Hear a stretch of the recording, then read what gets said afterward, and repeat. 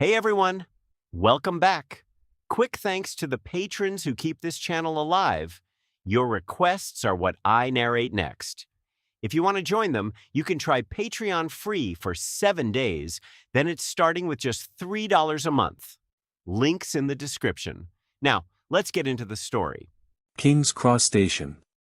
Luann and Hermione got out of the taxi with suitcases in their hands. It's about 8 o'clock now, and the train will leave at 9 o'clock, so there is plenty of time. In the station, there were already many little wizards saying goodbye to their parents. Luann couldn't help but glanced at Hermione beside him when he saw this scene. It might be the start of school, and Hermione, who didn't sleep well last night, was covering her mouth and yawning. "What's wrong?" Seeing Luann looking at herself, she asked inexplicably. "No, nothing. The Riddler." Hermione nudged his waist with a small hand in dissatisfaction. This guy is definitely thinking about her. According to the order, the two of them soon reached the pillar, and the trot accelerated and rushed in. It was only after the 9 3/4 station that Luann discovered that the surroundings were already crowded with all kinds of curious little wizards, all of whom had just enrolled this year. That is, a freshman. Before he knew it, he and Hermione had both been living at Hogwarts for almost a year. Sparing those little wizards, Luann walked into the carriage with 13 suitcases and the girl behind him. As usual, the two found a place directly at the end of the carriage, and there was no one in it. Speaking of which, I don't seem to have seen the Weasley family or Harry. The familiar little witch who was leaning on Luann said suspiciously. The two of them saw many acquaintances at the waiting station, Malfoy, Cedric. But the conspicuous redheads and Harry couldn't be found. Luann also wanted to ask Fred about the cards. Maybe it's a delay on the way, and it's not yet 9 o'clock. 55. Luann picked up a multi-flavored bean and put it in Hermione's mouth, but Hermione took a bite from his little finger. "It hurts." Luann pulled out his fingers and glanced helplessly at the smug little witch, rubbed her brown curly hair with the other free hand, and it looked a little messy after a while. Broken gold sunlight filtered through the window, covering the two of them like golden gauze. Hermione narrowed her eyes when she was being touched, looking like a very comfortable kitten. "I feel that cat ears are more suitable for Miss Hermione than rabbit ears." Luann couldn't hold the wand in his hand. The thoughts in his mind gradually expanded, and he looked down at Hermione, who was lying in his arms with his eyes closed. Anyway, the carriage they are in belongs to the end position, so no one should disturb them. Just try it. While Hermione was not paying attention, Luann gently picked up the wand and aimed it at the little witch's brown curly hair. "Become cat ears." There was a whisper, and the wand gave off a faint glow. 2 brown cat ears suddenly appeared on top of the empty head, and they vibrated quickly from time to time. "Oops, it's a heart-wrenching feeling." Luann glanced at Hermione, who didn't know what was going on, and quietly stretched out a hand to touch it. "It looks fluffy and must feel very good," Luann thought. However, his hand had just reached halfway, when the door of the carriage suddenly slammed. Miss Hermione opened her eyes instantly when she heard the voice, and quickly left Luann's arms. "Strange, why do I feel that the knock on the door is a bit loud?" Luann looked at the shaking cat ears and secretly said something was wrong. If Miss Hermione found out, she would be bitten again. As Hermione opened the door of the carriage, what caught her eye was a little witch with pale gold and brown, waist-length, and smart gray eyes. The first time she saw Hermione, she froze in place. "What's up with those 2 cat ears?" "Hello, what's the matter with you?" Miss Hermione saw that the little witch did not speak, so she asked kindly. "No, I just can't find an empty carriage." The little witch's voice was very light, but full of empty inspiration, just like the cry of a lark. Luann stuck his head out of the carriage and glanced at the little witch outside. It was a very cute little witch with 2 weird radish earrings. "You can come to our carriage." Miss Hermione was very friendly to the first-year wizard and invited her directly. My name is Hermione Granger, and he's my boyfriend Luan Gerald. This introduction made Luan laugh, and it was a declaration of his sovereignty. Thanks, I'm Luna Lovegood. With an ethereal voice, Luna walked into the carriage with a magazine and sat opposite Luan and Hermione. Hello. Luan greeted with a chuckle. He had an impression of the little witch in front of him. Hello 35. Luna responded politely. Is the magazine in your hand the Quibbler? Hermione, who just read the magazine in her spare time, recognized the name of the magazine at a glance. After all, the Quibbler is a unique magazine in the magical world, specializing in those creatures that are said to be non-existent in the world, and the sales volume is also much higher than that of the Daily Prophet. 657 is the most suitable room for killing boredom. But Hermione clearly disagreed with the magazine, at least Luan had heard her complain. Is Xenophilius Lovegood, the editor-in-chief of this magazine, your father? Seeing that Hermione was about to make her own comment, Luo took the lead in answering. Yes, the editor-in-chief is indeed my father. Luna looked at Luan curiously and replied. Hermione, who was just about to comment on this magazine, didn't know what to say. A pair of brown cat ears kept shaking, revealing her inner thoughts. Luckily, Luan was interrupted, otherwise her critical remarks would have blurted out. Although she was deceived by Luan every day, it did not mean that Miss Hermione was a fool. Luna finally couldn't help but pointed to the top of Miss Hermione's head and hesitated. The cat ears on top of your head look funny. Hearing this sentence, Luan couldn't help covering his face. It's over, it's been said. Cat ears. The small ear on Hermione's head froze, no more shaking. She reached out and touched the top of her head, there were indeed two fluffy kitten ears. In an instant, she locked onto the target. Miss Hermione straightened her brown curly hair and sulked away from Luan. No wonder she felt that her hearing had improved a lot. It turned out that it was all a matter of cat ears. Luan sat in the corner by the window, watching the shaking cat ears and sighed helplessly. He hasn't touched it yet. And my face still hurts. He touched the slightly flushed cheek, which had been pulled out by the angry Miss Hermione. Sorry. 95. Luna tilted her head to look at Luan and said softly. No, nothing. Luan shook his head. Are you a first-year wizard this year? Hermione on the side asked curiously. Although she had a guess, she still wanted to ask. Well, I just entered school this year. Luna nodded, her expression dazed. With outsiders in the carriage, Hermione was embarrassed to lie down in Luan's arms. What's more, she is still wearing two cat ears, and she doesn't want to pay attention to Luan. Seeing the two little girls chatting gradually, Luan leaned his head against the window and sighed helplessly. This train was not as quiet as the previous two. The two larks chatted and chatted from Hogwarts to naysayers. In short, the knowledge reserves of these two people were not bad, and they could catch up on everything. Bang bang. The door of the carriage was knocked again, this time the sound was a little abrupt, not like the knock on the door of the waiter. Come in. Hermione stood up and opened the compartment door. Excuse me, Hermione. Erza opened the carriage, and suddenly froze before he could finish speaking. Hey, hurry up. Brother George rushed over anxiously. What's the matter with you two?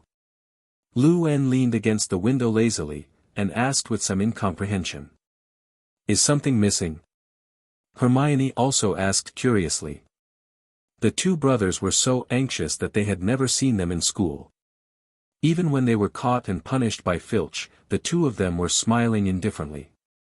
It's Harry and Ronald, we searched all the cars and couldn't find them, you're the last car. Fred said impatiently. And behind the two of them was Ginny, who was a little overwhelmed. No, can these two take the train? Luan doesn't understand. Even Hermione had encountered such a situation for the first time. After entering the pillar, we didn't see the two of them. Ginny said softly. Are you talking about Harry and Ronald, a little wizard with glasses and a red hair? Suddenly, Luna, who was sitting in the seat, asked softly. If that's right, they should be outside. Before a few people could answer, Luna pointed to the outside of the car window. Fred and George were stunned for a moment, and subconsciously looked in the direction of their fingers. Lou-Anne and Hermione also turned their heads. On the azure skyline, the sea of clouds rolled up and down. Occasionally a few soaring birds can be seen. But what appeared in the eyes of several people at this time was not a bird, but a blue Ford Anglia car, which looked a little worn out. A car, flying in the sky. Hermione opened her eyes wide, and spat out a few words in disbelief. Even Lou-Anne was a little surprised. Flying cars don't matter, his current alchemy will allow him to transform cars into that. What matters is the driver sitting in the car. Boy with red hair. It's Dad's car. Fred gritted his teeth. Ronald actually drove the car over. And Harry's on top too.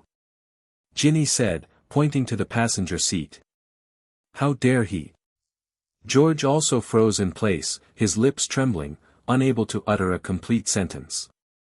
I can already imagine Mrs. Weasley's expression. Lou-Anne looked at the twins with pity. Oh, Gryffindor may still be penalized. As soon as these words came out, Miss Hermione collapsed. Points will be deducted at the beginning of the semester, who can bear this? Ronald and Harry outside seemed to have noticed the gaze, and the old blue car slowly approached. Lou-Anne, Hermione. Seeing his two good friends, Harry waved happily.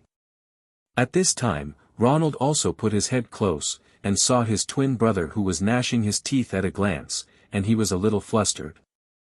At this time, there were already quite a few little wizards in the train who found this old Ford car soaring in the sky and cheered loudly. The car is going. Luna, who was observing more closely, said in an ethereal voice. She could see the car starting to drift upwards. Under the watchful eyes of several people, the old Ford rushed straight into the clouds and disappeared. These two idiots. Hermione murmured to herself with blank eyes. Originally, she wanted to compete for the Academy Cup this semester, but now she thinks it's out of the question. The Fred brothers also nodded in agreement. Let's go find a way to tell Professor McGonagall first, and we'll talk when we have time. After speaking, the two took Ginny and left the carriage directly. They're not going to be fired, are they? Hermione asked quietly, her brown eyes still watching the clouds. If these two continue to play like this, they will be fired sooner or later. Will not. Lou-Anne replied. Dumbledore wasn't going to fire Harry after all. Harry Potter, is that the boy who survived? Asked Luna, who was sitting opposite. It's him. Hermione replied with some headache. Wang Li Zhao, Luna nodded clearly. It really refreshed her perception of Harry. Okay, Fred has gone to report to Professor McGonagall, don't worry about the next thing. Lou-Anne took out a bag of chocolates and put it on the table. Instead of thinking about this, it's better to have some snacks. He handed it to Hermione and Luna one by one. Thank you 35. Luna thanked politely. Hermione, on the other hand, frowned her beautiful eyebrows and replaced Lou-Anne's chocolate with rice balls. You've eaten enough sugar today, I don't want to see your toothache. Miss Hermione nudged Lou-Anne's cheek with her fingers and pouted. Okay, I'll have dinner. Lou-Anne smiled and held Hermione's little hand. He doesn't ask for snacks. On the other hand, Luna, who saw the relationship between the two, had a thoughtful expression. The train crossed the vast plain and headed for the cliffs in the distance. Hermione and Luna were already familiar with each other, and they talked and laughed along the way. Instead, Lou-Anne lazily used the sunlight to read the magazine, The Quibbler, which was a meeting gift from Luna to him. Hermione, on the other hand, received a carrot card, which Luna made herself. As the sun went down, the train arrived at the final station, Hogwarts School, before the moon appeared. As the train slowly stopped, the journey ended happily. Lu-en simply packed his things and got off the train with Hermione and Luna. This year's guide still has nothing to do, Hagrid. As a freshman in the first year, Luna needs to meet in front of Hagrid, while Lu-en and the others will enter the auditorium of Hogwarts in advance, waiting for the opening of the sorting ceremony. As second-year students, they need to take a carriage to the Great Hall of Hogwarts this time. In the eyes of ordinary little wizards, those carriages have only one carriage and no horses responsible for pulling the carriage, such as Miss Hermione. Are these Thestrals? Miss Hermione, who has read Fantastic Beasts, naturally understands it, and this is the first time she has seen such a creature. Before that, Hermione thought it was just a 660 rumor. Only those who have witnessed death can see Thestral's body, such as Lu-en now. He once killed a werewolf who wanted to attack him in Diagon Alley, which is considered death. The Thestral's image is very strange. As a whole, it looks like a dark horse integrated into the Dark Knight. There was no meat on its body, the black fur was tightly attached to the bones, and the bones were clearly visible. And the head is very similar to the fire dragon, the eyes have no pupils, only a white one, and there is a long black tail behind him. The bulge between the shoulder bones even gave birth to bat-like wings. The description in the book is very hideous, and I don't know if it's true. Hermione's little head was full of curiosity. Hearing this, Lu-en couldn't help touching her brown curly hair and chuckled. I know, you wouldn't want to see it. No one wants to see Thestrals, because they crave the blood of wizards, and wherever they appear comes death. In the wizarding world, Thestrals are known as magical creatures that bring misfortune. Can you see them? Seeing Lu-en staring at the horseless carriage, Hermione waved her hand in front of him. Can see. Lu-en said it directly without hiding it. I've seen scenes of dead people before. Okay, let's go to the auditorium quickly, it's almost time to start. He pointed to the first-year students who had already boarded the boat in the distance, then took Hermione's hand and got into the carriage pulled by Thestrals. Without any warning, when Lu-en and Hermione sat in the carriage started to move automatically and stumbled along the way. There was also a faint smell of musty and straw in the carriage. Hermione pulled the curtains back to let in the air. With the stars shining, the carriage splashed the water on the ground. Every now and then a cool night wind blows on the path leading to Hogwarts. By the way, what about Harry and Ronald?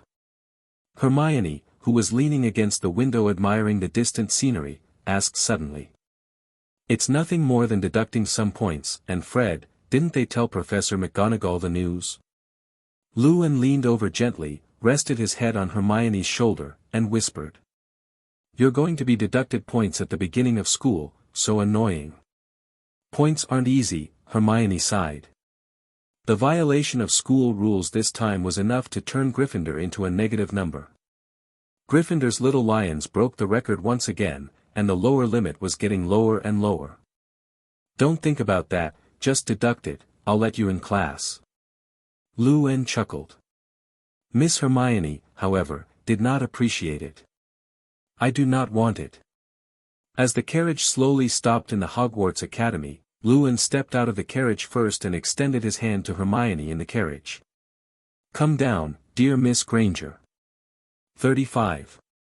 Seeing Lu-en like this, Hermione couldn't help laughing, then reached out and took the hand that was handed over. Let's go, many people around are watching us. Feeling the eyes gradually gathering around her, Hermione lowered her head and whispered. I thought you would swear your sovereignty. Lu-en quipped. Hate. Hermione turned her head sideways, choosing to ignore him. It's just that the cat ears on her head betrayed her, and the trembling all the time represents the unrest in her heart. As for Miss Hermione herself, she may have been wearing this cat ear for nearly a day, so she selectively forgot. It didn't cover it with a hat. After arriving in the auditorium, Professor McGonagall stood at the entrance of the auditorium. Professor McGonagall, Fred didn't tell you about Harry. Lu-en greeted politely, and then asked strangely. Even Hermione straightened the cat ears above her head, full of curiosity. "I've informed Professor Snape that they're on the Bitter Willow side." Professor McGonagall glanced at Hermione's cat ears, and a smile flashed in the originally warm and angry eyes. "Excellent shape-shifting spell, Hermione," she praised in a hoarse voice. "Shape-shifting spell." Hermione froze for a moment, then opened her eyes wide to remember something. She quickly touched the top of her head, the soft touch made her smile stiff. Sure enough, still. Blame it on Luen. Thinking of this, Hermione gritted her teeth and glanced at the culprit who had turned away.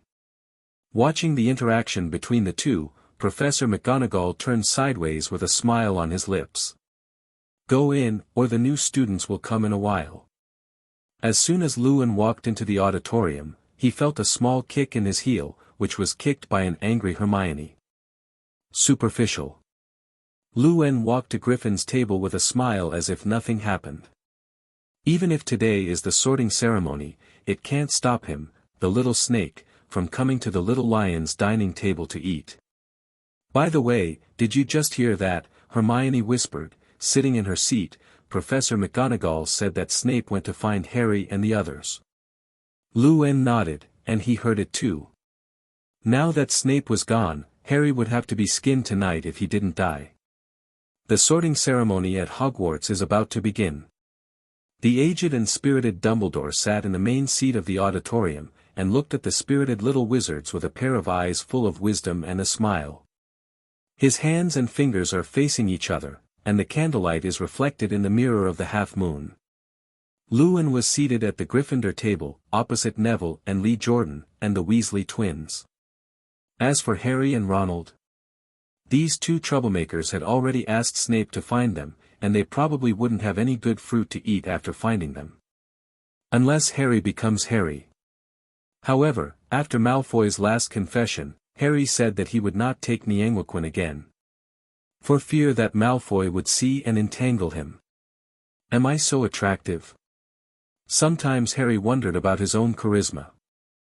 Malfoy, Ronald, and even Neville wanted to meet her. After Professor McGonagall finished teaching the new little wizard, the door of the auditorium quietly opened, and the lively atmosphere instantly became lively. Luen looked at the group of curious little witches with a smile on his lips, and at a glance saw the little witch Luna whom he met on the train today. Ginny. Hermione also saw the little red-haired witch from the Weasley family. It's just that Ginny's mood doesn't look very good. She was worried about Harry, and it's been that look all the time. George, seeing Hermione's doubts, explained. As for Ronald, she doesn't say a word. Fred smiled gleefully. The two of them had long since seen their sister, and obviously had a lot of interest in Harry. Ronald will be sad to hear. Luen chuckled softly. Only Ronald got injured in the world. Just when a few people were teasing, the sorting ceremony began. Every year, the Sorting Hat has new songs with unpleasant tunes. Some people like it, and some people don't like it. Luen is the kind of person who doesn't appreciate it. Just like last year's division, every time a wizard puts on his hat, the house to which he is assigned will applaud him. Luen, sitting in Gryffindor, gave a symbolic clapping as a little wizard was sent to Slytherin. He was in Gryffindor, with Slytherin in his heart. Luna Lovegood. 35. Professor McGonagall's hoarse voice sounded, perhaps because of the amplifying spell, so her voice was loud in the auditorium. When the little witch she just met came to the stage, Hermione slowly approached Luen's side. I always thought Luna had a weird personality. She seems to have a lot of faith in magical creatures that don't exist, like harassing horseflies. I've never seen a record of that creature in a book. Hearing what the girl said, Luen pinched her chubby cheeks. You can't deny their existence just because you don't know them. Do you remember the name of our collaboration? Fairy Tale. Before Hermione could answer, George answered first. It's just because you don't know they exist that it's worth being curious about. Hermione also understands the meaning of the name. After all, she is also a member of the team. Miss Hermione sighed helplessly. Her and Luna's ideas are completely two extremes, one only believes in books, and the other is completely fantasy. Maybe this is the incompatibility. As Luna walked up slowly, looking at the somewhat worn hat, he hesitated and put it on. "Hey, I'm not shabby, you little witch, don't try to sew me up again." The Sorting Hat shouted loudly. "A little girl who loves fantasy, and your wit is amazing, I think you should go to Ravenclaw."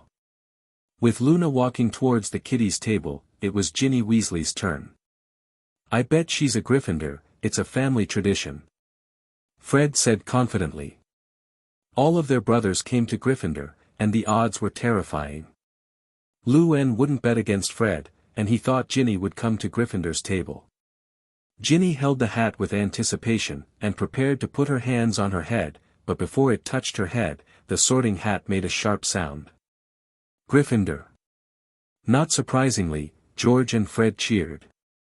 And Ginny looked very happy too. She hurried to Fred's side. "Has Harry not returned yet?" she asked suspiciously. Fred was a little speechless, but he replied helplessly, "Snape hasn't brought him and Ronald back." Flowers 0. Ronald. Ginny's eyes widened, suddenly remembering that her brother had also disappeared. "Ronald is so miserable." Luen took a sip of the black tea with added honey and couldn't help thinking. The sorting ceremony will soon be over. At this moment, Snape, who was dressed in a black robe like a big bat, pushed the door and walked in. His face was flat, and he couldn't see any emotional changes at all. Behind him were two very embarrassed little wizards, a man and a woman. "Well, the guy is Ronald and the girl is Hallie." Luen rubbed his eyes to make sure he was not mistaken. Equally excited was the wide-eyed Malfoy, who stood up straight from the Slytherin table. Point 0. However, after being given a cold look by Snape, Malfoy sat down again consciously. However, he still waved to Harry, his expression full of surprises. "Ronald and Harry." Professor McGonagall stepped forward, his eyes hesitated for a while. She had seen Harley like this before, and it seemed that something had happened while practicing the transformation spell with Ronald, and it changed back after a day. Why is it like this again today? Dumbledore, who was sitting in the middle, looked at those emerald green eyes that seemed familiar, and there was a smile on the corner of his mouth. "It looks exactly like Lily." With that in mind, he also turned his head to look at Snape. Feeling the old bee's gaze, Snape couldn't help frowning. He hated that look. "I know what happened to you two tonight." Professor McGonagall looked sternly at the two little wizards in front of him. "You two must pay for your own business, 50 points from Gryffindor." Even though he is the head of Gryffindor, Professor McGonagall is not soft at all. Miss Hermione was stunned when she heard this. "Lost 50 points at the beginning of school. I don't think Harley should be penalized." At this time, a cold voice sounded. Snape rolled his green eyes with frustration, and couldn't help speaking. Hearing Snape's words, the expressions of the people present changed instantly. Professor McGonagall looked at Severus in surprise. She had never seen this old bat intercede for other little wizards, this was the first time. Also, didn't she remember Snape's bad attitude towards Harry and Ronald? After all, more than half of Gryffindor's points were taken from Harry by Snape. With his head down, Ronald widened his eyes, pulled Harry happily, and gave him a wink. And Harry's expression was a little unbelievable, she really didn't expect Snape to speak for her. At that time, after the old Ford hit the hitting willow, the two people even ran out of the willow's attack range. Immediately afterwards, he saw Snape rushing over. If the moon, 660, was brighter tonight, Harry might not even be able to see him. Seeing Snape coming to arrest him, Harry remembered that he still had the potion that Lewin gave him in his pocket. Maybe after becoming Harry, Snape shouldn't deduct too many points from him. After all, in potions class, Harry will always be better than Harry's identity. Taking advantage of the bright moonlight, Snape, who came to arrest someone, came to the vicinity of the beating willow with a bad expression, and saw Harry, who was supporting Ronald, at a glance. He was stunned. Snape's lips quivered, but he couldn't say a word of reproach. Why, so similar? As long as Harry looks like James, he won't be soft-hearted. But who invented the transfiguration spell? Snape couldn't help but curse. In this way, under Harry's trembling gaze, he silently brought the two back to the auditorium. As for the precious beating willow that was hit by a car by the old ford, the broken willow branches were scattered on the ground, and the willow branches were still flying in the night sky, looking very angry. Since it came to Hogwarts, when has it suffered such grievances? However, the two of them have broken the wizarding statute and the Hogwarts rules, and at least 7 muggles have seen the flying car. Although he didn't understand Snape's mood, McGonagall's attitude was still very firm. This was the worst ever at Hogwarts. They've been fired enough. Hearing this, Harley froze in place, her emerald green eyes filled with despair. It was the last punishment she wanted to hear. Dumbledore stood in the middle without speaking, his eyes watching the silent Snape with interest. This old bee is also a fun person. I'll deal with those muggles, that's all. Snape struggled a bit, and said coldly. After he finished speaking, he turned and left the auditorium, returning to Slytherin's basement. McGonagall looked at the back of the leaving black robe with some complicated eyes. She didn't understand why Snape insisted. Since Severus has said so, no points will be deducted. Dumbledore smiled softly, and he turned to look at Harry and Ronald with their heads bowed. You two must not have another time. Even Dumbledore is. Professor McGonagall sighed helplessly. The dinner was over, and the new little wizards were all full. And the embarrassed Harry and Ronald were sitting at the table in Gryffindor eating the rest of the dinner. Lou-Anne and Fred did not choose to go back, but sat in the surrounding seats. Are you really Harry? 35. Ginny looked at the emerald-like Harley in disbelief and asked in a low voice. It became like this because of the potion, but I am indeed Harry Potter. Harry explained tiredly. This was the 3rd time Ginny had asked her. It's the first time I see Snape like that. Fred couldn't help laughing when he remembered the scene just now. I really don't know why he had that look after seeing Harry. George is also a little puzzled. Lou-Anne, who knew the truth, didn't laugh along with him. He took a sip of the black tea, and the smell of honey filled his mouth, causing him to half squint his eyes. The way Snape was, not because of Harry's mother. Poor sad couple. He couldn't help thinking. Suddenly, Lewin was taken aback, and he took his hand out of his pocket. I don't know when a few photos appeared in my hands. There is no doubt that it was sent to him by the frog cub who had been away for almost 2 months. Since Hermione was still beside him, he turned to his side and glanced at it calmly. The first photo is of a dense forest, a group photo of his own frog cub and a small white snake. That's the friend it made in another world. And the second one made Lou-Anne stunned. It was a dark room full of various human organs and test tube instruments, and even a tall and thin man could be seen carrying out an operation with a scalpel. Interesting, what world did the frog cub go to this time? Lou-Anne looked at the last photo with patience.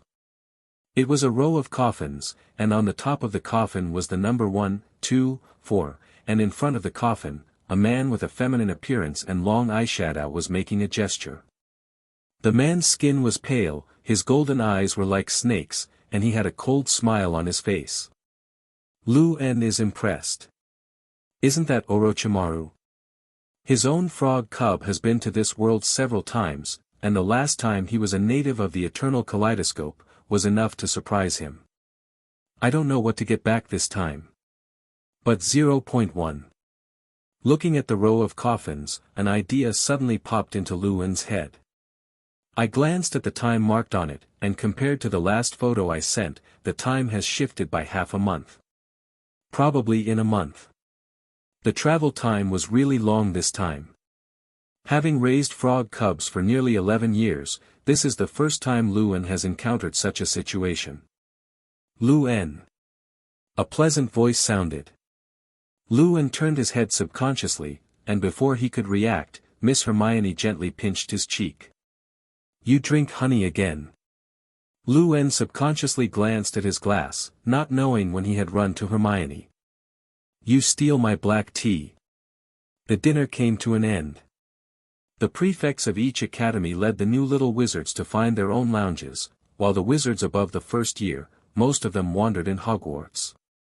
For example, a young couple who has not met during a holiday will choose to go to the Black Lake or on the Green Lawn, and walk under the stars together. After Harley and Ronald finished eating, they were ready to go back to the dormitory for a good rest. After all, what happened today was completely beyond what their little hearts could bear, and the two of them were exhausted both physically and mentally. Luan said goodbye to the little lions such as Hermione at the stairs, and then walked into Slytherin's lounge. Although he preferred staying with Hermione in the room of requirement rather than the lounge, the house elves had taken their luggage to the dorm. They have to go back and sort out. The next morning. Cloudy blue sky. One by one owls soared in mid-air and flew towards the auditorium. When Luan came to the auditorium, Hermione and Harry had already arrived. He sat beside the girl who was studying with the book list, and leaned over to take a look. Are you studying electives? 13 after Easter in the 2nd grade, some preparations will be made in advance for the 3rd grade, such as choosing elective courses. But is Hermione in such a hurry? You must know that Easter is still early, and the elective time is almost at the end of the semester.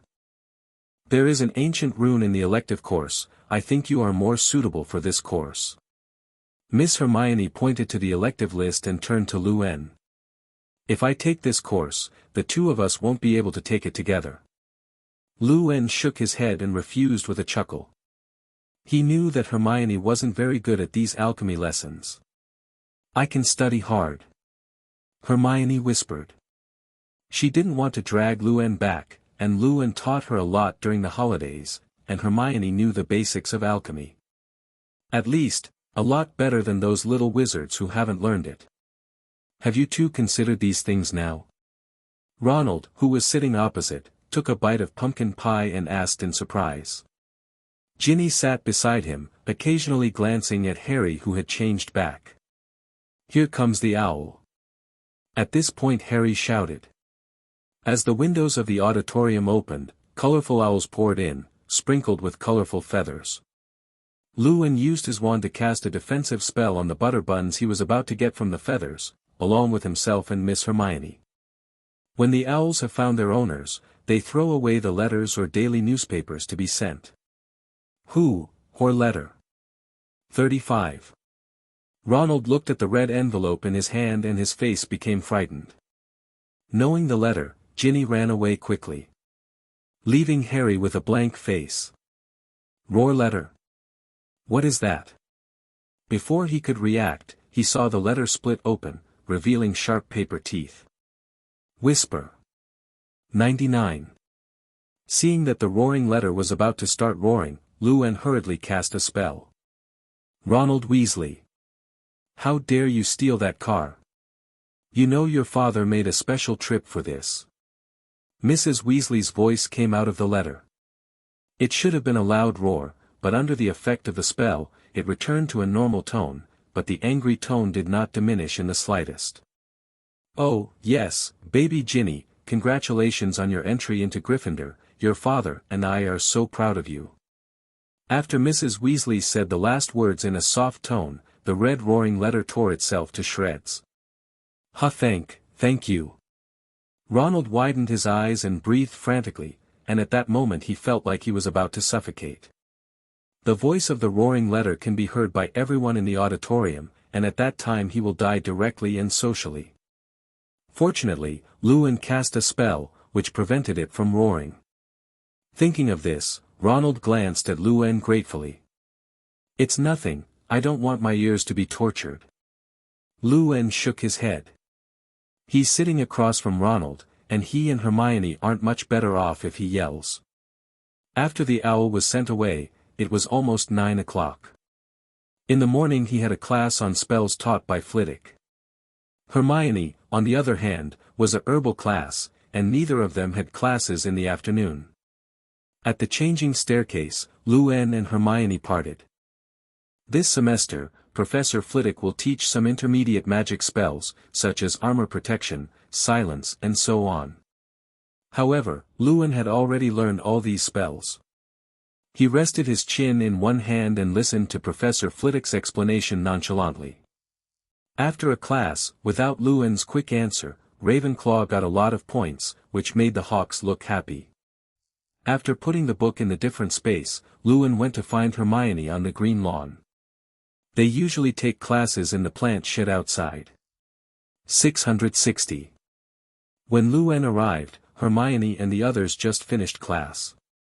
Here. The green-toned wizard's robe is very eye-catching, coupled with his handsome face and dazzling blonde hair, which led to many little witches watching. Hermione trotted over with a smile and slammed her head into Luen's arms. The time for a class is gone, and I have already started to miss it. I still prefer your arrogant look. 95.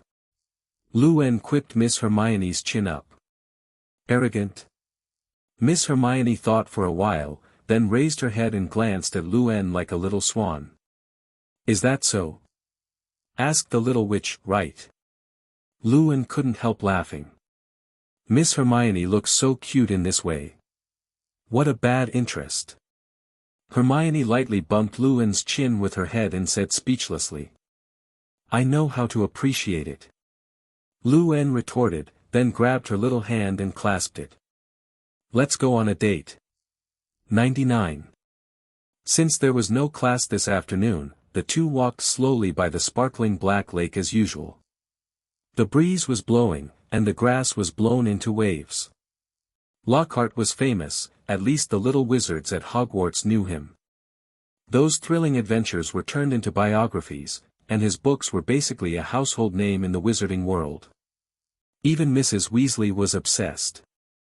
I also heard that Lockhart was going to write about my father's fight with Lucius in the paper, and laughed so much.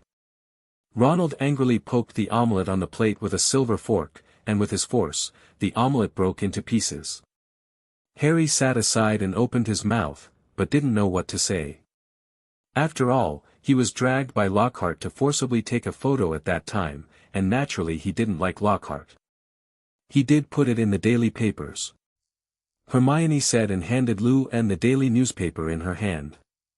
The Ministry of Magic's Arthur Weasley had a live duel with Lucius Malfoy for Lockhart's autograph.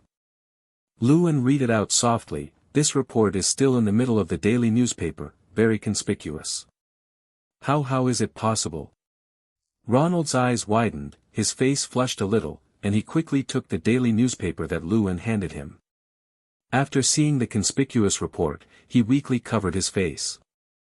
Unexpectedly, Lockhart really remembered it all. We have classes taught by Lockhart in the afternoon. Harry reminded beside him. Since the previous dark magic defense Professor Quirrell was decapitated by Luen, Lockhart took his place. However, he remembered that the courses of the dark magic defense class seemed to be cursed by Senior Tom, and the professors who served would suffer more or less accidents. Lockhart should not escape this curse. Luen looked thoughtful. Dark magic defense class. Good afternoon, little wizards. 39. Wearing a gorgeous robe, Lockhart showed a standard smile, and he waved to the little wizards who came around. Luen clearly saw several little witches covering their faces and screaming in small voices, and the corner of his mouth twitched when he saw this scene. Shouldn't it be so? He admitted that Lockhart is still very handsome, and with his many books, if Luen didn't have a memory about him, it is estimated that he would become a fan of Lockhart. No way, those thrilling adventures are just too much fun. But, that's just what Lockhart stole from someone else's brain. Thinking of this, he couldn't help shaking his head. I, Gilderoy Lockhart, yes, the recipient of the Merlin Medal, will be the professor of your dark magic defense class this semester. Lockhart raised his head with a confident smile, his wand flipping a wreath in his hand. This made many wizards around exclaimed. Miss Hermione half squinted her eyes, and she thought Lockhart wasn't as good-looking as Luen. And after listening to Luen's speculation about Lockhart, she didn't have any good feelings for him in her heart. Especially after seeing the reports in the daily newspapers.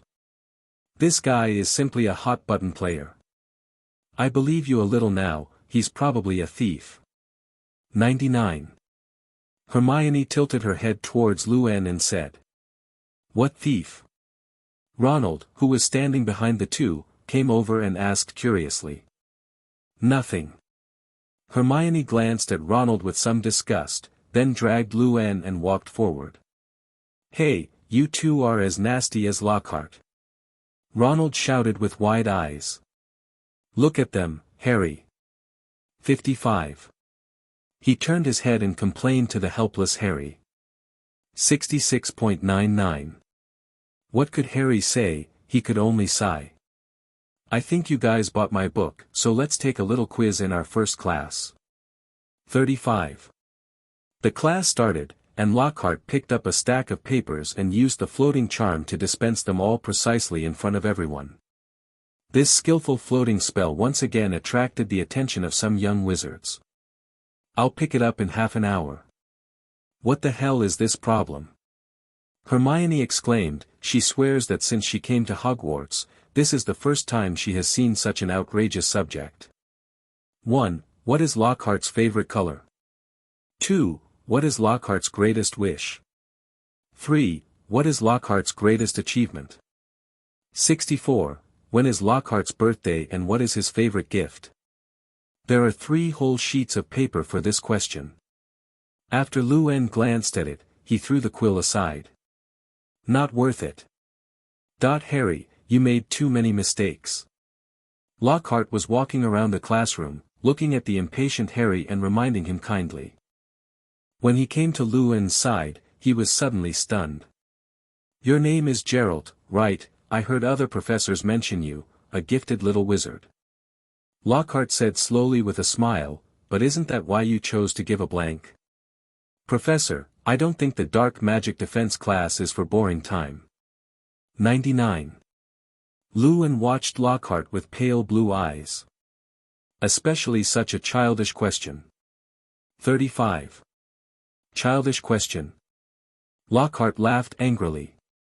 It was the first time he had met a wizard who would talk to him like that.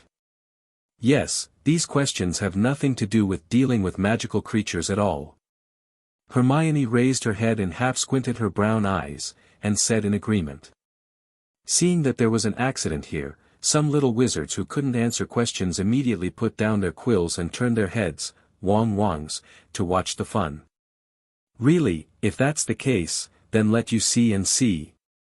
Feeling the eyes around him gather on him, Lockhart put away his disgusting smile and walked quickly to the platform. Don't you want to learn about magical creatures? I just caught some recently. These little guys are vicious, smart and scary. 99. He bent down under the desk and lifted out a large cage covered with cloth. But rest assured, with me here, you will not receive any harm. As he said that, he gave Luen a provocative look at Luen, who was holding his chin. As Lockhart lifted the red cloth, the vicious creatures imprisoned inside also revealed their original appearance. Blue skin, long ears, and about 8 feet tall. Puff.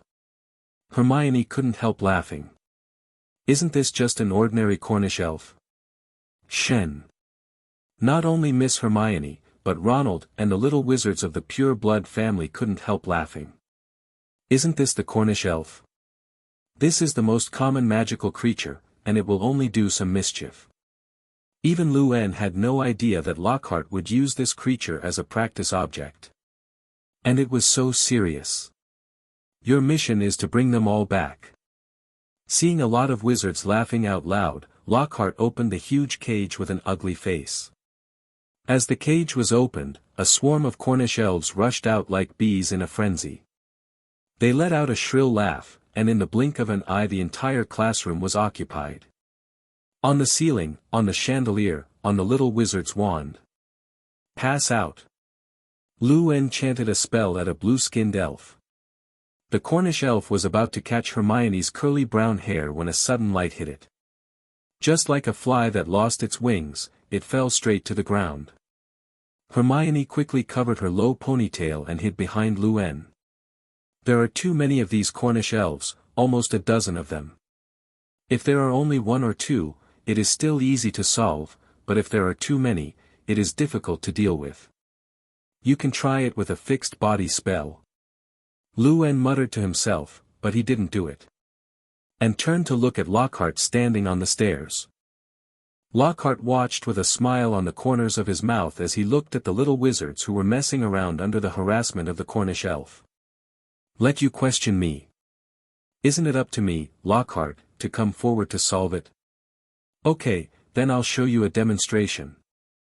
Lockhart cleared his throat with a smile, then picked up his little wand. All. Before he could utter the full spell, however, a Cornish elf snatched Lockhart's wand. Hey! Lockhart, who lost his wand, looked at the elves flying all over the room, and the smile on his lips froze. Your mission in this class is to catch all these little elves, that's all, I'm still in a hurry. 35. After speaking, Lockhart turned around with a smile on his lips, and closed the door tightly. TSK. Lu-en couldn't stand it any longer, he took out his wand and pointed it at the flying fairies. It's all petrified. A petrification spell went down, and the flying elves all fell to the ground. Without the elves pulling, Ronald fell from the air, and his but came into direct contact with the ground. As time passed, the little wizards threw all the elves into the iron cage before the get-out-of class ended. And Lu-en picked up Lockhart's wand, and after thinking about it, he put it in the other space. In case it comes later. The first lesson of dark magic defense ended with this farce. Hey! I learned this lesson to never let those pesky pixies out of their cages.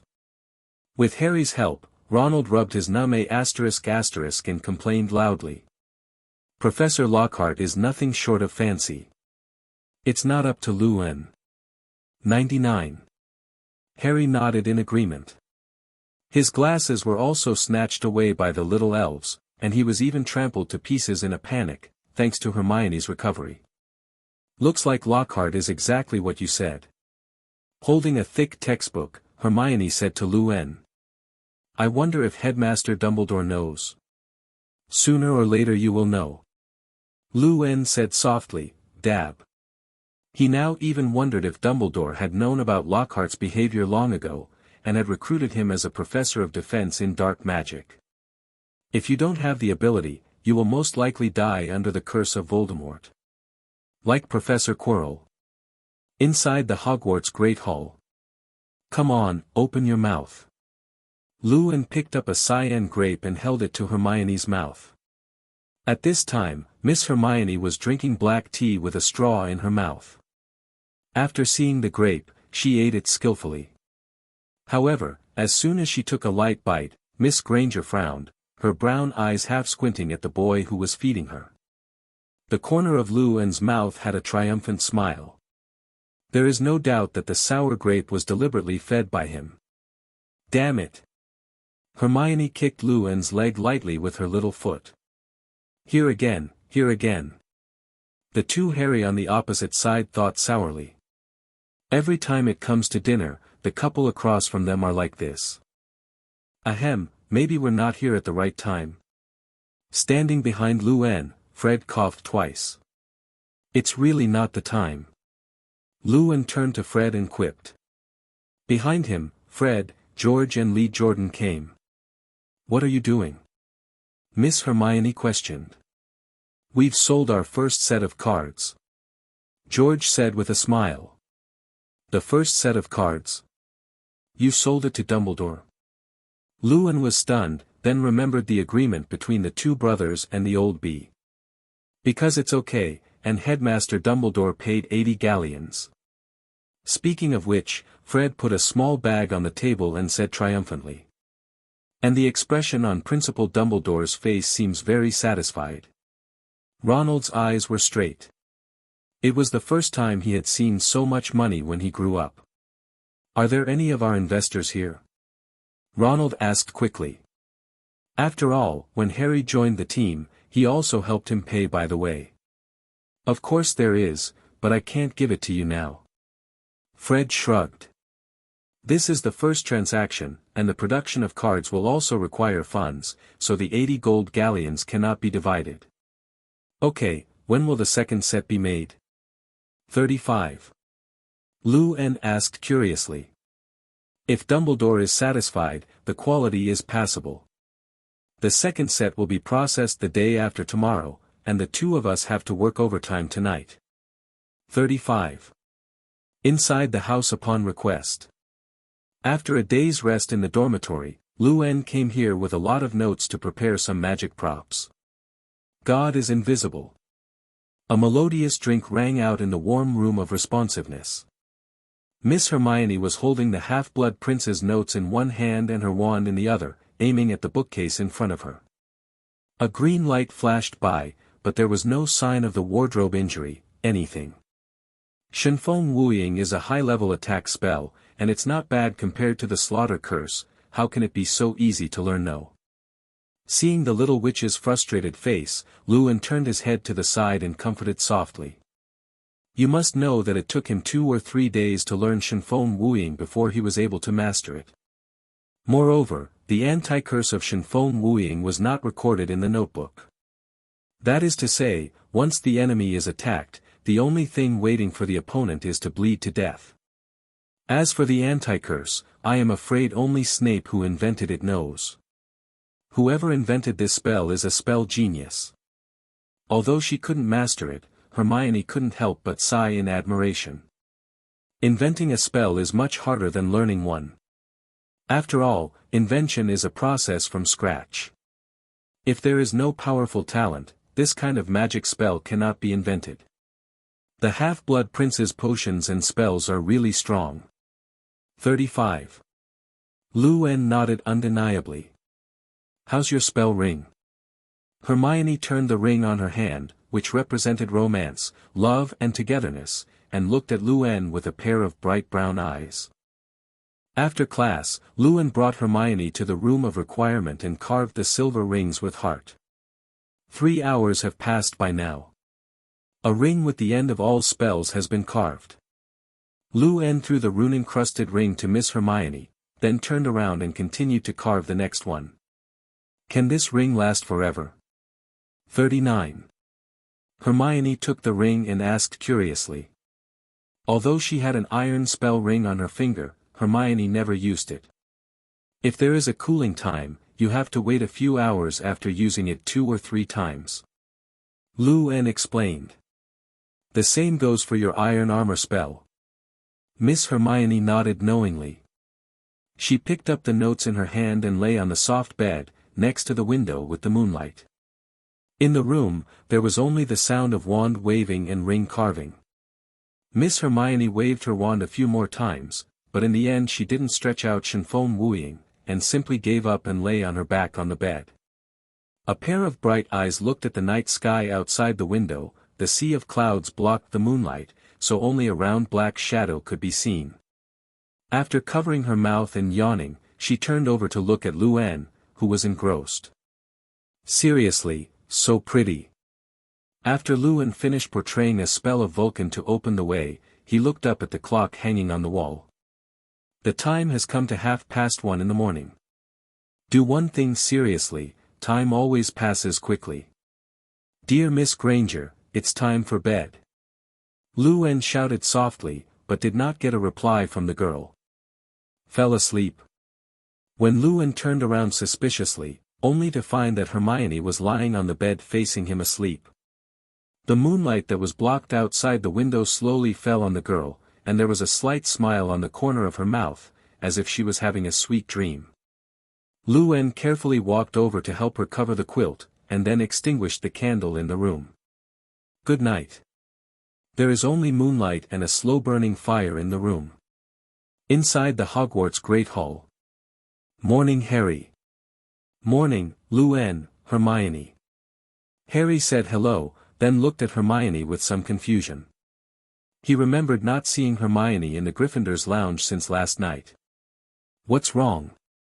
Noticing Harry's gaze, Hermione asked suspiciously. Harry couldn't hide the look of hesitating to speak. No, nothing. After thinking about it, Harry still didn't ask. After all, this is already a private matter of the other party, so it seems impolite to ask. Come on, Scabbers, have a pumpkin pie. 35. Ronald hugged his little mouse, stretched out a small piece of pumpkin pie and handed it to it. 4 flowers. Lewin was a little disgusted by this scene. He had seen the body of this rat, an ugly and greasy little dwarf. I really don't know how Ronald will feel when he finds out. Looking at the fragrant little mouse eating pumpkin pie, Lewin thought for a while and took out a bag of multi-flavored beans. Come and try this. This bag of multi-flavored beans was picked out by his strong sense of smell, and it has all the tastes of bitter gourd and earth. He didn't really like it, but Miss Hermione fed him it every day. Multi-flavored beans. Ronald also knew this bean, and he waved his hand. Ban can't eat this, it's too expensive. 35. However, the mouse in his hand lit up, put down the half-eaten pumpkin pie in his hand, and hurried to Lewin. Eagerly waiting for the multi-flavored beans. Peter Pettigrew hasn't eaten any kind of snack since he turned into a rat. Give. Lewin first handed Ban a Momotaro rice ball, and after seeing it eat, he said with a chuckle. You're going to finish this bag of all flavored beans, here. How can Ban understand? Ronald said speechlessly. Lewin didn't answer. Instead, he put the bag of multi-flavored beans full of weird flavors in front of Ban.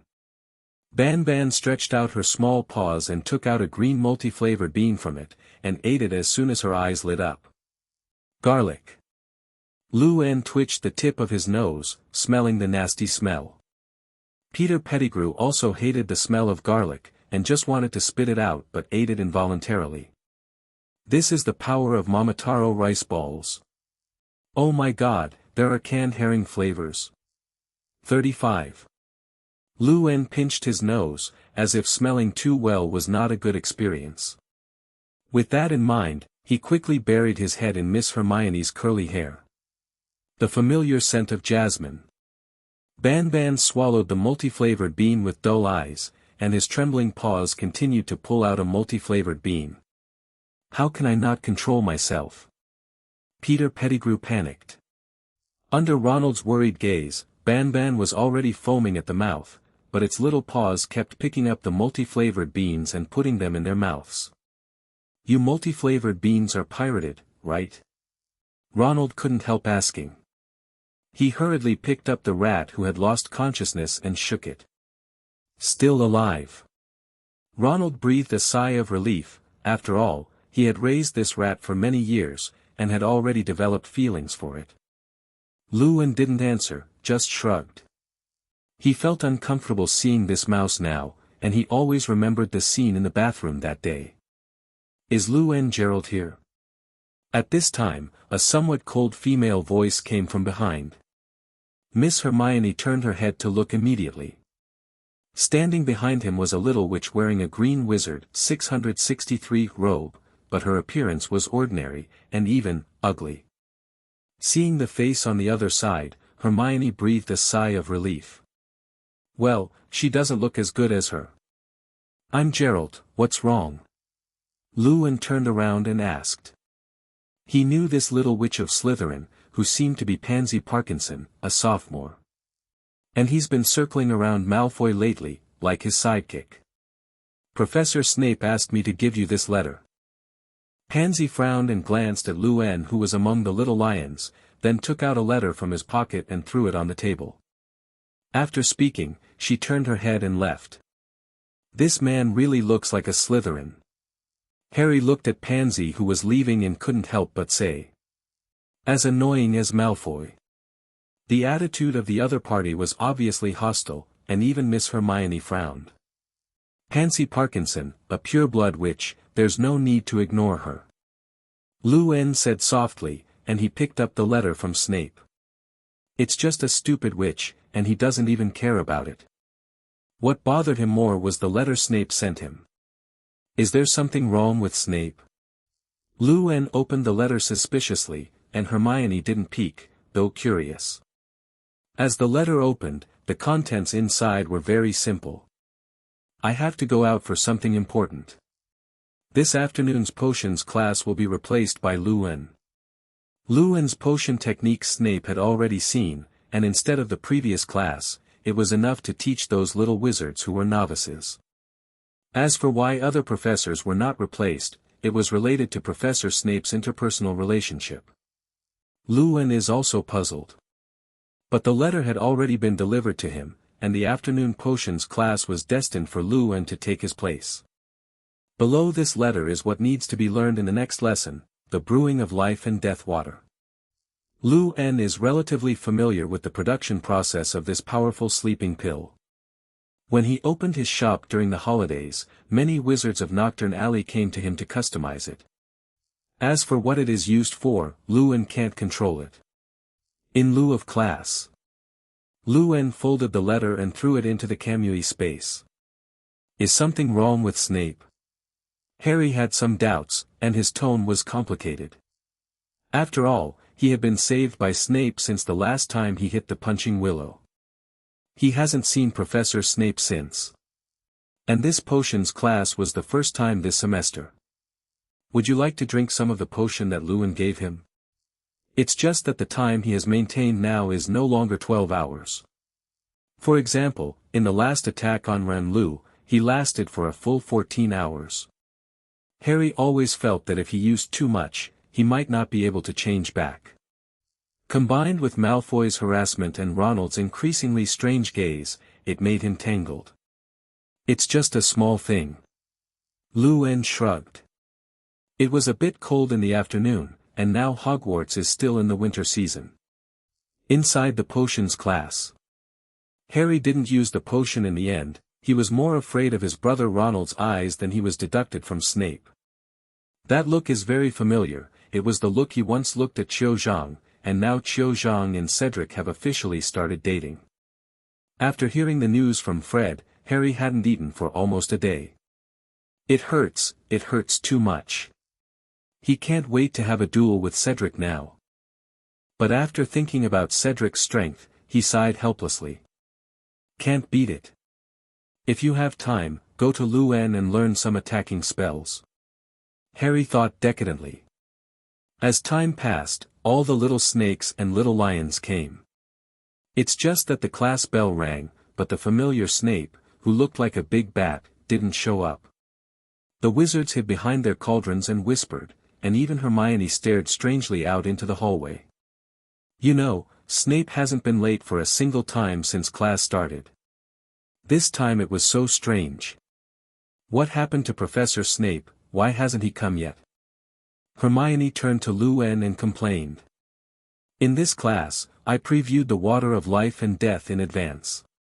Snape won't be coming, but someone else will be taking his place. Lu-en chuckled softly. Who, Madame Pomfrey? Granger's little sister 0.1 frowned and guessed. In Hogwarts, the only people who were proficient in potions were the school doctor Madame Pomfrey and Professor Snape. No. Lu-en stood up and adjusted his black-toned tie, one of Hermione's gifts. Then, under the girl's wide eyes, she walked to the podium step by step. The lecture of this class today will be conducted by me. Standing under the translucent patterned glass, a faint light shone lightly on Lu-en's dazzling blonde hair, and he said this sentence with a gentle smile. Miss Hermione stayed where she was. It turned out that Snape's letter meant this, and actually asked Lu-en to serve as a substitute professor. Cough, all right, now take out your quills and notes. Lu-en picked up his wand and cast a levitating spell, and the note next to Hermione flew past. Professor Snape has something to do today, so I'll take his place in class. 35. The words fell, and Harry instantly regained his spirits. He quickly looked up at Lu-en, who was smiling. His handsome face was so dazzling. It's great that Snape didn't show up for this class. Harry thought happily. Malfoy and Crabbe, who were sitting in the corner, were also stunned, obviously not expecting Lou-en to go up to teach. But Malfoy shook his head, his thoughts were not here. Now Malfoy wondered where Harry, who had come with Ronald at the start of school, hadn't seen him since that night. Just like last semester. The redhead at Weasley must have known, but Malfoy couldn't bear to ask. Especially during the holidays, his father also had a fight with Arthur, which also made the headlines on the 13th newspaper and provided Lockhart with heat. Or, go ask Lou-en. Malfoy thought hesitantly. After all, his little girlfriend is Gryffindor's. Draco, what are you thinking? The enthusiastic voice made Malfoy shudder, and Pansy had come over at some point. Get away from me. He quickly picked up his cauldron and swapped places with Crabbe. After seeing Harry's face, Malfoy couldn't appreciate Pansy's face at all. What we need to brew today is a hypnotic called Life and Death Water.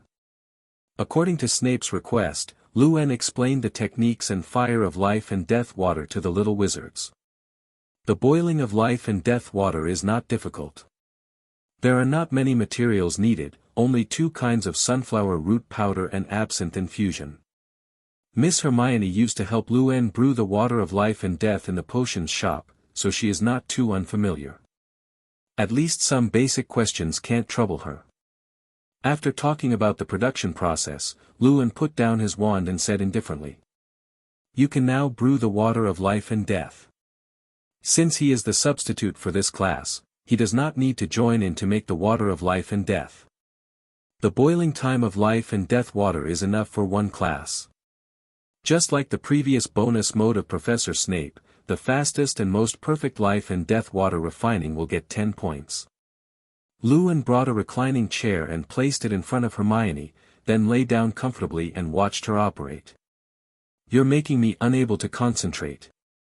Hermione squeezed her pink fist and said angrily to Lou-en. That handsome face stared straight at her lazily, making Hermione's little heart thump, and the wormwood in her hand couldn't soak the liquid. Lou-en is getting more and more disruptive. Go see Harry and the others. Miss Granger said in a low voice, for fear of attracting attention. Although the relationship between the 2 of them is almost known to everyone, she is still a little shy. Okay, I'll go see the other little wizards. Looking at Hermione's half-squinted eyes, Lou-en wandered around the classroom with interest. When it comes to potions, Slytherin's little snake has a better handle than the little lion, at least according to Lou-en. Although Snape had no morality towards Harry and the others, he still had the ability, at least there was no situation where the frying pan appeared again. A class is short, especially in the most time-wasting potions class. As the get-out-of-class drew to a close, the first to finish was undoubtedly the wise Miss Hermione. Gryffindor plus 10 points. 35. Under the expectant gaze of the girl, Lou-en raised the corner of his mouth and said. Even if he is an acting professor, he can exercise the right to add points and deduct points. There are also many wizards who have cooked them one after another, but in terms of quality and taste, they can only be regarded as inferior. The potion in Ronald's cauldron had turned into a bubbling dark green viscous liquid that looked like a quagmire full of methane. And also exudes an unpleasant smell. What did you put in it? Lou-en pinched his nose and asked in a sullen voice. Just added some wormwood, well, and dried snakeskin. You're a genius. Lou-en shook his head helplessly, and Ronald just saw that he didn't listen carefully. The get-out-of-class bell rang. The little wizards scattered in a hurry, all rushing to play or eat. After Lou-en sorted out the things on the podium, he walked out of the door of the potions class. Hermione was waiting for him at the door. You speak louder than Snape, Lou-en. Harry, who successfully boiled life and death water in this class, praised it. This is one of the few potions he has refined in potions class. I'm no match for Professor Snape. 35. Lou-en responded with a chuckle. Come on, let's play Quidditch on the green lawn. Harry suggested. Wood and Fred, they're both here. 35. 663. Hearing this proposal, Ronald was a little moved. After all, he didn't join the Quidditch team when he was in first grade. Although it is said that first-year students are not allowed to join, people like Harry, Lou-Anne and even Malfoy have joined. Ronald thinks he's no worse than them. Quidditch? Forget it, I still have things to do this afternoon. Lou-Anne is also going to engrave a few more enchantment rings, and then prepare to give them to the twins for sale, which can be regarded as an expansion of the business. After all, a well-known store can't have just one card game, can it? Don't look at me, I follow Lou-Anne. Seeing Harry's gaze, Miss Hermione hugged Lou-Anne's arm without hesitation and refused. Where is Lou-Anne fun in Quidditch? What's more, she wasn't quite as fanatical about Quidditch as Professor McGonagall was. Then let's go. Seeing that the young couple refused, Harry shrugged and took Ronald away. They will continue to play Quidditch this term. But Lou-Anne is different, he had already retired on the spot last semester. Even now he has a horse charm that cures vertigo. It can only be said that he has no feeling for Quidditch. Come on, let's get some food from the house elves, and then we'll go to the room of requirement. 35. Hogwarts at night. Filch carried the oil lamp and the well-behaved Mrs. Norris, patrolling the dark stairs, looking for some disobedient little wizards. Inside the on-demand room on the 8th floor. Lou-Anne took a bite of the pumpkin pie made by the elves, and the wand in his hand kept carving rings. So far, he has made a total of 13 spell rings, such as iron armor spells, fainting, and weapons, etc. are all very practical. Dear Miss Beaver, please give me the ring on your hand. Lou-Anne stretched and turned his face to Hermione, who was reading. You are the beaver. Hermione bit her little tiger's teeth and glared at Lou-Anne fiercely. But she was angry, but Miss Beaver walked behind Lou-Anne very sensible. What are you going to do? After Hermione took off the ring, she asked Lou-Anne suspiciously. Add some enchantment to your ring so you can cast spells without a wand. After Lou-Anne took the ring, he was ready to carve some runes inside it. The romantic runes on the outside cannot be mixed with other meanings, so they can only be engraved on the inside. After completing the other 12 spells, sculpting again was easy for Lou-Anne. It is equivalent to having a template, just copy it over. Attaching a spell to a ring is a waste of time, not to mention there are as many as a dozen. After a while, Hermione, who was watching intently, nodded her head and shook her head, as if she was about to fall on the table in the next moment. Lou-Anne put down the ring in his hand and picked her up under Hermione's exclamation. Go to sleep first, and I'll do the rest. Ah, no, I'm with you. The refreshed Hermione and Lou-Anne looked at each other. In the end, Miss Beaver gave in. Good night. Lou-Anne chuckled and put Hermione on the bed. However, when he was about to let go, Hermione pressed his hand slightly. Under his astonished gaze, the girl passed by with a single touch. Good night. With a sweet smile on her lovely face, she let go of Lou-Anne. You're always going to be hooked. Lou-Anne glanced at Hermione helplessly. Can you? Lou-Anne's words were not finished. Under those pale blue eyes, Hermione shook her head quickly. Cannot. After speaking, Hermione was about to turn over so that she would not look at the handsome face. But Lou-Anne won't let her get away with it this time. He reached out and pressed her shoulders. Listen to me this time. The light of the moon shone through the window. Hermione tucked her little head into the quilt without making a sound. Lou-Anne returned to the sofa by the fire with satisfied eyes, and picked up his wand to continue tonight's task. You'll be suffocated like this, pay attention to ventilation. He turned his head and reminded kindly. Let me suffocate. A muffled voice came from under the quilt. Lou-Anne shrugged helplessly. When she usually takes the initiative, she has never seen Miss Granger so shy. However, what he didn't see was that the quilt was quietly open to a corner. Hermione squinted and bit her lower lip, her brown eyes staring at the full moon in the night sky. It's such a beautiful life. 2 in the morning. With the help of the light of the fire, Luen finally finished the last floating charm. He put on the ring and experimented with the spell, and finally nodded in satisfaction. With the current technology, he believes that it can definitely cause an uproar in the wizarding world. These rings can be regarded as a reformation of magic props. Putting the delicate ring next to Hermione's bed, Luen bent over and touched her soft cheek with his hand. Time to sleep. He stood up in a trance and couldn't help stretching. Even after having the physique of a dragon, he couldn't hold on to staying up like this. As the wand was swung, the flames in the fire seemed to grow a little more. Fuchsia. Luen stretched out his ring-wearing hand and aimed at Scabbers sleeping in Ronald's arms. Then, under the surprised eyes of Fred and the others, Banban stood upside down in the air. My Scabbers! Ronald wailed, reaching for his rat. You really don't have a secret wand? George didn't have time to deal with the sad Ronald, but turned his head to look at Luen, with a tone of disbelief in his tone. You can also try.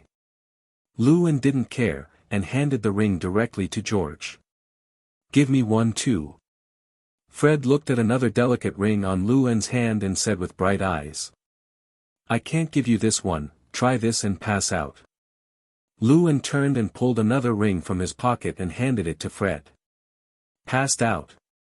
Fred pointed the ring at Scabbers who had just woken up. Immediately afterwards, he heard a miserable cry from Banban, lying directly on the ground. Fred! Ronald glared at his brother and protested in a dissatisfied tone. Banban is my pet, you can't treat him like that.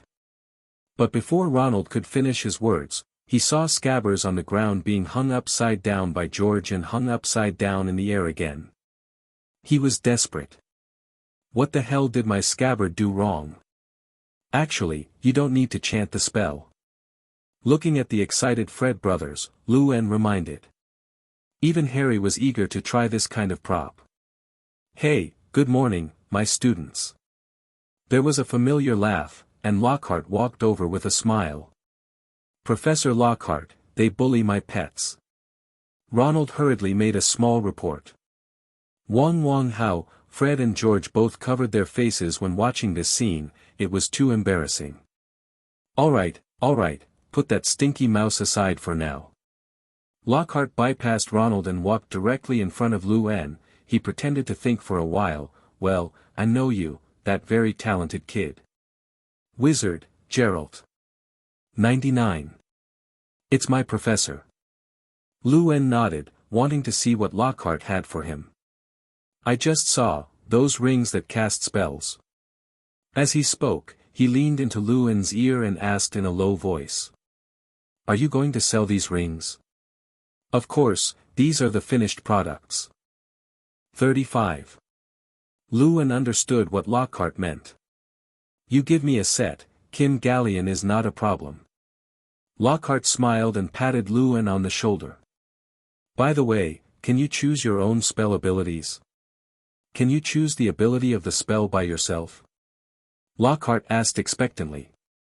He knows his own abilities, and aside from a forgotten one, Lockhart hardly has a spell that he can take out. Today, these rings of Luen made his eyes shine. Doesn't this just make up for his shortcomings? You know, as a professor, the use of magic spells is not bad. Lockhart patted Luen on the shoulder and smiled, I just wanted to study these convenient rings. 99. Maybe my next book will write about who made these rings. He softly seduced. There's no one who doesn't yearn for fame and glory, not to mention Luen, who is still a little wizard. At least that's what Lockhart thought. Hearing these words, Luen looked at Lockhart speechlessly. He only heard one meaning, it's not that I don't know spells, I just want to study your ring. As for the promise of honor, he listened to it as nonsense. Sorry professor, we only have 13 kinds of magic rings, do we have more? Luen shook his head and replied. Still want to pick a spell? Do you want these 13 or not? Come on, give me 10. Lockhart looked at the magic ring placed on the table, and did not hesitate to make a deal directly. Just 10 rings can fill his 667 hands. How many galleons? Lockhart asked as he took out his small vault from his gorgeous robe. To know that the books he has sold in recent years alone are doomed to Lockhart's money. Lewin looked at the arrogant Lockhart and thought for a while. This is a big money, and when it's time to slaughter, don't be soft-hearted. 300 gold galleons? Lewin asked tentatively. 300 galleons, Lockhart whispered, you're too expensive, aren't you? After all, my family is the only one who can make these rings, so you can say whether you want it or not. 99. If you are easy to use, I will definitely want it. Although Lockhart complained, he still took out 300 galleons and put it on the table. Give me 10. In the end, Lockhart chose 10 magic rings with good power and left with a smile on his face. So many gold galleons. George was stunned. Is this money so easy to earn? Even Ronald widened his eyes, ignoring Scabber who was still hanging upside down in the air. Lewin said it was all small issues. Come to me when you are free, and I will teach you alchemy. He told George about his plan. You can't just sell cards in the store, as that would be too shallow. What's more, their definition from the beginning is a store similar to a grocery store. After listening to Lewin's plan, Fred hesitated for a while and said, we still need to make cards now, so there is no way to learn from you in the past few days. Although they have successfully sold one set, the second set and the third set need to be produced in a hurry, and there are still too few people for just the two of them. Did you sell a whole set to Dumbledore? Lewin suddenly thought of something and asked. Yup. George nodded. Come to think of it, forgot to tell them how to sell. When you sell in the future, you will sell it by drawing cards. 39. Lewin turned over the remaining memories of the past and began to explain the method of drawing cards to the twins. Like some card pack, repeating cards, Krypton Gold's eyes lit up when Fred heard it. Is there such a thing as marketing? It's really a long experience. The card of Headmaster Dumbledore. 39. Just treat it as a commemorative edition. After all, it has already been delivered, so I can't go and get it back. The two brothers successfully learned a way to draw cards under the guidance of Lewin, and left the Green Lawn in high spirits. They're going to have the cards all made in a few days. What are you thinking about? Miss Hermione next to her exclaimed. She found that no matter what, Lewin always knew a thing or two. My brain. Lewin stroked his brown curly hair and responded with a chuckle, all I think about is you. Irregular. Hermione's mouth twitched. Today, Hogwarts is still very cold, and there are still snowflakes in the sky. It's February after all. Inside the dark magic defense class. After the last elf incident, all the little wizards have a sense of Lockhart. Especially after releasing the elf, he ran away and left everything to the students to solve. It's just too doggy. Many little witches have lowered their affection for Lockhart. Hermione rested her chin with her hand and yawned in boredom, tears glistening in her brown eyes. What do you say Lockhart is going to teach us this time? She nudged Lewin's waist with her little hand and asked softly. Maybe teach us how to turn a werewolf into a human. Also, don't move. Lewin slapped Hermione's little hand off, and couldn't bear to keep poking there. If you move around again, I'll turn you into a catgirl. He threatened in a low voice. The threat really worked, and Miss Hermione froze and withdrew her fingers. Mean. She covered her brown curly hair and lay down on the table. Being a catgirl isn't the scariest thing, the scary thing is that Lewin has been fiddling with her cat ears. As the class bell rang, Lockhart walked in with a smile on his face, wearing a cerulean gown, and he had 10 ornate rings on his fingers. On the way to the podium, he waved his palm lightly. Bang bang. The originally closed window was opened by the floating charm, and the room was filled with cold air. Ronald, who was next to the window, hugged Ban and shivered. The professor didn't use a wand? The little witch with sharp eyes let out an exclamation. Casting without a staff is very difficult to control. Few people in the entire wizarding world can use it. But Lockhart made it easy. This has given hope to many little wizards who have lost their idle beliefs once again. Good morning, gentlemen and ladies. Lockhart smiled and snapped his fingers, and a thick book floated in mid-air, automatically turning pages. Oh, don't be surprised, this is just the most basic operation. After speaking, he also glanced at Luen who was sitting in the corner. With the magic ring, Lockhart admired the gazes around him very much, it was full of admiration and wonder. As a well-known writer, Lockhart enjoys it. Luen, who was sitting below, was too lazy to expose him, after all, Lockhart also paid for it. And maybe there will be cooperation in the future. The lessons of the Dark Magic Defense class have begun. Today's Dark Magic Defense class is still very boring. Lockhart would just pick up the thick biography and read it word for word. Completely a parallel. The little wizards in the class were more or less irritable. Except for the wandless spellcasting at the beginning, the audience was amazed, and the rest of the class was just like farting. Even the studious Hermione couldn't help covering her mouth and yawned, looking a little sleepy. Lockhart taught the class, which she and Luen had already read in first grade. Can't teach some practical spells. I found that taking the Dark Magic Defense class was a waste of time and didn't learn anything at all. In the corridor, Hermione walked ahead holding a thick book, and couldn't help complaining to Luen behind him. What do you want to learn? Luen tidied up his black tie and shirt, messing it up while going to bed in class. Looking at the little witch complaining in front, Luen shook his head. You know, by now, Miss Hermione has almost learned all the spells from him, except for the unforgivable and some cruel black spells. Nothing but your weapons. The wise Miss Beaver was already in the room of requirement, letting Luen teach the church. I guess Lockhart doesn't have as many spells as you now. Luen quipped, if you two fight, I bet you win. 35. He has confidence in Lockhart's strength. And, don't you know the curse from a certain senior? He asked. The curse of the senior. Hermione tilted her head in confusion. You mean the curse from the you-know-who on the defense of dark magic? But isn't that a rumor? Rumors? Luen shook his head, if it were true, a fake Ravenclaw like Lockhart wouldn't be invited by Dumbledore to be a professor. 35. That's right, parallel imports like Lockhart came out of Ravenclaw College. It's as ridiculous as Peter Pettigrew being assigned to Gryffindor.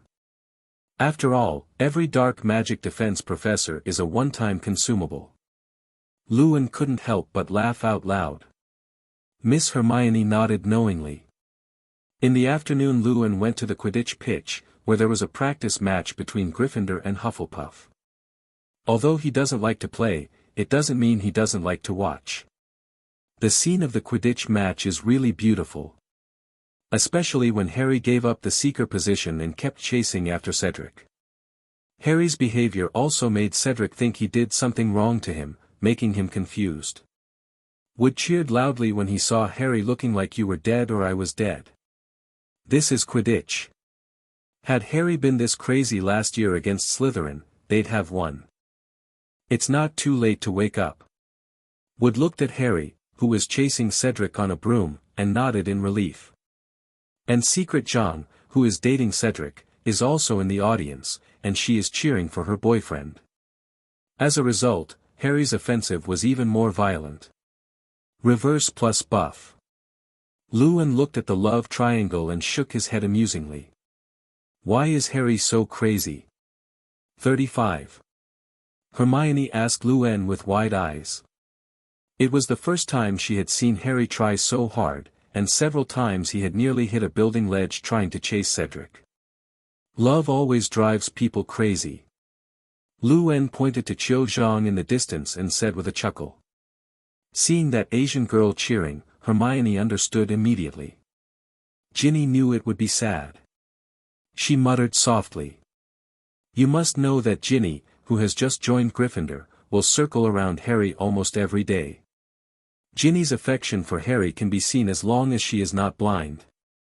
Except Ronald, he always thought Ginny was haunting him. The game ended with Hufflepuff winning. Seeking Flowers 0. Cedric won the Golden Snitch with superb flying skills, ending the friendly training game. Harry got off the broom, his hands clenched into fists. He is unwilling. And Wood, who lost the game, came over to comfort Harry quickly, and his performance was already excellent. Especially when it comes to holding down Cedric, who has been Hufflepuff's best seeker in recent years. Long time no see, Cedric. Luan also came down from the audience and nodded hello to Cedric. You had a great game last year, Luan. Cedric complimented with a smile. By the way, do you know what happened to Harry? Speaking, he asked Luan with some doubts. After all, Luan and Harry were very close, so they might know the situation. Cedric also noticed that something was wrong with Harry today, knowing that the previous games were not so crazy. He couldn't think of a suitable adjective other than that. Maybe it's a breakup. Luan replied with a shrug. The relationship between him and Cedric was limited to acquaintances, and the two did not have much intersection. Aren't we going to see Harry? Walking on the shady path, the grass on both sides of the road has bloomed with some white flower bones. Let him calm down for now. 99. Luan held Hermione's little hand and replied helplessly. And it's not like there's wood to comfort him again, we were just superfluous in the past. So, are you going to take me to the room of requirement? Hermione broke free from Luan's hand and hopped in front of Luan. There was a slight smile on his face. Where else can you go? F*************************** S underground torture chamber. 35. Luan said, his eyes lit up. Why don't we go to the Forbidden Forest tonight to play? He hadn't been to the Forbidden Forest since the last time he met Voldemort. And I heard that there are also some centaurs who can do divination. I won't go to the Forbidden Forest with you. Hermione rolled his eyes at him. Night. Inside the Slytherin's lounge. Luan was leaning against the bedside wall, his quill poking at the empty journal. Since there was an event in the Gryffindor's lounge tonight, Dean Professor McGonagall was also there, so he didn't go to the room of requirement with Hermione. The white light illuminated the dormitory room through the green pattern glass, which was one of the few rest periods he had in the dormitory this semester. After discovering the room of requirement, he basically never came back. Even Malfoy and Crabbe looked at Luan in amazement. Why is Gerald back today? After getting acquainted with the environment of the room of requirement, returning to Slytherin's dormitory is always an uncomfortable feeling. Luan frowned and looked at the dark dormitory around him. 667, could not help thinking. My friend, is there anything you want to ask? At this time, a line of elegant fonts appeared on the diary. It was Senior Tom Riddle. There is no way not to come out.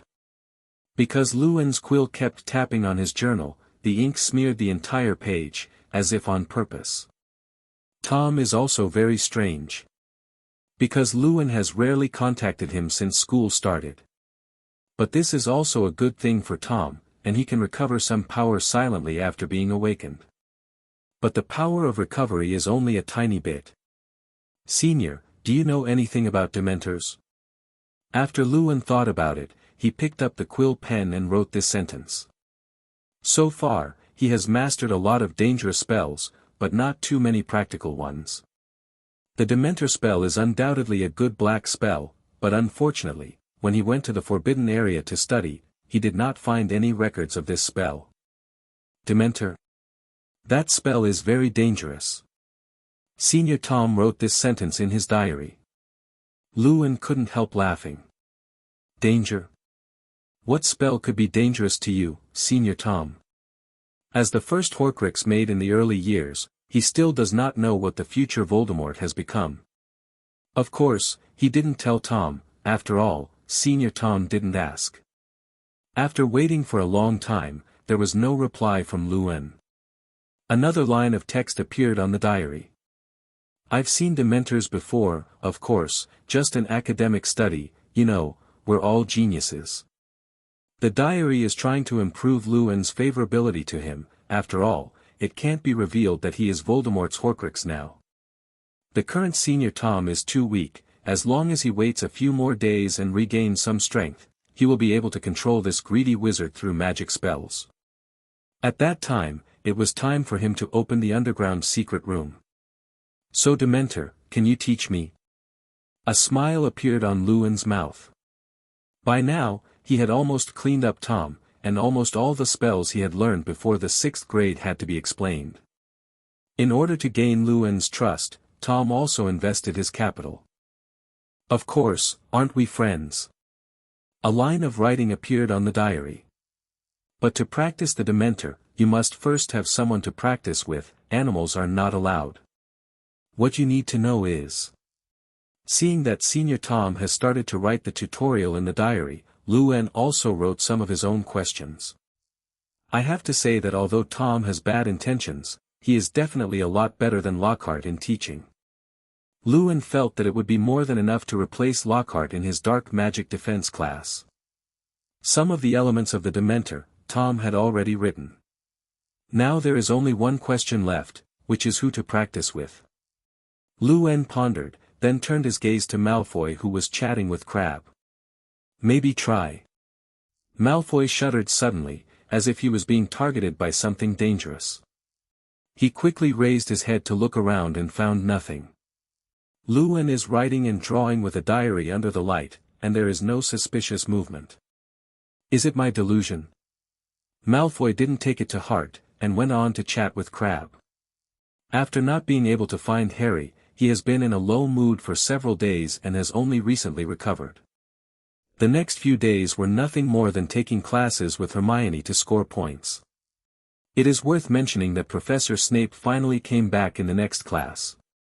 Luan clearly observed the sense of deadness in Snape's eyes, and on that large black robe, he could still see a few green plush willow bugs. Those willow bugs are also magical creatures that can fly under the treetops like catkins in spring. Luan had a guess as to where Snape was going. Is this where you first met Lily? I didn't expect Harley to hit him so hard. It's been almost half a month, and I still haven't recovered. Even in class, Snape's voice was hoarse and cold, and Harry didn't even care. After the lecture, he quickly walked back to the underground office by himself. Her eyes are just like yours.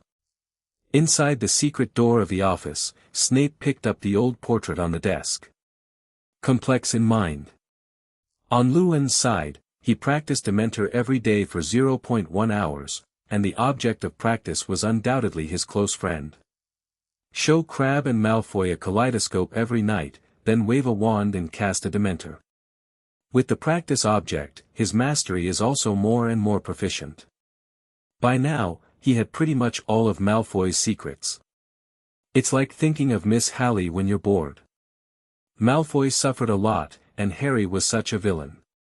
Neither Malfoy nor Snape had him. Even Ronald is fast. After mastering the Dementor, he learned some other dangerous spells from Senior Tom. This wool must be cleaned.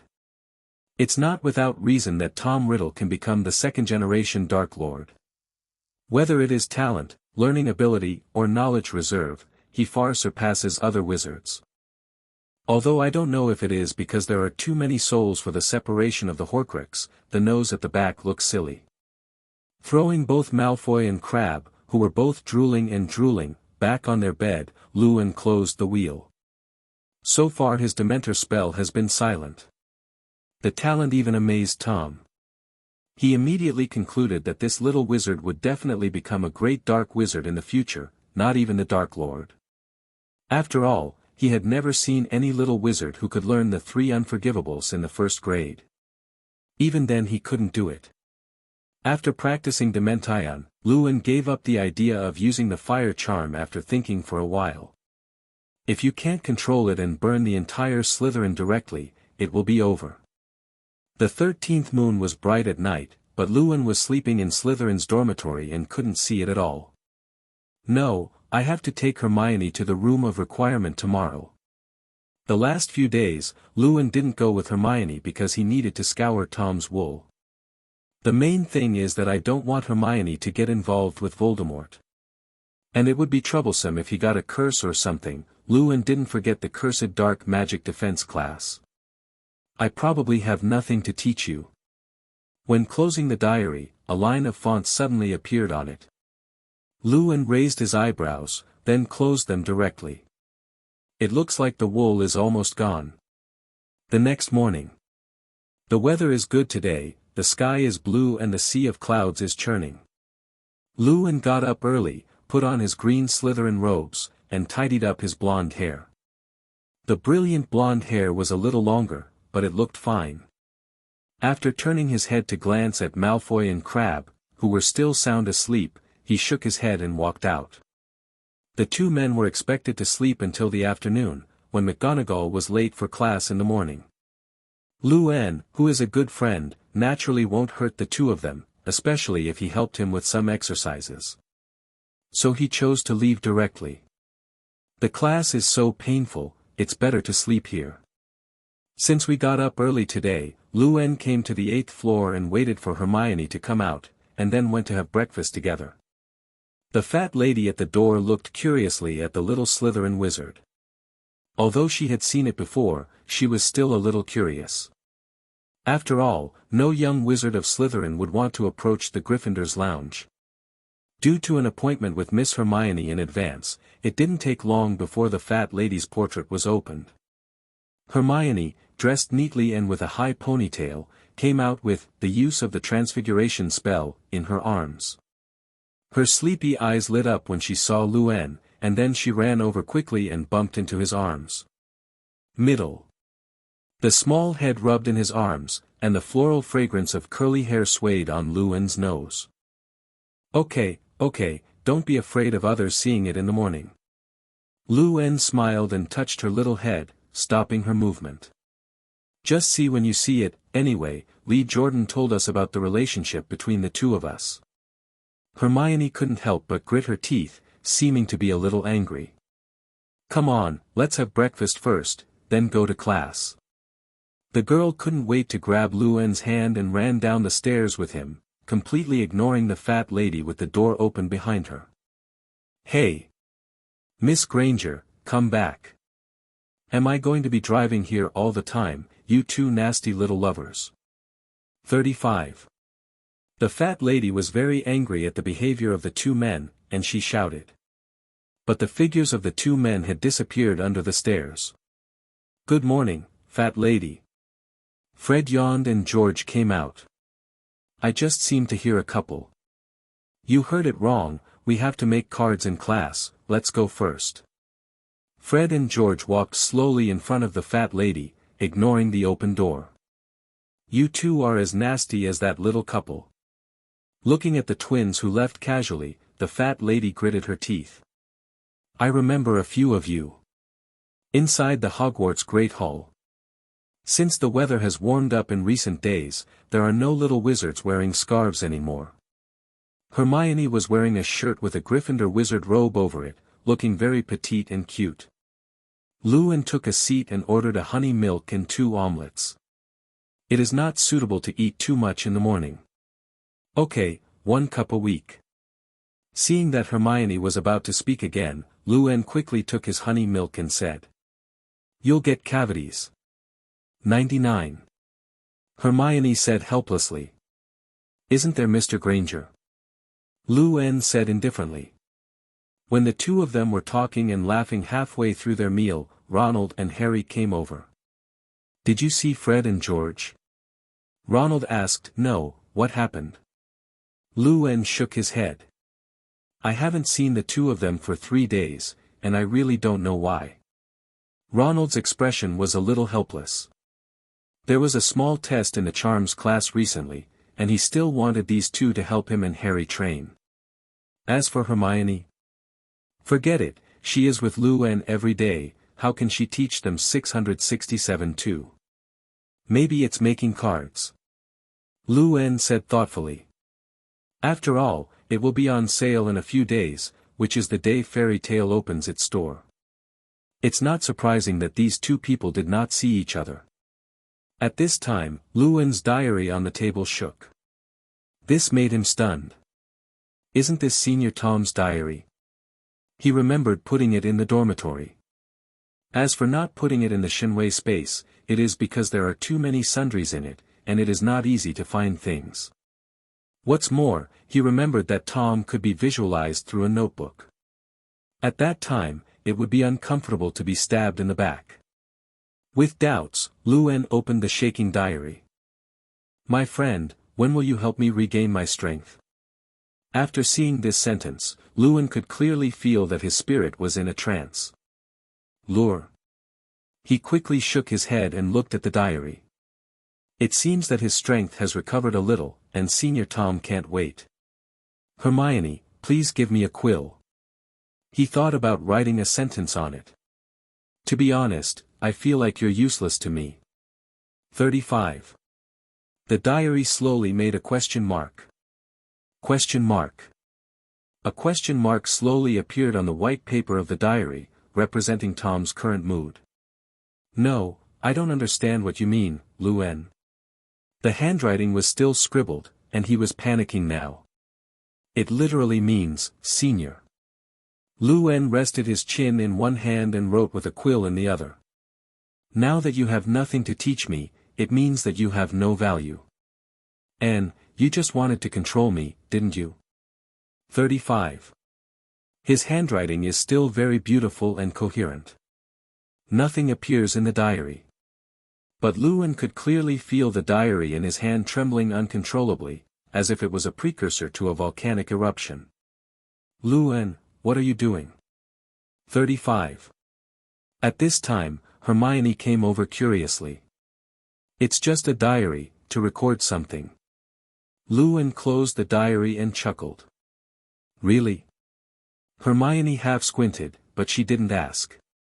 After all, everyone has their own little secrets, and even she has some privacy that Lu En doesn't want to know. Just like when you go to bed every night. Thinking of this, Hermione hurriedly shook her head and put these things behind her. It's almost 9 o'clock now, let's hurry up to Professor McGonagall's class. After speaking, she pulled Lu En out of the seat. Lu En was still holding the diary when he left. This thing can't be thrown into the Shinwei space casually. Really, Fred's too, there's no one to be found when you need it. Ronald complained, then got up with the book and followed behind Lu En and Hermione. Harry was also scratching his head in anguish, and he was also somewhat unfamiliar with the spell that Professor Flitwick was going to test. Professor McGonagall's Transfiguration class. Malfoy and Crabbe were undoubtedly late. It was the first wizard other than Harry and Ronald to dare to be late to her class. I must tell Severus. Professor McGonagall said angrily. Hopefully Malfoy won't be punished too badly by Snape, since he's been in a bad mood lately. Lu En couldn't help thinking. With the slow opening of the textbook, this section of the deformation class officially began. The sorcerers in the second grade have to learn to turn animals into objects, and they are not allowed to make a little mistake, such as the final exam of the first grade, which is to turn a small mouse into a snuff bottle. Lu En, naturally needless to say, his transformation spell has been used like a fire. What he said in class was a breeze for him. As for Hermione, she also followed Lu En to rehearse the transfiguration spell well during the holidays, but she still took notes seriously in class. Lu En opened the diary he had put on the table a little bored. Since the writing of that paragraph, this diary has not had any reply. The tremor at the beginning seemed to be an illusion, but now it seems like an ordinary diary. You deserve to have the potential to become a dark wizard.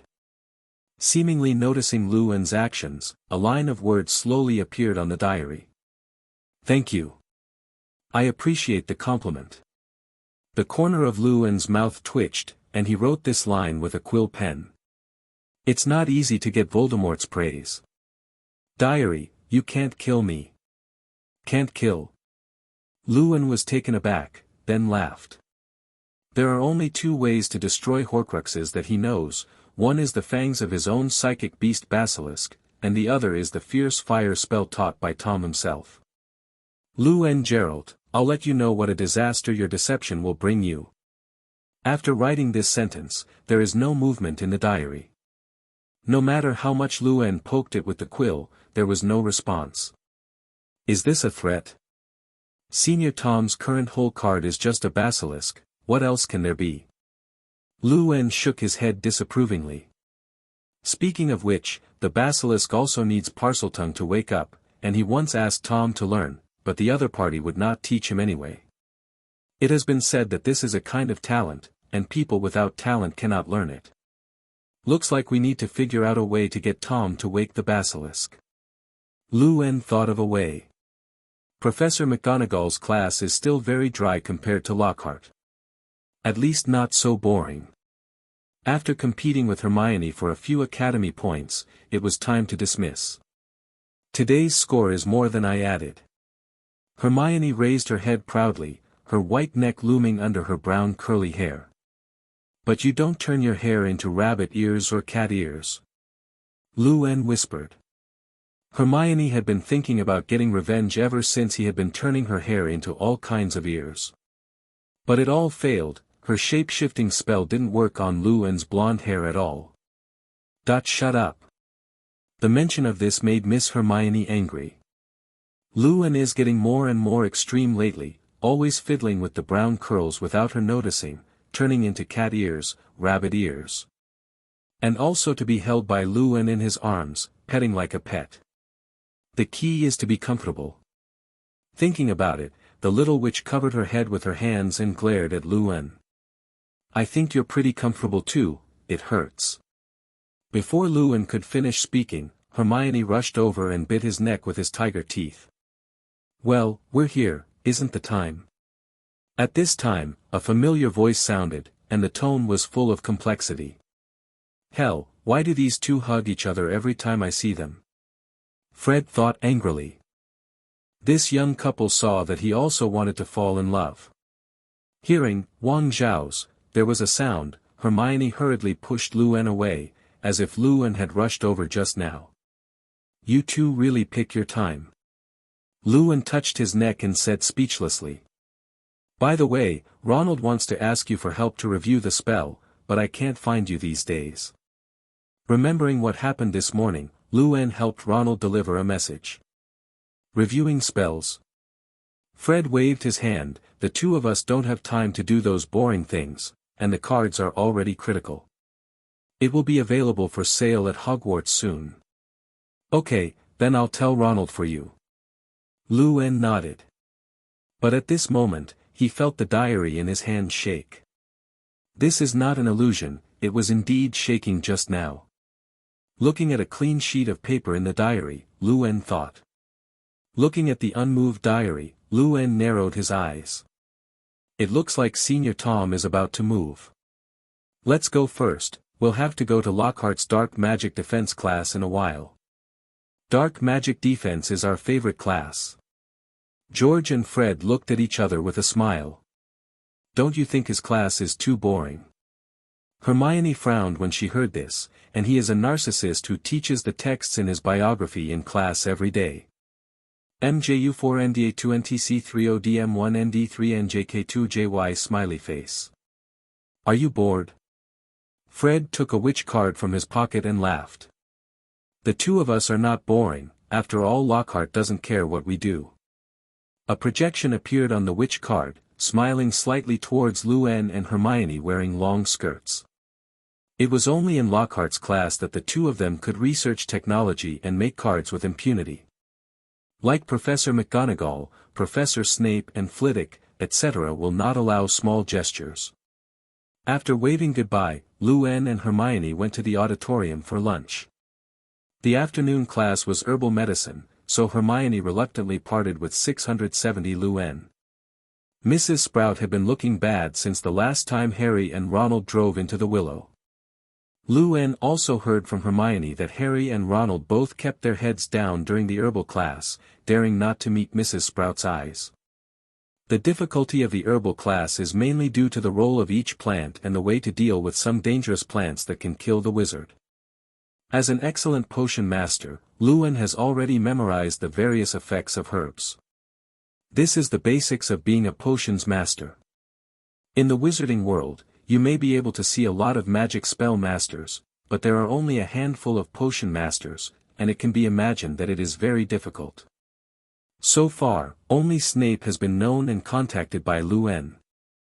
Hirocum generally blooms at Christmas, and it's also the main ingredient in softeners. Luan answered Mrs. Sprout's question with a wide smile.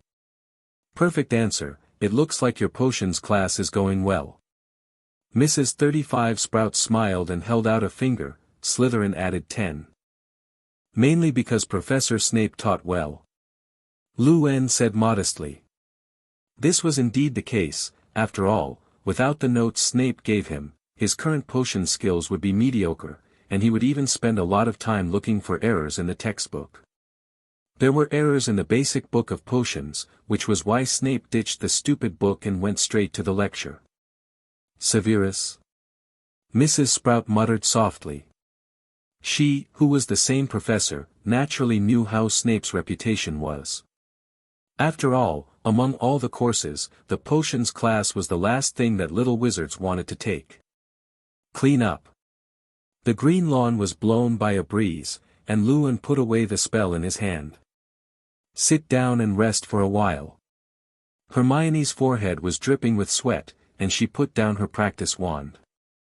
Shenfeng wooing so far, Hermione has been able to release, but there are still some inexperienced appearances. Picking up Gryffindor's robes, Miss Granger sat on the grass against Luan. Today is a day off and the sun is shining. So there are quite a few wizards playing or dating here.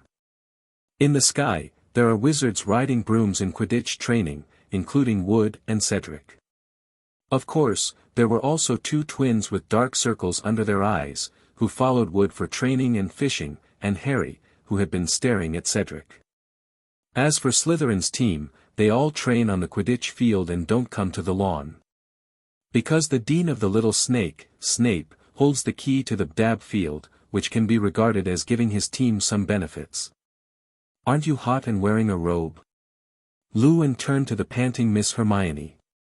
The temperature at Hogwarts has gradually warmed up so far, with no sign of snow or cloudy days, at least for the past few days.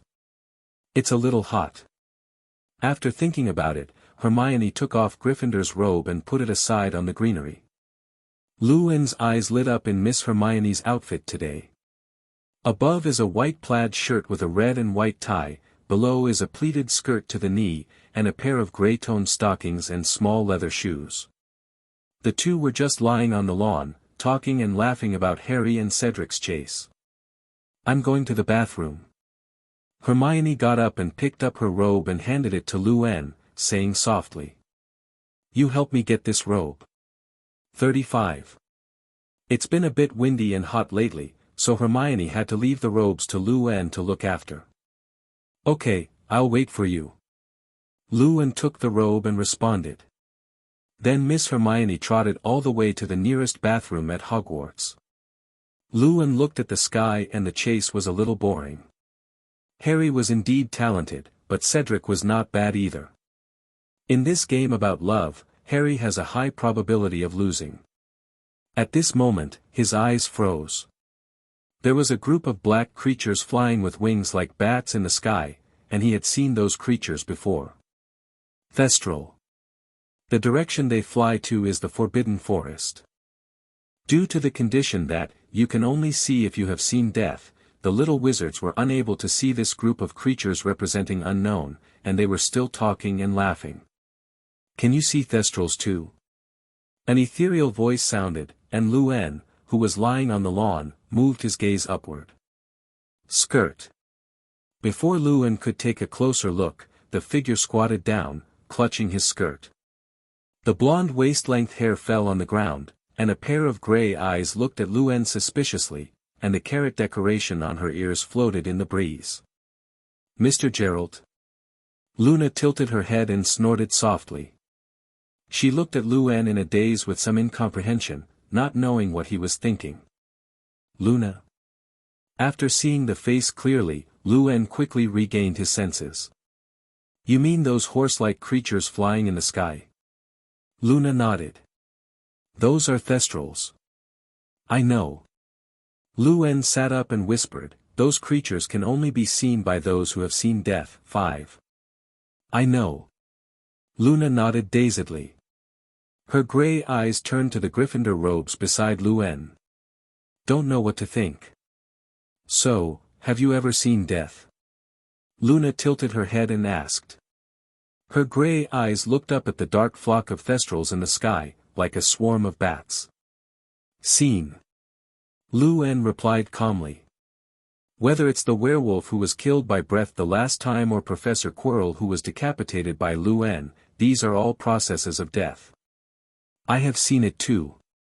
35. Luna sat on Luen's body very naturally, and wrapped her arms around her white legs in short socks. Luen glanced sideways at her.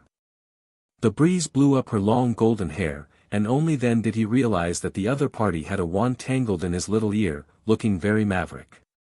Aren't you curious? Without getting a reply from Luen, Luna asked curiously. If you want to say it. Luen said with a chuckle. Of course he knew why Luna could see Thestrals, because she had witnessed her mother's death as a result of experimental magic when she was a child. Why don't you go and play with your friends? Luen looked at the silent Luna and changed the subject. He pointed to Harry who was chasing Cedric like a mad dog in the sky, and asked softly. Luen just saw Qiu Zhang appear at their training ground, and he didn't watch for a while, and Harry suddenly turned into this. Cedric said he didn't understand. For example, the little wizard who just entered the first year has formed a small group, and even he and Hermione, Fred, and the others are considered a small group.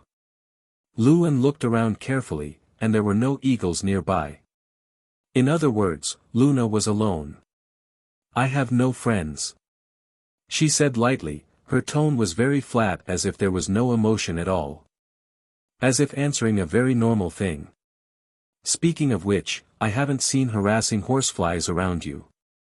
Luna looked puzzled, and her voice was light, this is really rare. Harassing flies? Luen thinks of the weird magical creatures in the Quibbler. That's probably because I have nothing to worry about. Luen shrugged.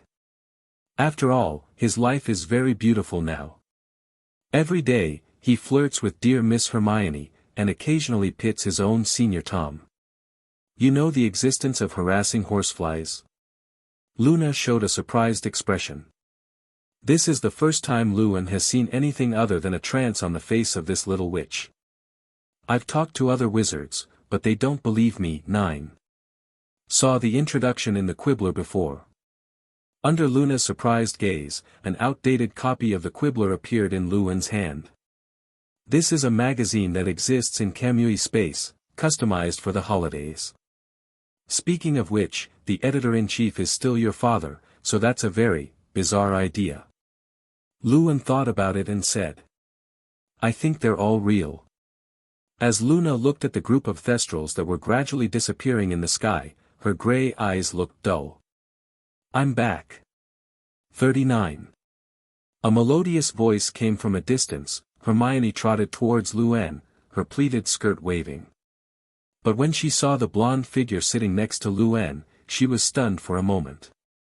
The movement that was about to rush over has gradually slowed down. Hermione half squinted, looking at the somewhat familiar back. She remembered the little witch who was assigned to Ravenclaw, who came in the same carriage with them this semester.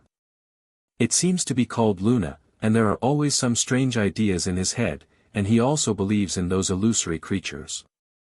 For some reason, she felt a sense of crisis. Good afternoon, Miss Granger. Luna stood up and patted the dust of her long skirt behind her and nodded to Hermione. Luna, you know him. Luen also stood up and handed Hermione the well-preserved robe in his hand. Good afternoon, Miss Lovegood. Hermione still remembered the other's name. Then I won't interrupt the two of you on your date, and I'll go see my animals. 5. Goodbye, Mr. Gerald. After Luna said something to the two, she was about to leave the lawn. Just call me Luen. 35. Looking at the lonely back, Luen replied softly. What were you two just talking about? 35. After Luna left, Hermione turned her head and asked curiously. The Thestrals on the chat. Luen stroked her brown curly hair and chuckled. 4 flowers. Is this Miss Hermione's possessiveness? Thestrals in the sky. Hermione looked up subconsciously, only to see Harry, who was still running after Cedric. The two of them are still chasing. No, Luna can see Thestrals too. Miss Granger found the point.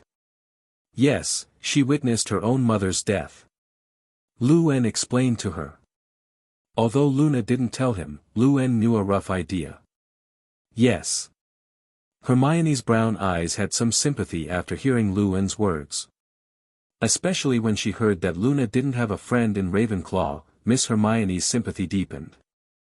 Because she also had no friends in first grade, except for Luen. Point 0. Miss Granger often wondered what would have happened to her if Luen hadn't met at the wand shop. However, I just thought about the beginning, and I didn't dare to think about it at all. Come on, Harry, and their game is over. Luen looked at Hermione, who suddenly became a little lonely for some reason, and pulled up her little hand with a chuckle. We're going to the auditorium for dinner in a while. It hurts. Does Luen have a spell like a new look? At the dining table, Harry covered his blue and purple face and asked Luen with a grin. How could there be? You should honestly go to the school doctor's office. Luen said helplessly. Take him as an almighty. Harry's attack was so strong today that he didn't stop the broom and slammed into the woods. There is no doubt that Cedric wins again. But remembering Qiu Zhang's worried eyes, Harry felt his pain eased a lot. Huh, are you still thinking about Cedric's girlfriend? Fred and George sat over with their plates and couldn't help laughing at Harry's tragic appearance. I didn't. Harry couldn't help but object. Forget it, do you want to play cards? Fred shook his head, then took out a set of cards from his pocket. The two of them are almost done. It's on sale tomorrow. Fairy Tale is officially open. The next morning. Today is the day when Fred and the others are going to sell cards. Last night, the two of them had a good plan at the dinner table. Especially today is a day off. The two of them were going to pull both Lee Jordan and Wood over, and set up a small table for a Hearthstone showdown between the two of them to attract attention. Of course, these two people also have a card package reward. As internal players, Wood and a few people have long been looking forward to the sale of these cards. Lee Jordan even said that this will be a major game reform in the wizarding world, and he must be invited to be the referee and commentator during the game. Fred and George's Gryffindors got up very early, and even Harry and Ronald were forcibly pulled up. Under the watchful eyes of the fat lady, a group of people left the Gryffindor lounge in a mighty manner. It's only 6 o'clock, are the wizards of Gryffindor so diligent? She murmured suspiciously, 670. She is the most diligent so far, and she has met a Miss Granger, and even the fat lady thinks that she should go to Ravenclaw instead of Gryffindor. Coming here is a shame. Inside the dark Slytherin's dormitory. It was around 8 o'clock when Luen woke up. In the past few days, I have not gone to sleep with Hermione because I have to look at Tom's diary. He had discovered something was wrong with the recent diary. No matter what Luen writes these 2 days, it will not give any reply. Even the threat of, I'm going to throw you in the bathroom, didn't wake Senior Tom. Since today is a good day off, Luen did not wear Slytherin's green robe, but a white shirt and grey coat. After smoothing his blonde hair, Luen nodded in satisfaction. Going out like this, it is estimated that many little witches can be fascinated. He even heard Ronald mention that there were quite a few Gryffindor witches approaching him specifically for Luen. It made Ronald think he has become a heartthrob too. After preparing everything, Luen walked to the head of his bed and took a look, the diary was still quietly lying in the drawer. Why don't you tempt other people? Lu En reluctantly closed the drawer. He was still waiting for Senior Tom to wake up the basilisk, and he didn't know when. As for the damage done by the basilisk, Lu En looked at himself in the mirror and the corners of his mouth twitched slightly. Those were the only people he cared about. After packing his things, he was ready to join Hermione in the Great Hall. Inside the Hogwarts Great Hall, Hermione, who Lu En is very familiar with, has been waiting for him in advance with a book. Divination, how do you want to learn this? After Lu En approached, he found that the book in Hermione's hand was a horoscope, and he asked with some doubts. I have seen the existence of prophecy in many books. Don't you think that predicting the future is very powerful? Seeing Lu En sitting next to her, Hermione closed the book, ordered a cup of black tea and placed it in front of him. Drink this today. She raised the corners of her mouth and said. Row. Lu En twitched the corners of his mouth and retracted his words about ordering chocolate milk. 2 pumpkin pie and omelette, thank you. After a simple breakfast, Hermione was a little puzzled. How about Harry and Ronald? It's almost 10 o'clock now. The two of them were probably taken by Fred Erza to set up shop. Lu En said after drinking the lipstick tea. He also held Hermione's Constellation Divination in his hand, which he remembered required talent. After a casual glance, Lu En gave up.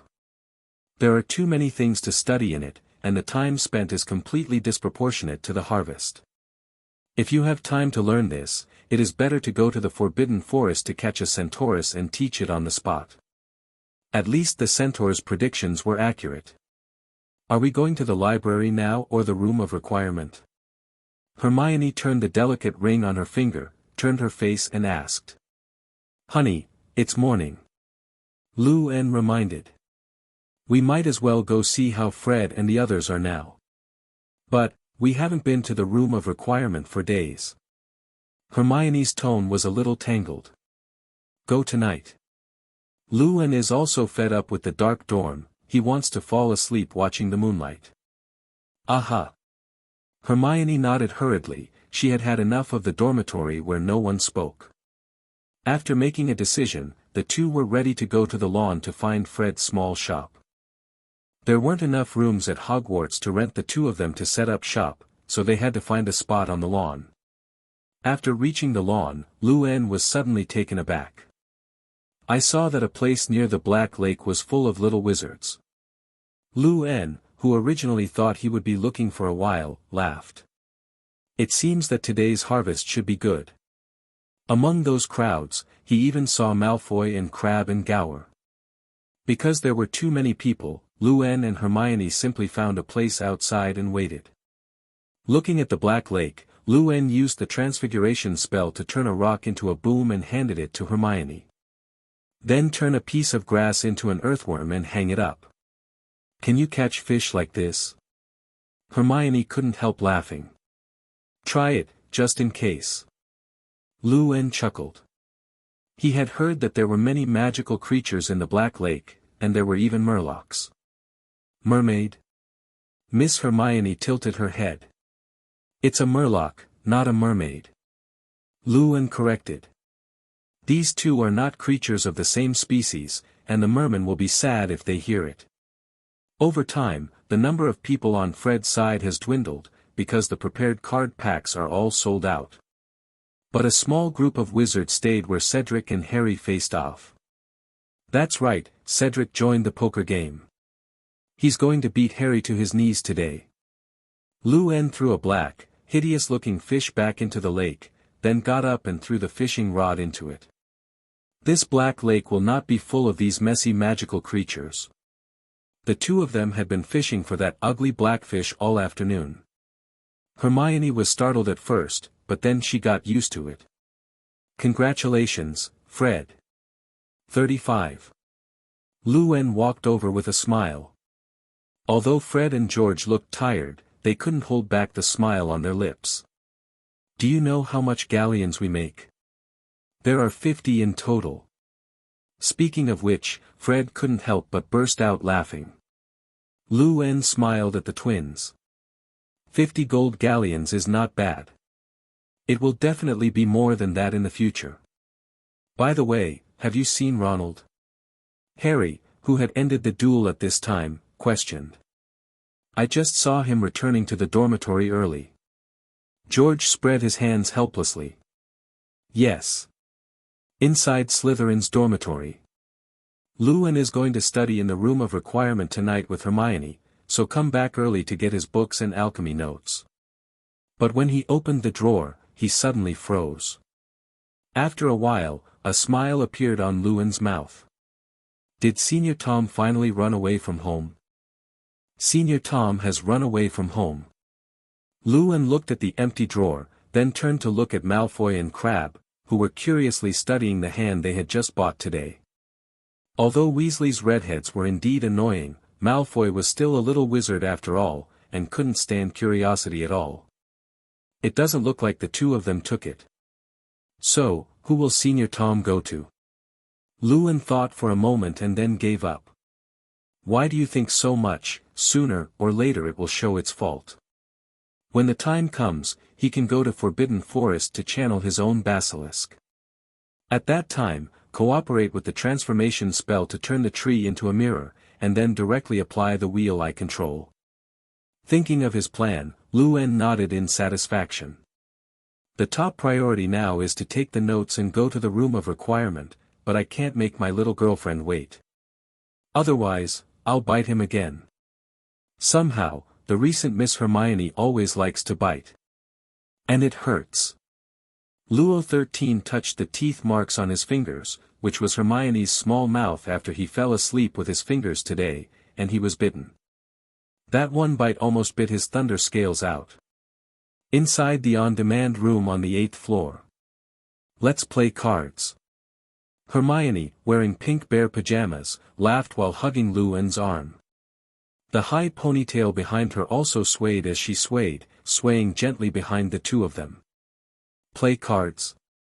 Lu-en put down the quill in his hand with resignation. Almost half of the rune has been recorded in the notebook. He has almost finished researching these runes, and most of the spells can be engraved into the ring. It even includes the Fierce Fire spell and the 3 unforgivable spells. I see Cedric and Harry's matchup is very interesting. Hermione blinked her brown eyes and raised the corners of her mouth in anticipation. When will Miss Granger be spoiled? Lu-en looked at Hermione and couldn't help pinching her little cheek with his hand. Soft and smooth, and a little meaty. Okay, let's play cards. Noticing that Hermione's eyes narrowed slowly, Lu-en quickly released his hand and took out a set of cards from the Shinwei space. Lu-en, an investor and a creator, was naturally given a complete set of cards by George. Not only him, but also Harry and Hermione. As the light on the card lit up, a short goblin appeared in front of the two of them. It looks lifelike and has its own little emotions. Just like those portraits in the principal's room. Sophisticated and interactive. Miss Beaver curiously poked the goblin with her wand, but the other party grinned at her and slapped the wand aside with the hammer in her hand. It must be said that twins do have talents in these aspects that ordinary people do not have. Maybe next semester can tell them about the werewolf killing. Lu-en thought, resting his chin on his hand. Speaking of which, I haven't tried the horse charm to see if it has any effect on werewolves. In the next few days, Fred and George finally became famous at Hogwarts, and all the little wizards knew about this interesting card game. After class on the green lawn, a group of people gathered in a mighty crowd. This scene even attracted a lot of professors in the past. Professor McGonagall and Professor Flitwick are the royal dubbing of these cards, so it is natural to know the fun of these cards. And every time the twins appear in front of Lu-en, they are always smiling, and they can't hold back the smile at the corners of their mouths. They have earned a lot of gold galleons in the past 2 days. I know there's a secret passage leading to Hogsmeade. Let's go to the pub there on our day off to celebrate. Fred looked around, then whispered at the dinner table. But I still have a spell to practice. 35. Ronald hugged Ban with a tangled face. You, practice spells? George couldn't help laughing. Ronald has really been practicing magic in recent days. Harry quickly stood up and explained to his good friend. As a roommate, he often saw Ronald practice out the window at night with his wand in hand. This scene made him too embarrassed to fall asleep. Even Ronald has worked so hard, what qualification does he have not to work hard?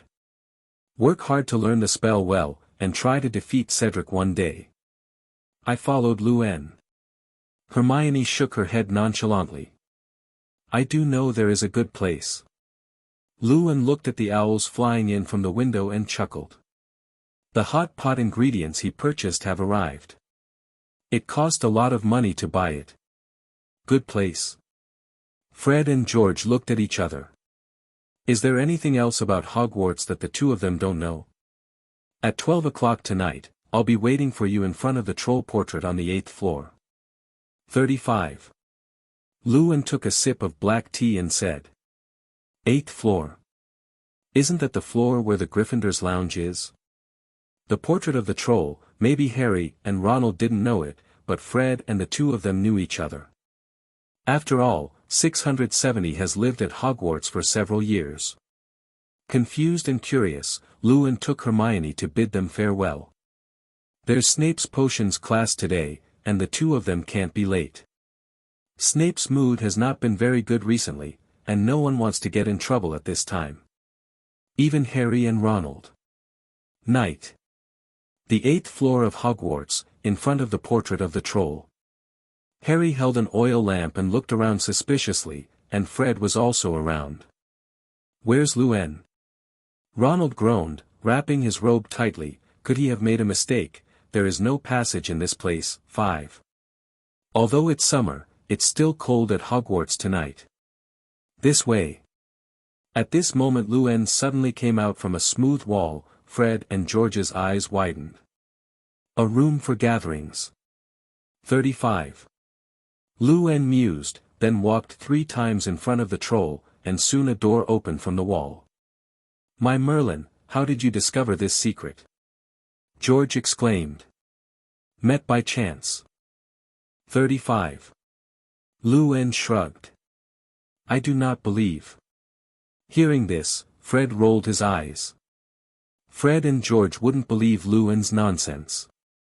Stumbled across this magical house, you'd be more reliable if you wanted to go to the toilet and couldn't find your way. Seeing that these two people didn't believe it, Luan didn't explain it. Just pushed the door and invited them in. The original cozy hut of Luan and Hermione disappeared, and what appeared in front of them was a richly decorated room with all kinds of utensils for eating, silver spoons and forks hanging upside down on the wall, making a pleasant sound. Collision sound. Ronald's eyes widened, watching all this in disbelief as if in a daze. Is there any place like this at Hogwarts? Correct. At this time, Fred suddenly remembered something, and quickly took out a map from his pocket. It was their tool for night travel, the Marauder's map. No. How could it not be? George and Fred both looked at the map and were stunned for a moment. There were only 1 or 2 active names on the map, Filch and his cat, and Professor McGonagall and others. However, this map does not reveal their names. That is to say, the Marauder's map didn't record it here. Fred muttered. It looks like the Raiders Quartet who made this map didn't find this magical house either. You are amazing, Luan, 99. George couldn't help but admire. Okay, let's start the party quickly. Luan laughed, then lit the fire with his wand. We can also talk about the future development. According to Luan's idea, the table in the room on demand was placed near the window, through which the snow scene and starry sky can be seen outside. It is really suitable to eat hot pot on a snowy day. This time, he bought everything he needed, and it took half a month in total. Then George and I go to Hufflepuff's restaurant to get some food. By the way, do you want butterbeer? Fred picked up the Marauder's map and asked. No, I have food here, and of course butterbeer. With a smile on the corner of Luan's mouth, he snapped his fingers. Originally, there was nothing on the mahogany round table, and a lot of materials suddenly appeared. These are the things he stored in the kamui space, and the butterbeer he bought from the leaky cauldron. Cool, wandless casting. George stepped forward and picked up an iron pan with some incomprehension. So we're going to do it ourselves? Have you heard of hot pot? Luan used his wand to cut a small round hole in the middle of the mahogany table, and asked rhetorically with a smile. No. Several people, including Hermione, shook their heads. Just watch me do it. 35. Luan grinned, then put his wand under the table and started to ignite. I have to say, the magic of this world is really convenient, with all kinds of functions. The snow outside the window is getting heavier and heavier, and the howling wind can be heard inside the house. The pot in the center of the table was already steaming hot, and the spray kept rolling. Harry twitched his nose lightly, the scent brightening his emerald green eyes. I think Qiu Zhongyi should be called over. Do you think Cedric will come? Hearing Harry's words, Ronald said speechlessly.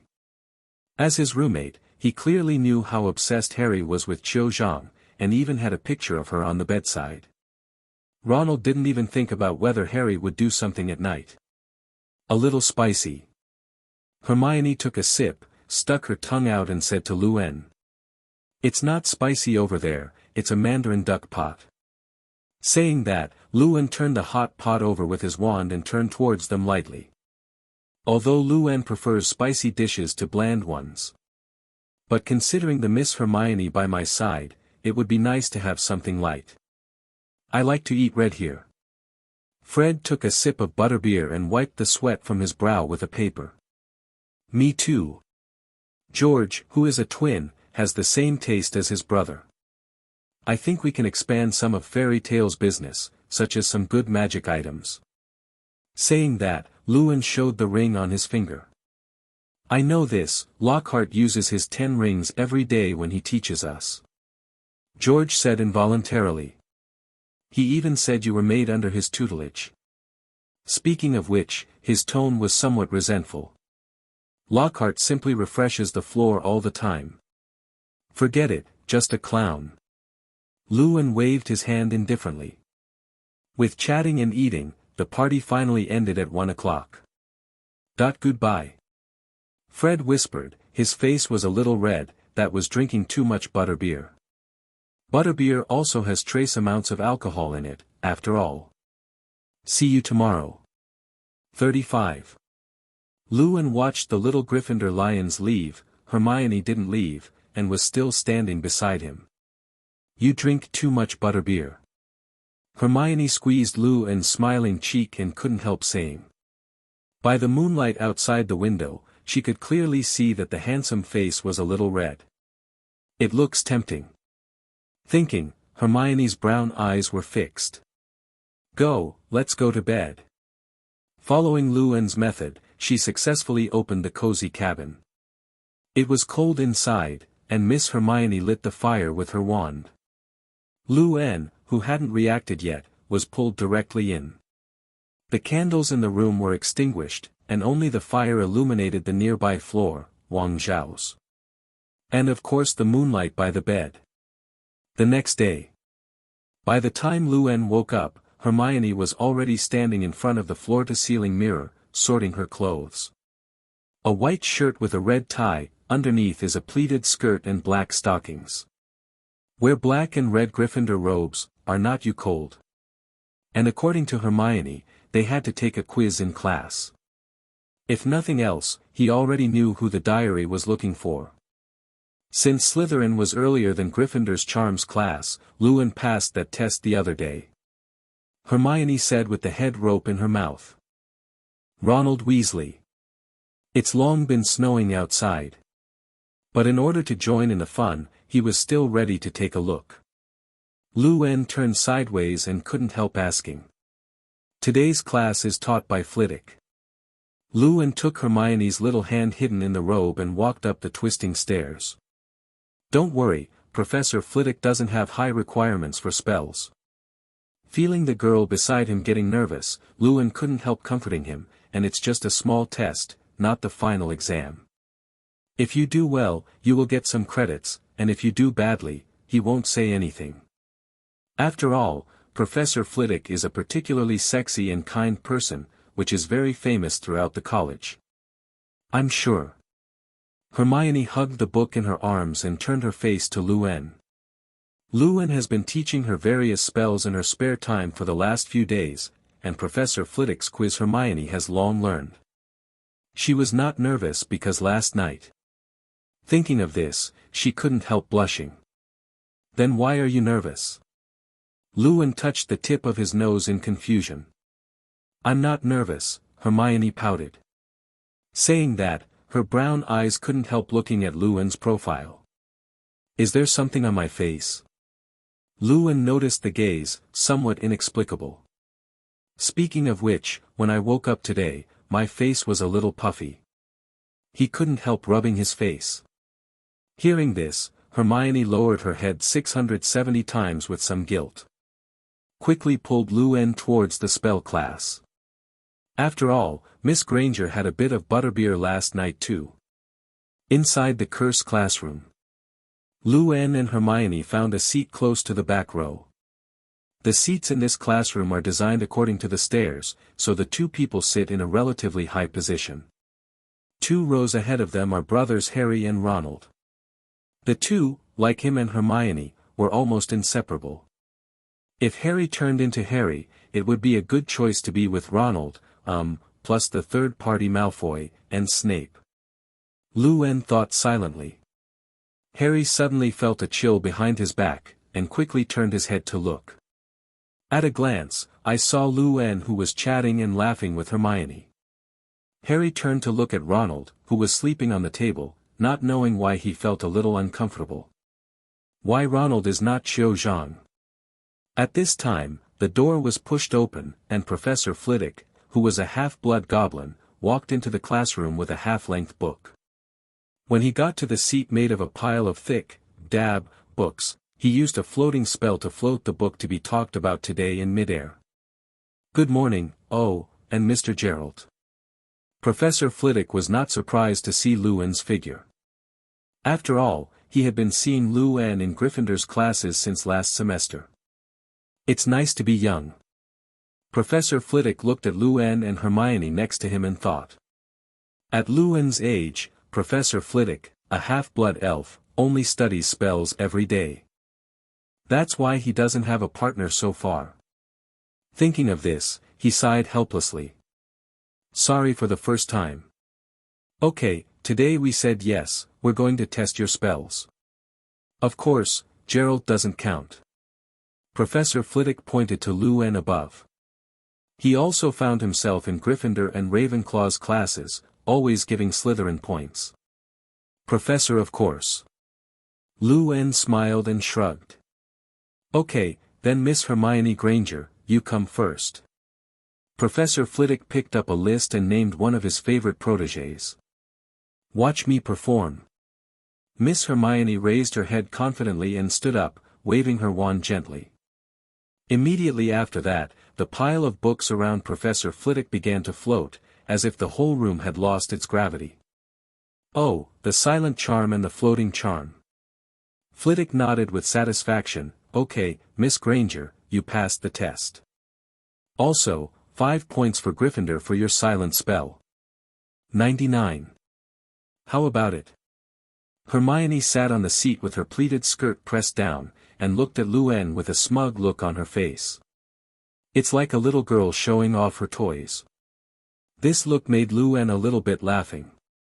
This arrogant look was like the way Hermione looked at other people when she was just entering school. After becoming a couple with Lewin, they never showed up again. Your silent charm is pretty good, but the levitation charm isn't nearly there. Lewin laughed as he explained some of the mistakes in Hermione's charm. Harry Potter, come on. Professor Flitwick called out a name.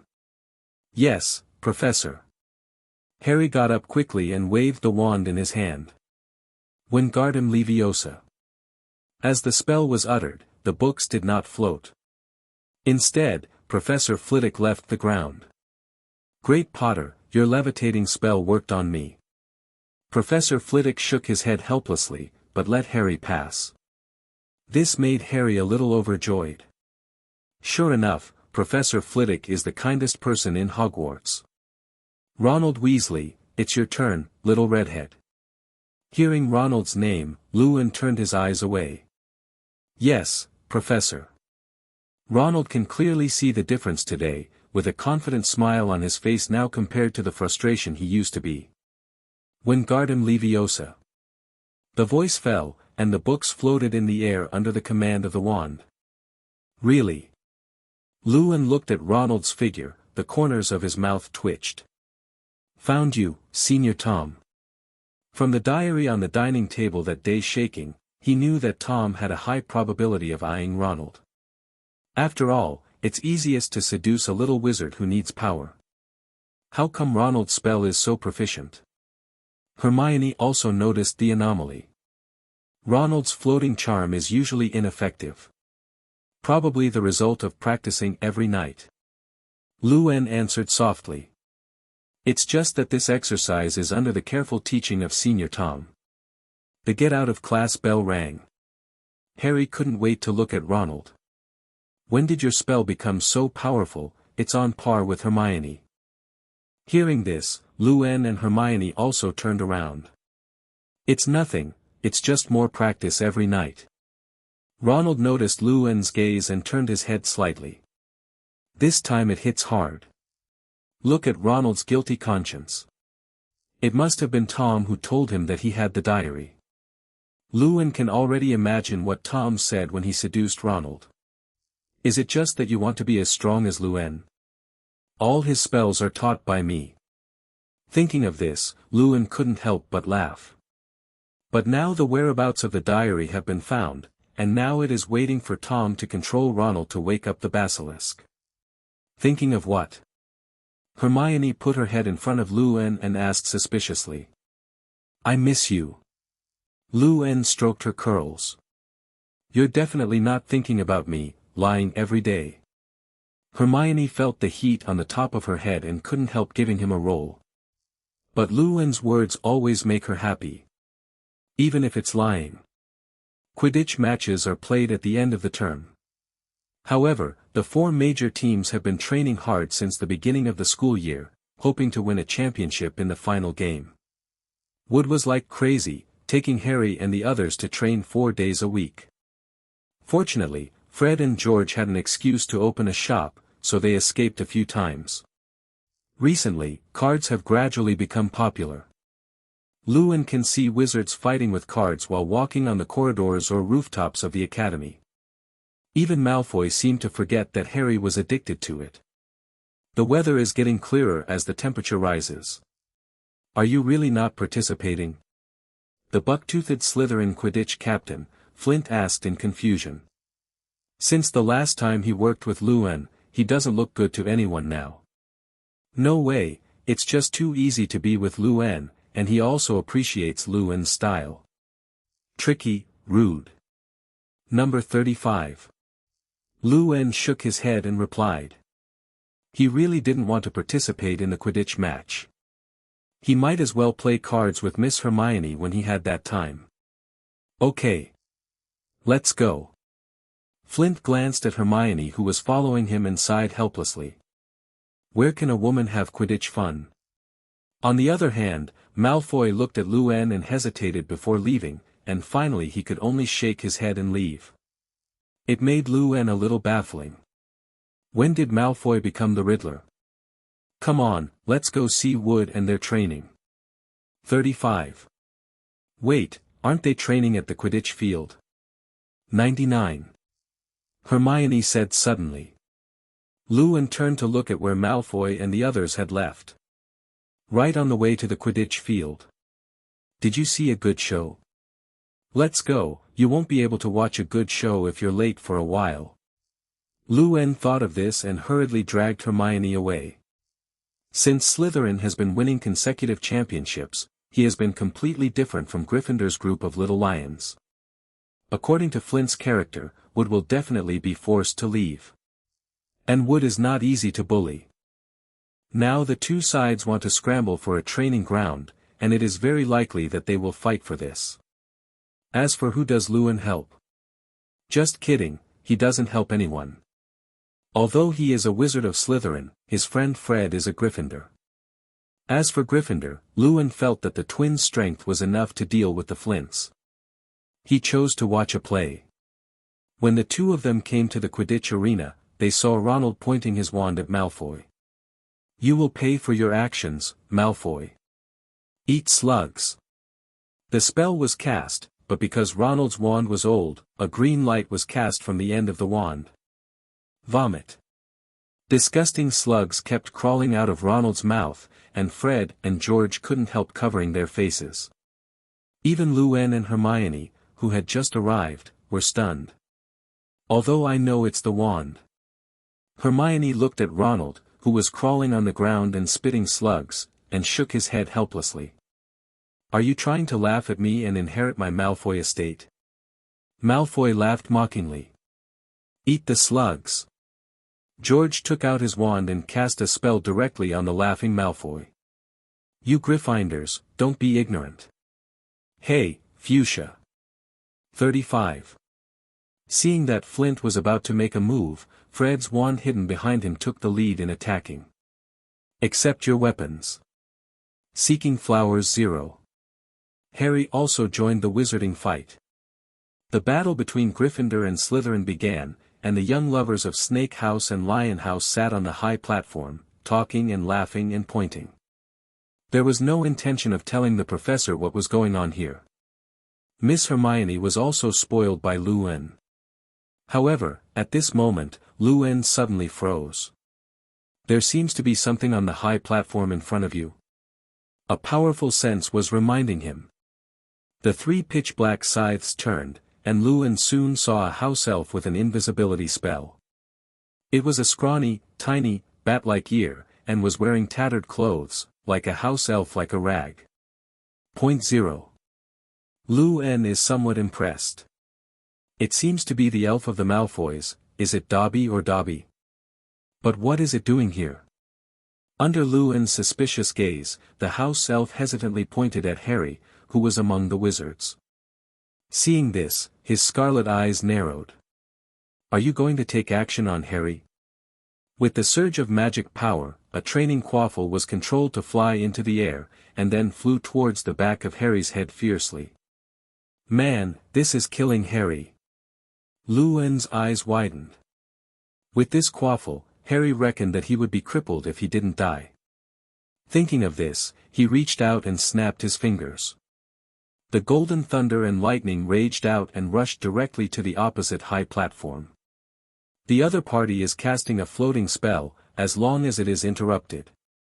Miss Hermione was also attracted by Lewin's snapping fingers. Following Lewin's gaze, she turned her head suspiciously to look at the high platform opposite. I saw a ray of golden lightning flashed quickly. Boom! The wooden chair on the high platform was blown to pieces, and the house elf disappeared. Probably escaped by operating. The quaffle that flew towards Harry also landed on the ground and smashed a piece of dust, instantly attracting the two teams of wizards fighting over. Especially when Harry saw the quaffle behind him, he broke out in a cold sweat. "You're going to murder." Fred shouted with wide eyes. "You are going to murder." Fred shouted. "You fart." Hearing this sentence, the Slytherins on the opposite side panicked, and Flint retorted loudly.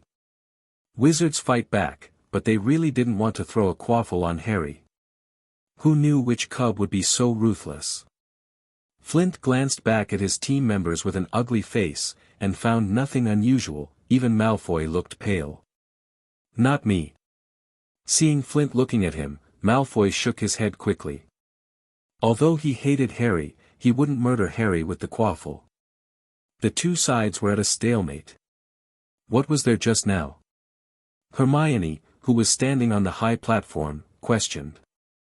"A house elf with a hidden 673 spell." Lewin leaned against the guardrail, looking at the two teams below with pale blue eyes. It was the one who controlled the quaffle just now. "Harry." Did it run away? Hermione asked in a low voice, looking at the blown-up seat opposite. She didn't see Luan take out his wand just now, just snapped his fingers to have such power, which was unheard of. Well, it should be apparition. Luan nodded. In Hogwarts, a house where magic is cast, no wizard can use the apparition charm, not even Dumbledore. Except for the house elves. They don't need a wand and can cast most spells with just a snap of their fingers. This is much better than most wizards. But why is it attacking Harry? Miss Hermione looked at Harry, who was in a cold sweat from afar, with a puzzled tone. Harry would have been sent to the infirmary right now if it wasn't for Luan. Do not know. Luan shrugged. He only remembered that the house elf belonged to the Malfoy family, and that it was an elf who betrayed Lucius. At this moment, the frozen scene below also parted. In the end, it was the Slytherins who left the Quidditch training ground. After all, it was Harry who was attacked, and they were already very suspicious. If it was Malfoy who was attacked, they could still fight. When he left, Flint's face was contorted, it was angry. I think, vomit. Ronald stood up with Harry's help, but before he could finish speaking, he spat out a fist-sized slug. Harry's scalp tingled as he watched the worms wriggling on the ground. How could there be such a vicious curse? I think we should tell Professor McGonagall, 35. Ronald wiped the mucus from the corner of his mouth with his wizard robe and said tremblingly. He now feels that he has been nauseous all the time, and he can't help but spit out slugs.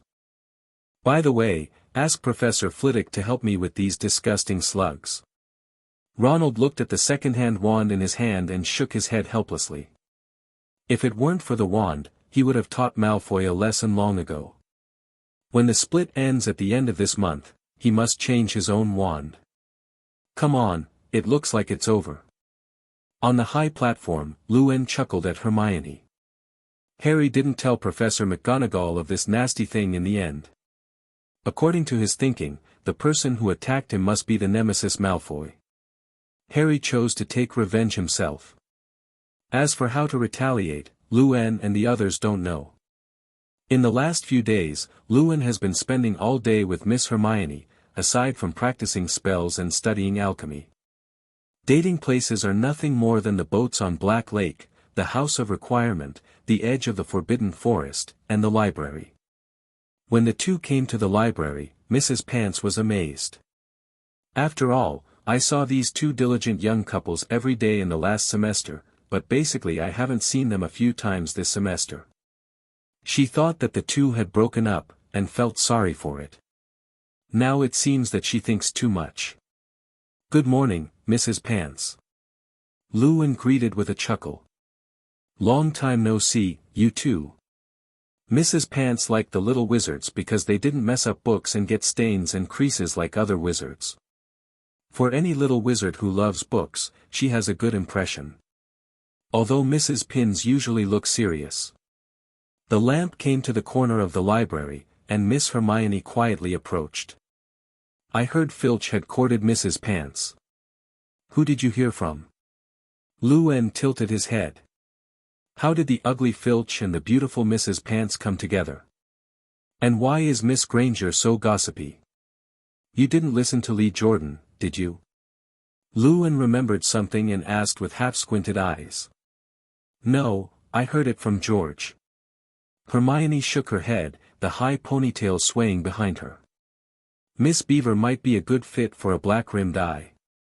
Luan thought, looking into his bright brown eyes. Lee Jordan confessed to Angelina in the library the other day, and was reprimanded by Mrs. Pants.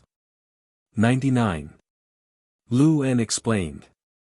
There is no doubt that the scandal between Mrs. Pants and Filch was spread from here. Lee Jordan again. Hermione remembered that Lee Jordan trumpeted her relationship with Luan, which was why so many little witches lost their crushes. Thinking of this, she couldn't help but laugh. Luan can only be Miss Granger alone. What are you laughing at? Luan opened a book and looked suspiciously at Hermione, who covered his mouth and snickered. No, it's nothing, I'm wondering if there really is a basilisk in the school. Hermione quickly changed the subject and pushed her book in front of Luwen. The basilisk? The basilisk hidden in the basement for nearly 1,000 years has long since become his psychic object, and now it is up to Senior Tom to wake it up. Can he still not know if there are basilisks? Looking at Hermione's gaze, Luwen gave an ambiguous answer. He can't answer that he has seen the basilisk, and he also put some blood on it and made a contract, right? Maybe it exists. The keen Miss Granger saw Luwen touching the tip of her nose. Luwen stared blankly. Speaking of which, Ronald has been getting the diary for almost half a month. Why hasn't he been controlled? Really? 35. So the basilisk really exists. Hermione squinted her eyes after noticing Luwen's small movements. Two pairs of bright eyes looked at each other, and the distance was very close. And you've seen it. Luwen could even feel the heat on her cheeks as Hermione spoke. You drank chocolate milk this morning? Luwen guessed after a moment of hesitation. 9. Miss Hermione also noticed that the distance between the two was too close, and quickly took a step back. Don't change the subject. 35. She grunted in dissatisfaction. I have not seen. Seeing Hermione ask, Luwen shook his head and lied. He had found out that some of his habits had already been figured out by Miss Hermione. So this time he didn't have any extra moves. Yes. Hermione gave him a suspicious look.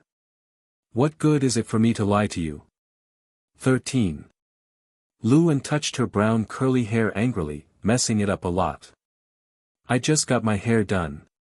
Hermione quickly broke away from Luwen's palm and sat across from him with the book in her arms. Okay, don't think about the basilisk, maybe it's just a rumor. Seeing Hermione nodding lightly in agreement, Luwen was also slightly relieved. Basilisk's eyes have the characteristics of death, and this ability may not even be able to withstand it, so it is absolutely impossible for Hermione to participate. Auditorium at night. Have you seen Ronald?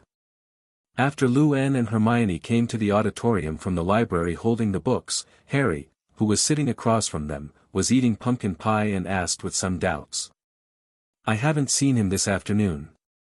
I wanted to take him to practice Quidditch together. 35. In the second year, Ronald also signed up for the Quidditch team, but he didn't know if he would be able to join in the end. No, Luwen and I have been studying in the library all afternoon. Hermione shook her head. You haven't seen him all afternoon. Luwen looked thoughtful when he heard Harry's words. I didn't see him during the lunch break. Harry spread his hands helplessly. After the herbal medicine class in the morning, he saw Ronald returning to the dormitory in a trance to rest. But when Harry got to the dormitory, he realized that Ronald's bed was long gone. Don't worry, you can't lose him. Hermione ordered a dinner and said softly. Ronald is so big, how can he still get lost at Hogwarts? From her point of view, Harry was simply overthinking. After all, these two are inseparable all day long. Luwen took a cup of black tea and took a sip. He didn't speak, but his pale blue eyes narrowed. According to Harry's description, if nothing else, there will be an accident tonight. Is the basilisk going to be awakened at this time? He couldn't help thinking. After dinner, Harry decided to find Ronald. And Luwen and Hermione went with them. In the corridor on the second floor. Why are there so many people in front?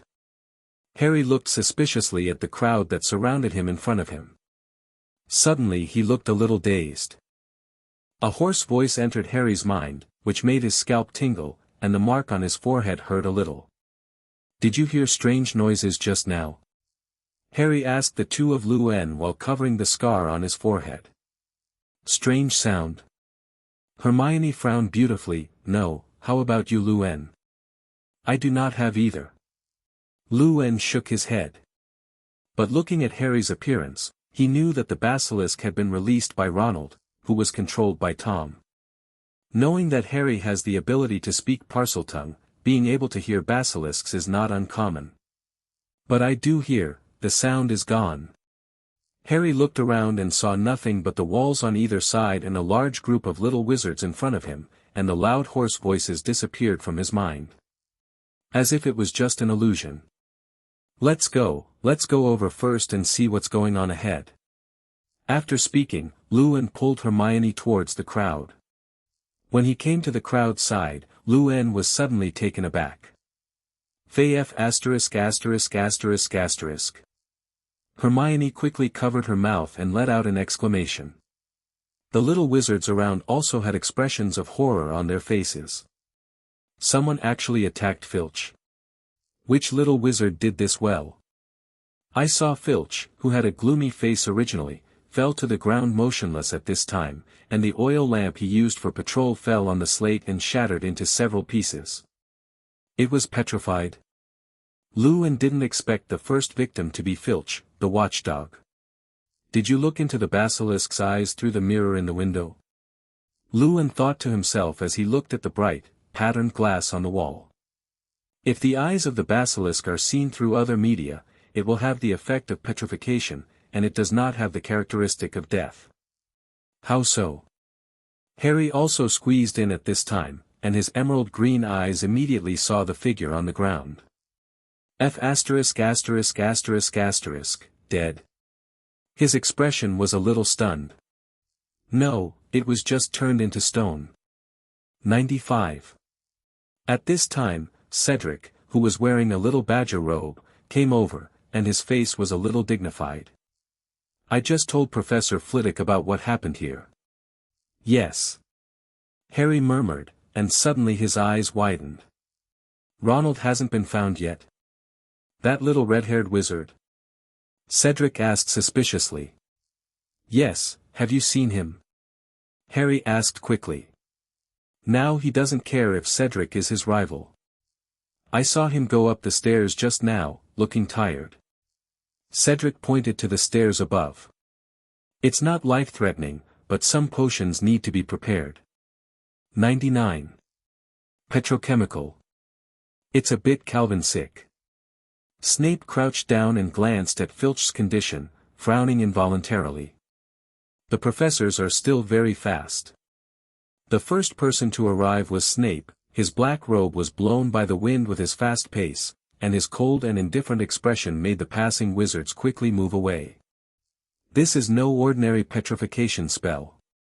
Professor McGonagall and Dr. Madame Pomfrey also came over. How is it, Severus?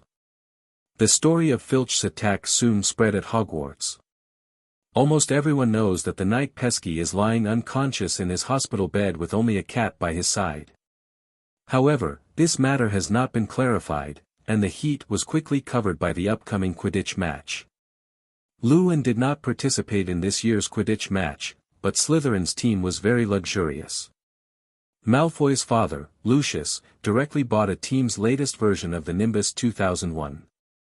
Near 11 o'clock. All the teachers and students of the school went to the Quidditch match. Luan and Hermione sat on a high platform in Gryffindor, which was specially prepared for them by Lee Jordan, and there were not many people around. This makes Luan's favor with Lee Jordan increased a lot.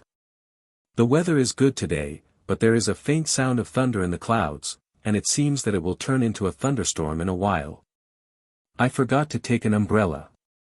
Hermione hugged Luan's arm, suddenly remembered something, patted her forehead regretfully and said. No need for an umbrella, just cast a barrier spell. Luan waved his wand and laughed. Today's first game is still Slytherin versus Gryffindor. The two teams had just clashed a few days ago, so the enemy was very jealous when they met. Wood and the others put on red armor and robes, and they seemed to be preaching before the game, and Harry and the others looked very high. As Mrs. Hodge blew the whistle, the game officially began. Harry was the first player to take to the sky, with Malfoy following close behind. The latest broom is very conspicuous on the field. It didn't take long for Malfoy to catch up with Harry. Ah, it's raining. Luan touched the raindrops on his face and used his wand to create a protective layer around the two of them. The clouds covered the sun, and the thunder light jumped from time to time, and the small water droplets gradually formed layers of rain curtains under the sound of thunder. Lu En looked up at the golden thunderbolt in the sky, and felt a burst of coolness. As a thunder dragon, he likes this kind of weather very much, and the thunder light in the sky looks delicious. The gap in this game is really too big. Fred and the others couldn't touch the ball fired by the other party at all, and the score came to 90-10. If Harry didn't manage to get the snitch, he would lose the game without a doubt. The crowd on the Slytherin side was roaring, as if celebrating the victory in advance. Come on, Harry. Show those unscrupulous snakes that, as a seeker, one Lucius is not enough. 35. Lee Jordan's passionate voice echoed through the rain. The little wizards of Slytherin glared at the Gryffindor narrator. It looks like I want to drag him down and beat him. Lee Jordan, watch your words. A crazy catgirl fan of Quidditch, Professor McGonagall glared at the lecturer who was already babbling. Even Snape looked at Lee Jordan badly. His ability to attract hatred is okay. 35. Luan couldn't help laughing. Even Hermione was amused. The two of them didn't care at all who would win the game at the end. Thunder roared, and the sky gradually dimmed. It hurts. He pulled his fingers out of Miss Hermione's little mouth under the fierce gaze of Miss Hermione, who was bitten because he deserved it. Harry, watch out. 99. At this time, a voice sounded, attracting the eyes of the two. That was Ginny in the Gryffindor seat. What happened to Harry? When Luan turned his head in confusion, he saw a quaffle slammed into Harry's elbow. At that moment, Harry felt a searing pain, and his arm was broken. Under Malfoy's sarcastic gaze, the wounded Harry gritted his teeth and flew straight at him. The sarcastic gaze turned to horror. What are you going to do? Malfoy hurriedly controlled the broom to avoid, but at this moment, the golden snitch flew over his head. Oncoming Harry took the snitch, and with a bang, water splashed on the ground. The winner of the race fell headfirst into the muddy ground. Gryffindor let out a loud cheer. We are the champion.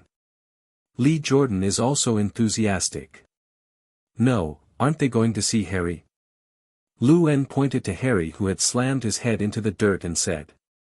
I see his arms are going soft. Oh, it's just a small injury, you believe me. 35. Lockhart pointed his wand at Harry's fractured arm and smiled confidently. Isn't it just a fracture? I used to treat myself often. With an unknown spell chanted. The originally firm arm suddenly became soft as rubber. Harry's eyes widened. Mistake, mistake. Feeling the gazes of the people around him, Lockhart rubbed his head and smirked twice, then turned around and ran away. I knew Lockhart was unreliable. Luan shook his head helplessly. In the end, Harry was sent to the school infirmary by him using the levitation charm. That new professor of dark magic defense class is really stupid. How can he just use magic to make people's bones disappear? Madame Pomfrey said angrily. This was the first time in the 2 years that Luan had been at Hogwarts that he had seen this lady angry. As you can imagine, Wang Zhaohao, what Lockhart did this time was outrageous. In the end, under Madame Pomfrey's treatment, Harry had to lie on the hospital bed for several days, and drink the unpleasant raw bone spirit. How miserable.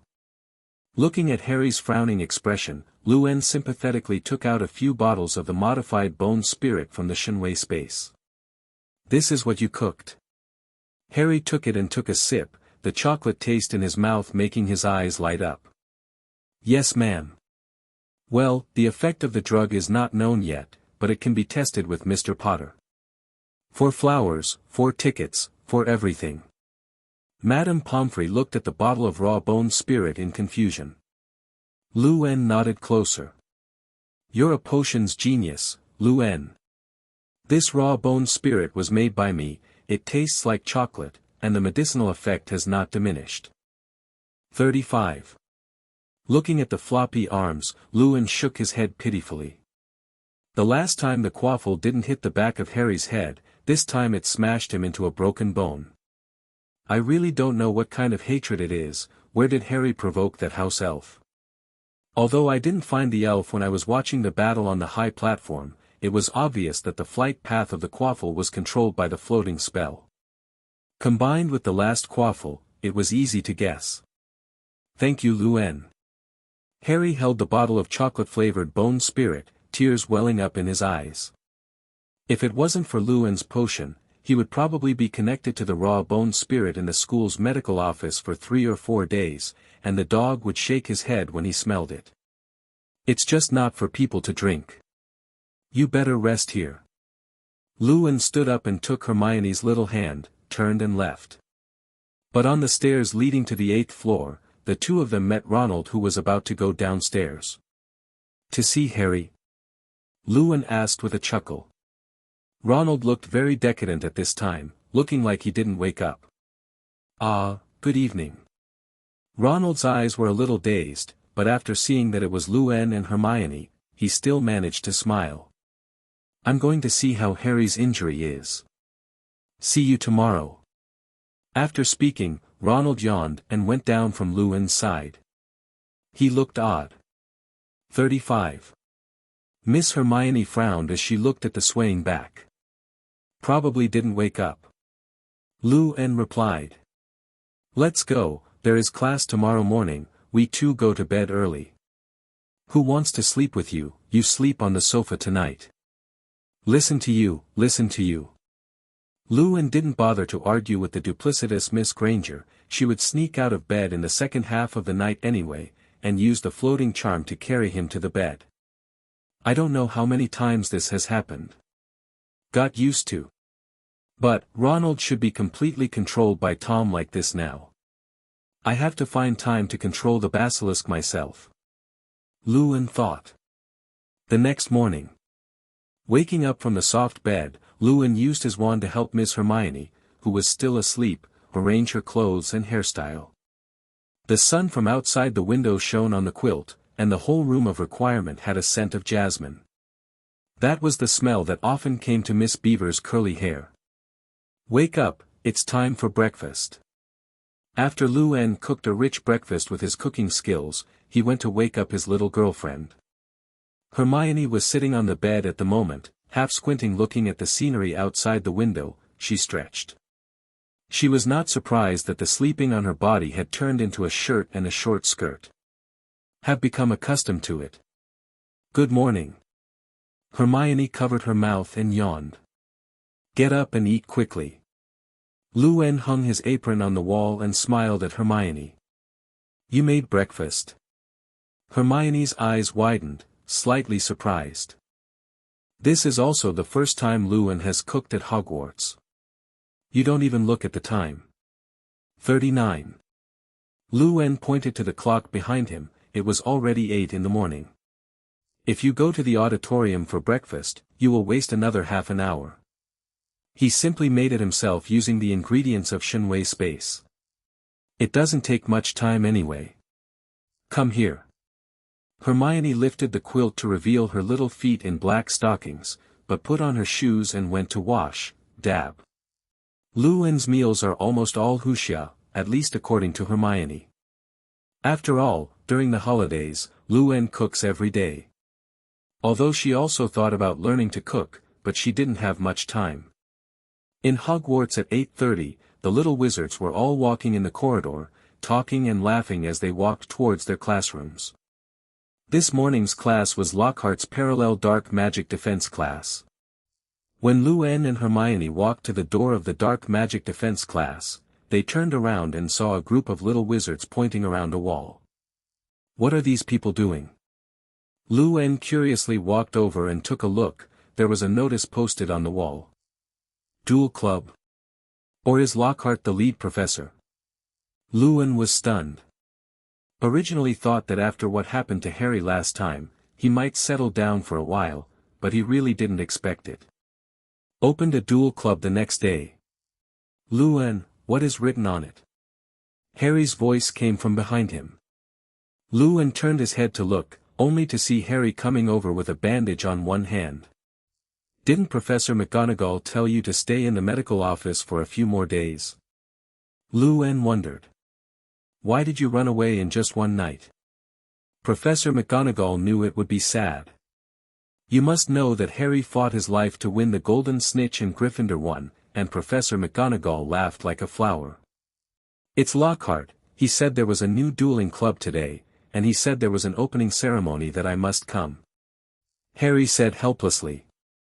Lockhart. This can be regarded as a refresh of Lu-En's lower limit for this Oblivion spell master.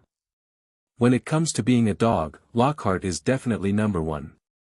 I heard from Lockhart that this club came about because Filch was attacked. Harry twisted his broken hand, and after a night of time, the bones had grown a lot, and he could barely move. And this dueling club teaches some practical spells to deal with attackers. Speaking of this, Harry couldn't help but get excited. Although he knew that Lockhart was unreliable, the other party was Ravenclaw's senior, and he must know a lot of magic spells. Saying that, Harry pointed to a little wizard who was yawning in the distance.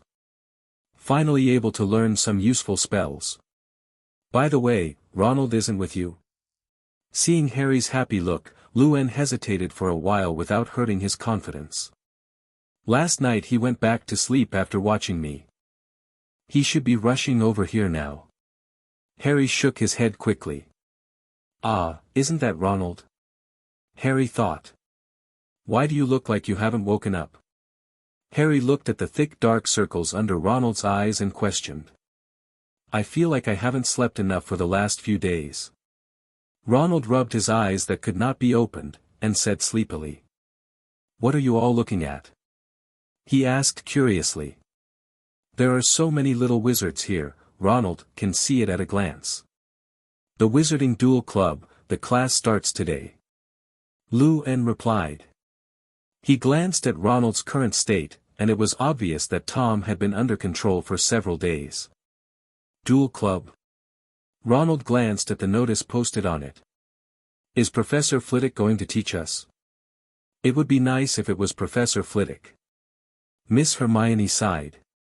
"After all, Professor Flitwick's trophies and glory are real, a duel champion with a winning streak, and the use and proficiency of magic spells must be above Lockhart. How can Ravenclaw be a parallel importer of Lockhart? I really don't know how he graduated from Hogwarts," Hermione said weakly. "Wait, wouldn't it be Lockhart teaching us?" Hearing this, Ronald grasped the point immediately, and then his face collapsed.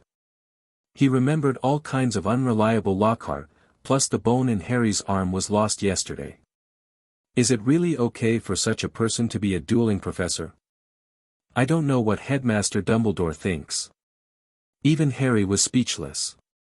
Lu-En doesn't really care, anyway, he has almost learned the magic spell technique.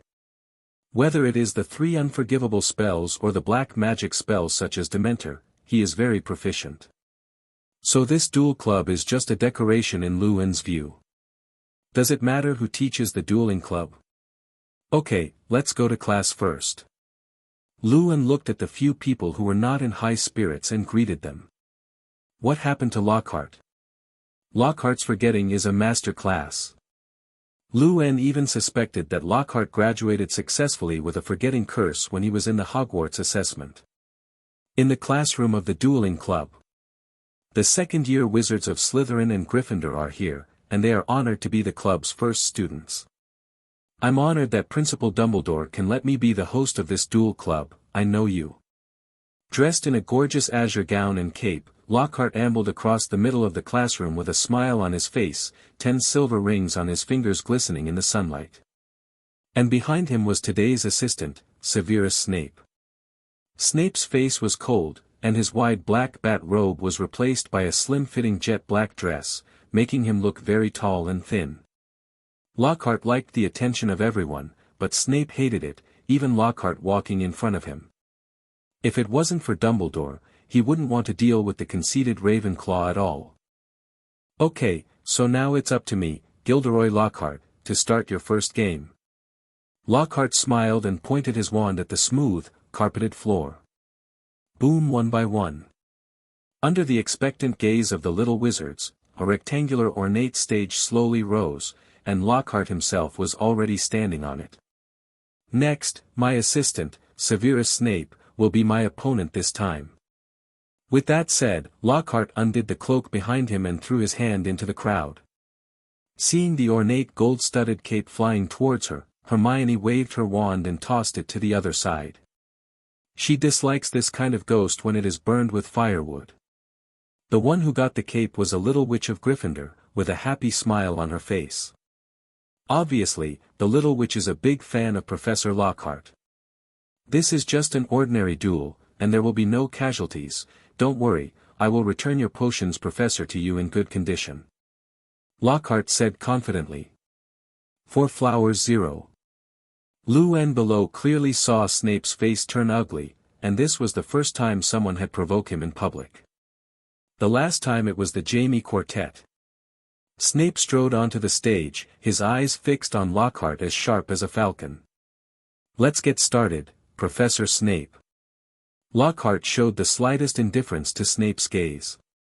In his opinion, what power can a professor who teaches potions have? In the end, don't let him get it.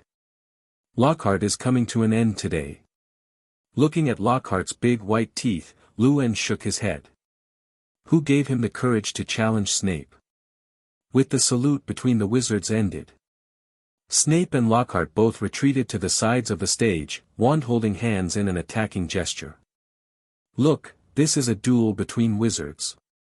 Lockhart looked at Snape, and the wand in his hand instantly swung out. But obviously, his combat experience was not as rich as Snape's. After seeing Lockhart's gaze, Snape swung his wand long ago. Accept your weapons. A dazzling light shot from the wand and rushed towards Lockhart, who had not yet chanted the spell, at great speed. Obtuse, stupid. Why did Dumbledore find such a dark magic defense professor? Snape narrowed his eyes and thought. And Lockhart looked at the spell rushing towards him, and suddenly he was in a hurry. But the moment it touched him, a ring on his finger shone brightly. Snape's spell seemed to strike an obstacle and disappeared without a trace. Iron armor curse. Snape's eyes widened, looking at Lockhart, who was somewhat dazed across from him, with incomprehension. He just absolutely didn't wave his wand. How did the iron armor spell work? Suddenly, Snape turned his gaze to a ring on the opposite finger that shone with azure blue light. Is it the ring thing? 1. Is it the power of those rings? Snape frowned and looked at the 10 delicate rune rings on Lockhart's hand, and suddenly had some impressions. He turned his head to look at Luen and Hermione in the corner of the classroom. The young couple of Slytherin and Gryffindor were talking and laughing. He remembered. Luen and Hermione also have an identical rune ring on their hands. Although he didn't know what the runes above meant, Snape could tell that the words were ancient runes. And Lockhart's 10 ring runes are different, each one different. Does it represent 10 different spells? Snape had a guess in his mind, and he guessed right. Cough cough dash. At this time, Lockhart also opened his eyes that had just been closed in shock. He looked down at the ring flashing blue light on his finger, a little overjoyed. 673. Gerald's stuff is really good. If the ring wasn't there just now, Snape's weapon to kill you would have knocked him off the stage. Thinking of this, Lockhart stared at Snape, frowning across from him, holding his wand. Finished, picked a hard stubble. Who knew Snape, a potions professor, could have such a powerful spell skill? Lockhart clenched his palms. He had already experimented with the abilities of the 10 rings above, and he was familiar with each one. In order not to lose face, I can only use these magic props. I have to admit, Professor Snape is still very strong. Lockhart forced a smile. However, it was obvious just now that I wasn't serious. The duel begins now. 39. Lockhart snapped his fingers under Snape's icy gaze, a ring gleamed, and fiery flames swept through his body. Nice ring. Snape looked at the scorching flames and glanced at the rings in surprise. I didn't expect that even the Vulcan can be carved into it. And these rings are products of alchemy. Powerful blast. 9. Seizing the opportunity, Snape's wand aimed at the figure in the flames again. I have to say, even with 10 rings, Lockhart's combat experience is still absurdly poor. Before the wand in his hand could react, it was struck by Snape's spell. It's useless, I still have this. Lockhart laughed confidently, and the iron armor charm was activated again. A ring can be used multiple times. But the iron armor. Snape narrowed his eyes and waved his wand in his hand. God is invisible. The spell was whispered, and a green light shot straight at Lockhart in the flames. Off stage. It's Shinfoam wooing. Miss Hermione, who had been practicing for a week, recognized it immediately. But when she looked at Lockhart on the opposite side, she was a little puzzled. Why didn't he control those flames to attack Snape with a levitation spell? Hermione asked in confusion. How could I know? Luen shook his head. Who knows what the parallel importer of Lockhart thinks? He used a Vulcan to clear the way and simply surrounded himself. Those flames can't stop any spells. I have to say, Lockhart in flames really has a cool feeling. Lockhart is going to lose. 35. At this moment, Luen suddenly said softly. The ring he made could only use the iron armor charm twice at most, and the second time was very unstable. Lockhart's ring might still be able to block if Snape was using a weapon to kill you or fainted. But Shinfoam wooing is different. You can't even do it. Lockhart felt his body sink before he could finish his sentence, and then he flew backwards and slammed into the wall not far away. The iron armor charm that bounced off the green light collapsed, and even the ring shattered into pieces. Since the iron armor curse blocked most of Shinfoam wooing's power, Lockhart only had a little nosebleed. I didn't even see you use the other 8 rings.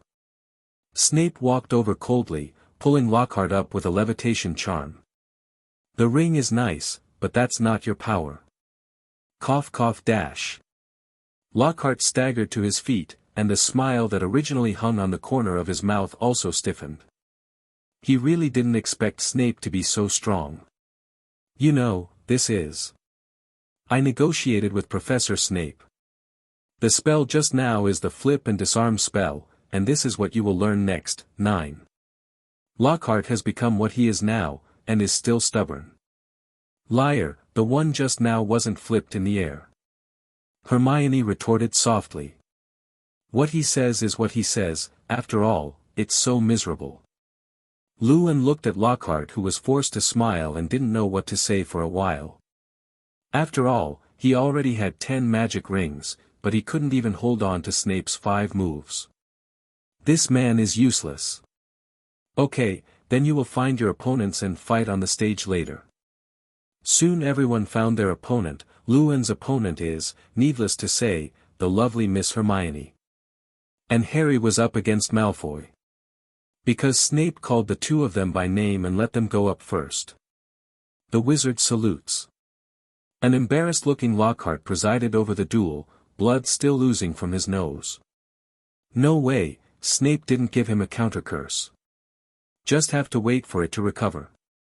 He suffered heavy losses this time around, and one of the iron armor spell rings was damaged. It seems that there is a chance to go to Luen to buy some more. After all, this is something that can save lives. Okay, start. Lockhart sullenly announced the beginning of the wizarding duel.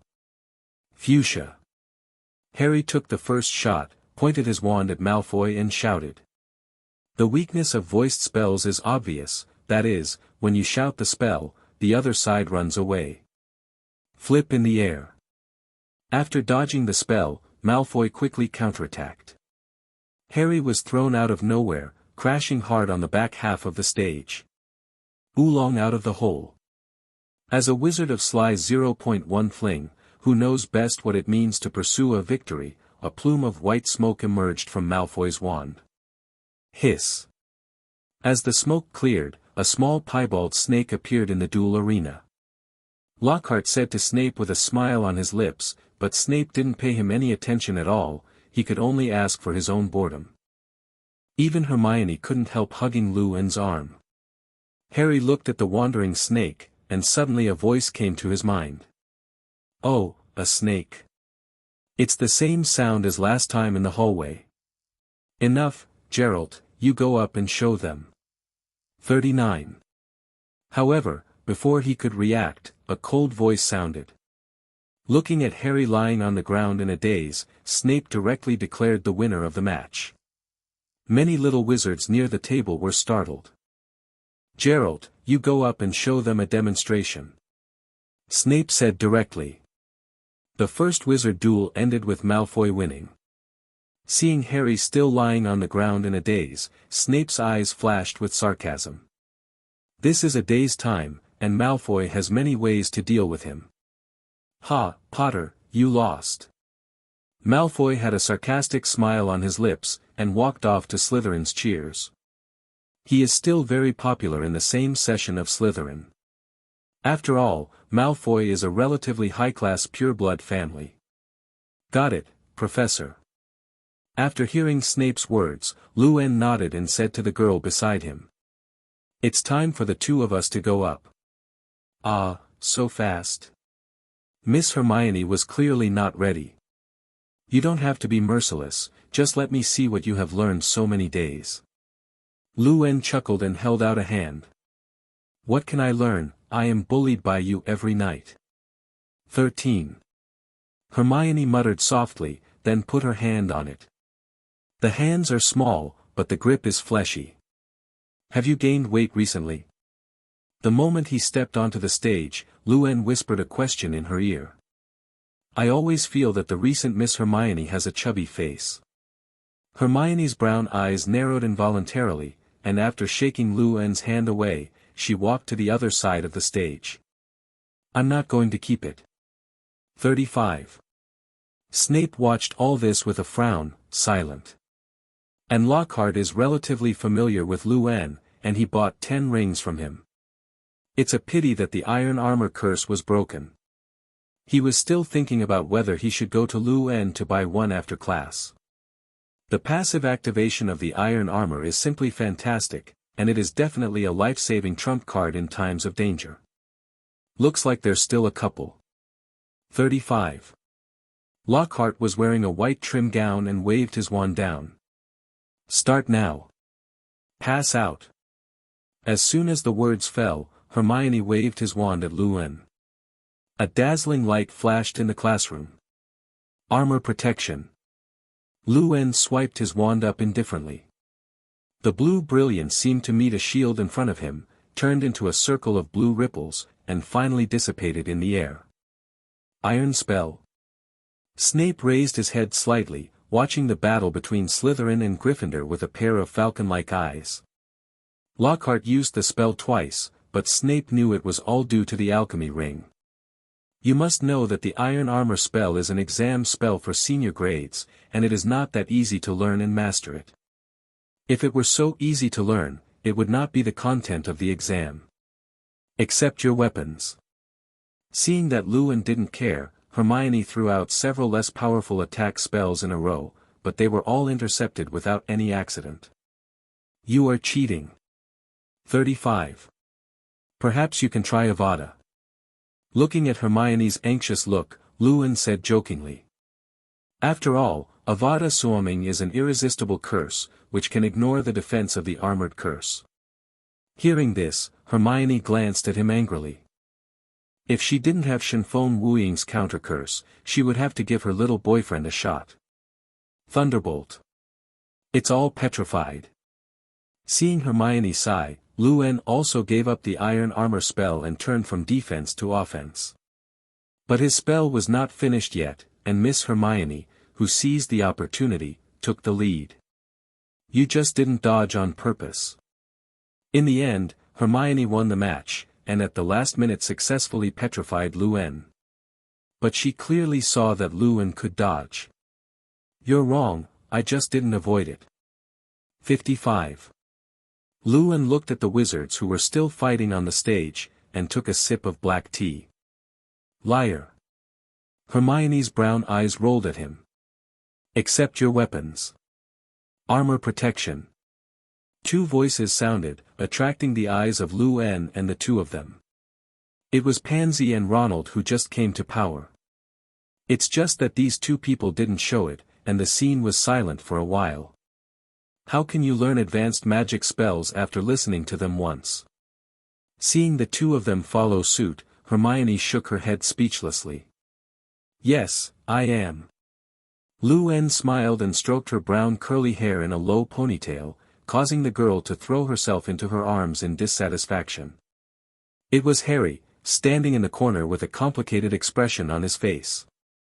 He had indeed heard the familiar roar just now, which came from the snake that Malfoy transformed into. The important thing is, he can actually understand. You said you could understand the snake? The bruised Ronald asked loudly. The wound on his face was exchanged with Pansy. After the careful teaching of Senior Tom, Ronald barely won in the end. And Pansy was also bruised by the flying curse and the fuchsia. Shoo-dash. Seeing his friend so loud, Harry quickly covered his mouth. Didn't think you were a Parseltongue. Ronald stared, looking a little shocked. Parseltongue, you mean I can understand snakes? Harry's expression was a little dazed, apparently it was the first time he knew the name. So, if you have time, go to the library to read more books. Hermione kindly gave her opinion.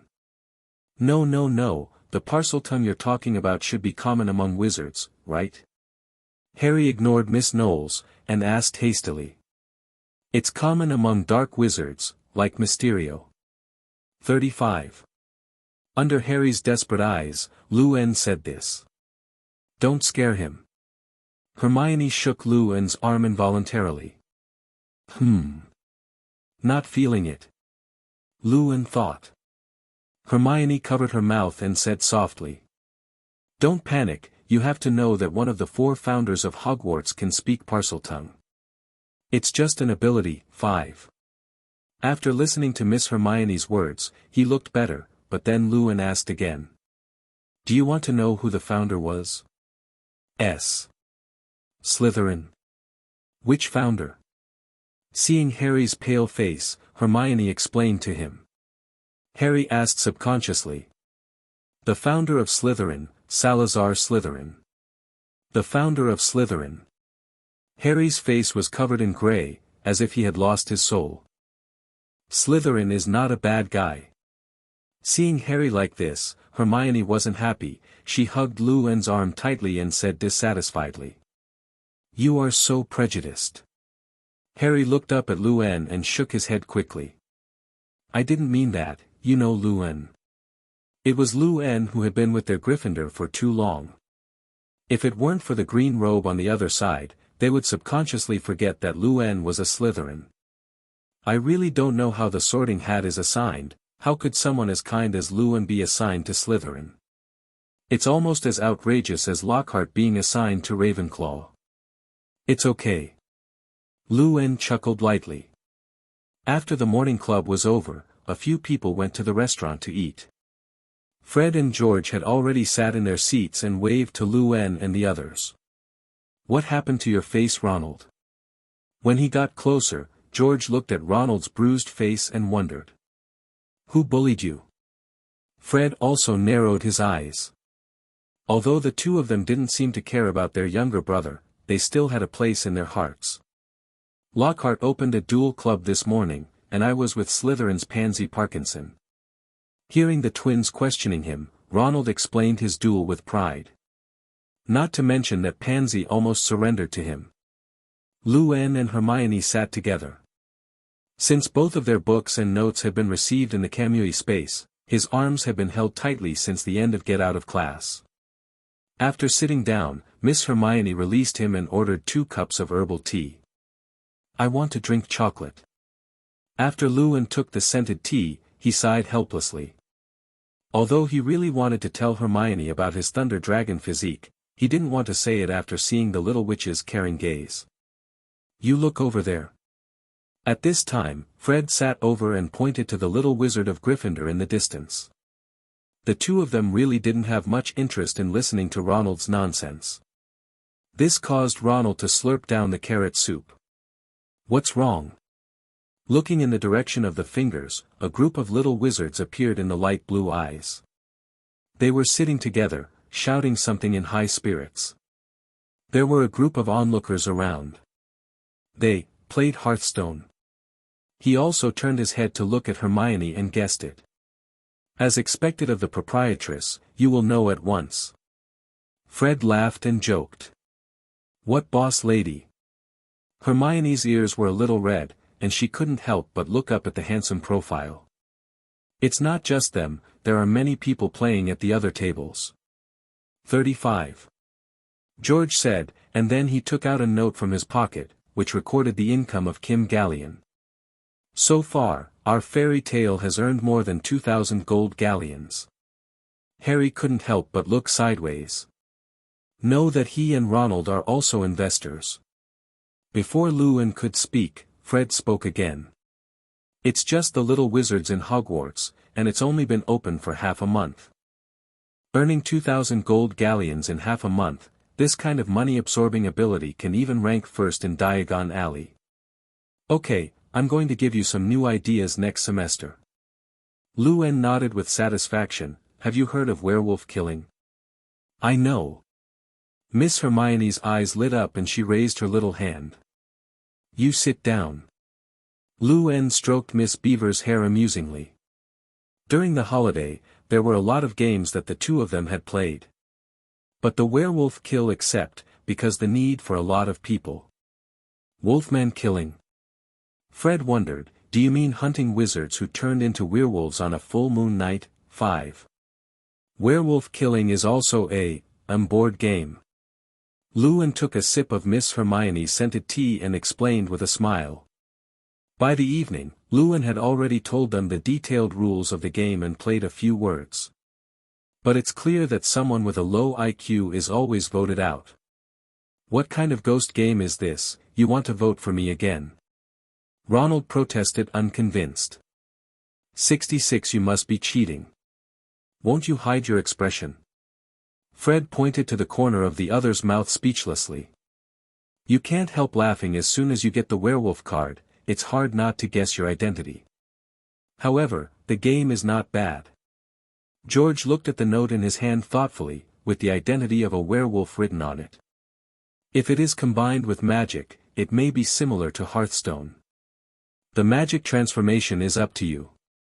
Lewin is only in charge of giving opinions, he does not have the imaginative imagination of the twins. Do not worry. After hearing Lewin's words, Fred and George laughed immediately. 6. Werewolf killing doesn't require too many cards, only a few identity cards, so it's not difficult to study it before next semester. Not to mention they have an off-site technician, Albus Dumbledore. Although Dumbledore did not join Fairy Tale at the kind invitation of the two brothers, Wang Zhao, he could help them solve some small problems. After chatting for a while, Lewin and Hermione left.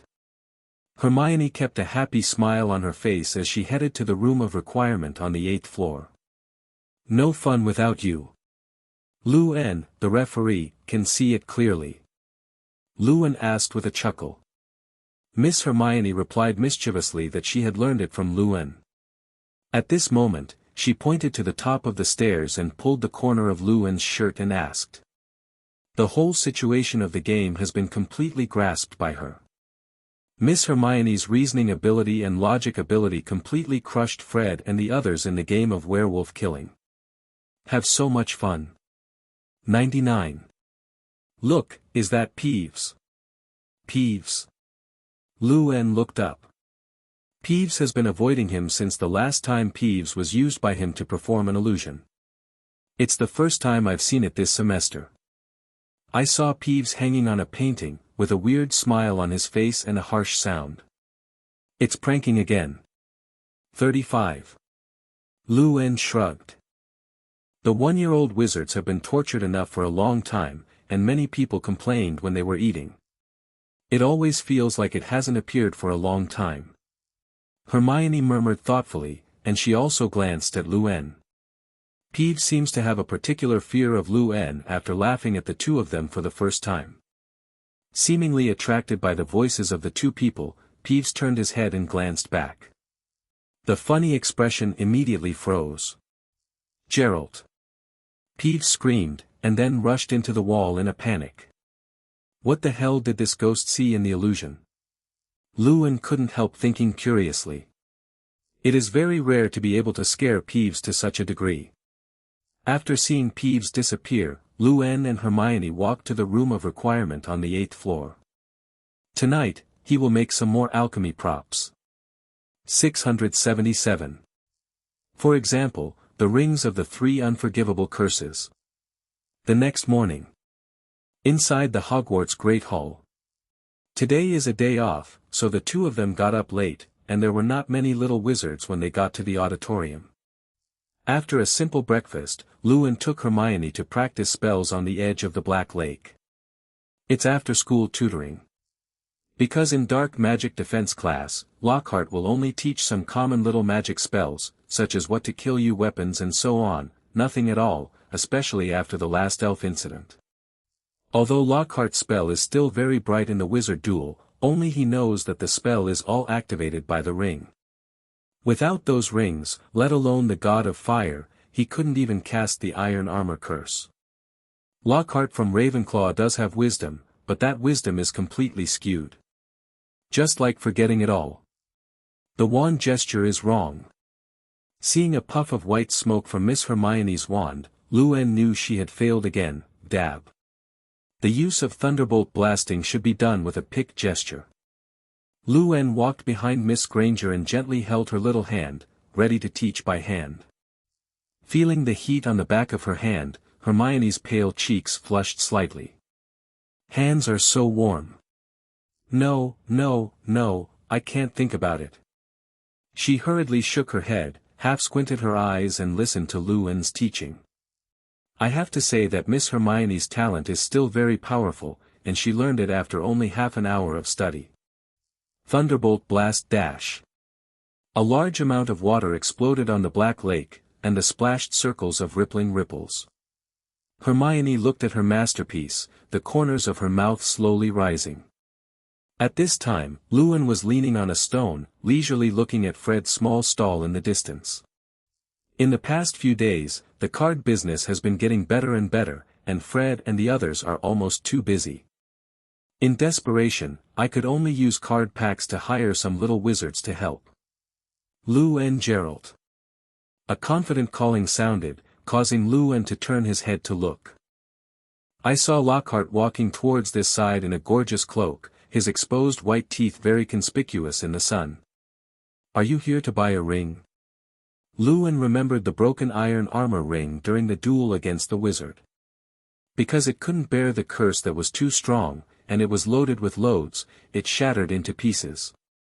Is something wrong with Professor Lockhart? Lewin nodded in greeting, then asked softly. Oh, Miss Granger is there. Lockhart didn't answer him, but glanced at the girl who was still practicing the spell by the lake. You two are really the best talent I've ever seen. Okay, Professor, the two of us are not as exaggerated as you say. Looking at Lockhart who was still chattering, Lewin reluctantly interrupted him. If you have anything, just say it. 99. What can I do? Well, it does. Seeing Lewin ask, Lockhart gave up after a symbolic struggle. He slowly approached Lewin and asked in a low voice, do you still have the ring you bought from you last time? 5. Of course there is. Lewin nodded. No, I mean those rings could be strengthened. Lockhart glanced around and there was no little wizard, and asked softly. You know, I'm just a second-year little wizard. Lewin pretended not to be. He did strengthen the rune on the ring a while ago, so it wasn't as vulnerable as it was against Snape. But he has no idea of selling to Lockhart. Do you have any dreams? Seeing Lewin's face, Lockhart knew he was being perfunctory, so he changed the subject. Dream? Lewin glanced at him suspiciously, not knowing what this was going to do. Like being an Auror at the Ministry of Magic, you know, as a celebrity, I always have a lot of friends, even if you fail the exam. Lockhart seduced. In his opinion, no little wizard could refuse a job at the Ministry of Magic. This is a matter of honor, and the Auror is also considered an iron job. You have someone at the Ministry of Magic? Luan couldn't help but glance at him, his tone full of doubts. What is someone at the Ministry of Magic? Lockhart raised his eyebrows. I'm just well connected. Help me make the ring, and leave the Auror exam to me in the future. Lockhart unabashedly stated his purpose. I know even Minister Fudge. Hearing this sentence, Luan pondered for a while. He himself had absolutely no interest in any Auror position. But Lockhart's last words caught his eye. Someone. Make a deal. Luan looked up and replied with a smile. Perhaps Lockhart could be used to pave the way for Miss Hermione's ministerial position. Very standard answer, Miss Granger. McGonagall nodded in satisfaction. 5 points for Gryffindor. 35. After hearing the extra points, Hermione sat down with a smile on her lips, and glanced proudly at Luan next to her. It was as if she had won this time. Luan smiled indifferently. He was no match for the hard-working Miss Hermione when it came to memorizing textbooks. As long as she was bored in the room of requirement, she was either teasing Luan or memorizing books on various subjects. With the exception of Ancient Rune and the Introduction to Constellation Divination that Luan bought herself, she clearly disliked these two courses. Professor McGonagall's Transfiguration class ended soon, mainly in learning while playing. Time always passed quickly. For example, Ronald also learned from Luan and turned Harry's hair into bunny ears. Harry blushed on the spot, and angrily picked up his wand and was about to give Ronald an identical one. But obviously his shape-shifting spell is not up to the mark. Looking at Harry's angry face, Ronald couldn't help thinking of Harry's face. Too bad Harry hasn't used that potion any more recently. Malfoy, who was sitting in the corner, looked thoughtfully at Harry who was playing with Ronald. How could he feel that Harry and Harry looked alike, like those emerald green eyes? No, it must be an illusion. Hallie just changed schools. Malfoy shook his head hastily, remembering the grapevine that Luan had told him. Ronald, you, alas. Harry touched the bunny ears on the top of his head and gave Ronald, who was smirking, a vicious look. Stop laughing. But why has Ronald's recent spell become so proficient? Harry, who was a good friend, felt that the recent Ronald was a little different. Obviously in the past, Ronald's transformation spell was similar to his, or even worse. But now, his spell skills have obviously improved a lot, and even Professor Flitwick couldn't help but praise him. When did you become so proficient with your transfiguration spell, Ronald? Looking at Harry's bunny ears, Hermione asked with a frown. She also tried to cast this transformation spell on Luan, but failed many times, and finally learned it under the hands-on teaching of her little boyfriend. I just listened carefully in class. Ronald's smile froze, and he hurriedly said with some guilty conscience. Also, maybe I have a talent for magic spells. 35. 6,699. Hermione gave him a suspicious look. Ronald was hiding something, she could see it, even Harry noticed it. I have to say that Senior Tom is more suitable to be a professor of dark magic defense than Lockhart. Ronald's case is a prime example. Luan thought silently as he walked aside. By the way, Luan, do you know about Lockhart? Harry asked suddenly, the rings on his hand. 99. I sold the ring to him, what's wrong? Luan nodded and asked Harry suspiciously. I knew it. Harry glanced at the rune rings on Hermione and Luan's hands, and whispered angrily, Lockhart, he keeps claiming that the makers of these rings are his students outside, saying that there is his help and propaganda. Lockhart is shameless. Hermione was also a little angry. To know that these rings are the ones she watches Luan painstakingly carve out every night, where is Lockhart or something? Yes. Luan nodded knowingly. It seems that Lockhart is certain that he covets the position, and is afraid to report. Thinking of this, Lewin couldn't help but laugh. He doesn't have time for Lockhart right now, knowing that there's an even tougher basilisk in the basement. After taking out the basilisk, Lockhart can't run either. His pair of riding will eyes are not good looking. Does the Ministry of Magic have connections? Thinking of this, Lewin glanced sideways at Hermione, who was still angry. Isn't Lockhart the best person to pave the way? After the afternoon herbal class, Lewin went to meet Hermione for breakfast. Looking at the girl who ordered a cup of black tea, Lewin quietly hid his chocolate milk.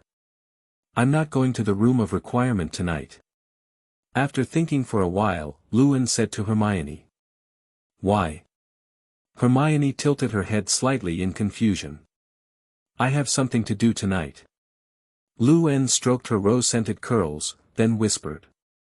Be careful not to get caught by Filch and Snape. Flowers 0.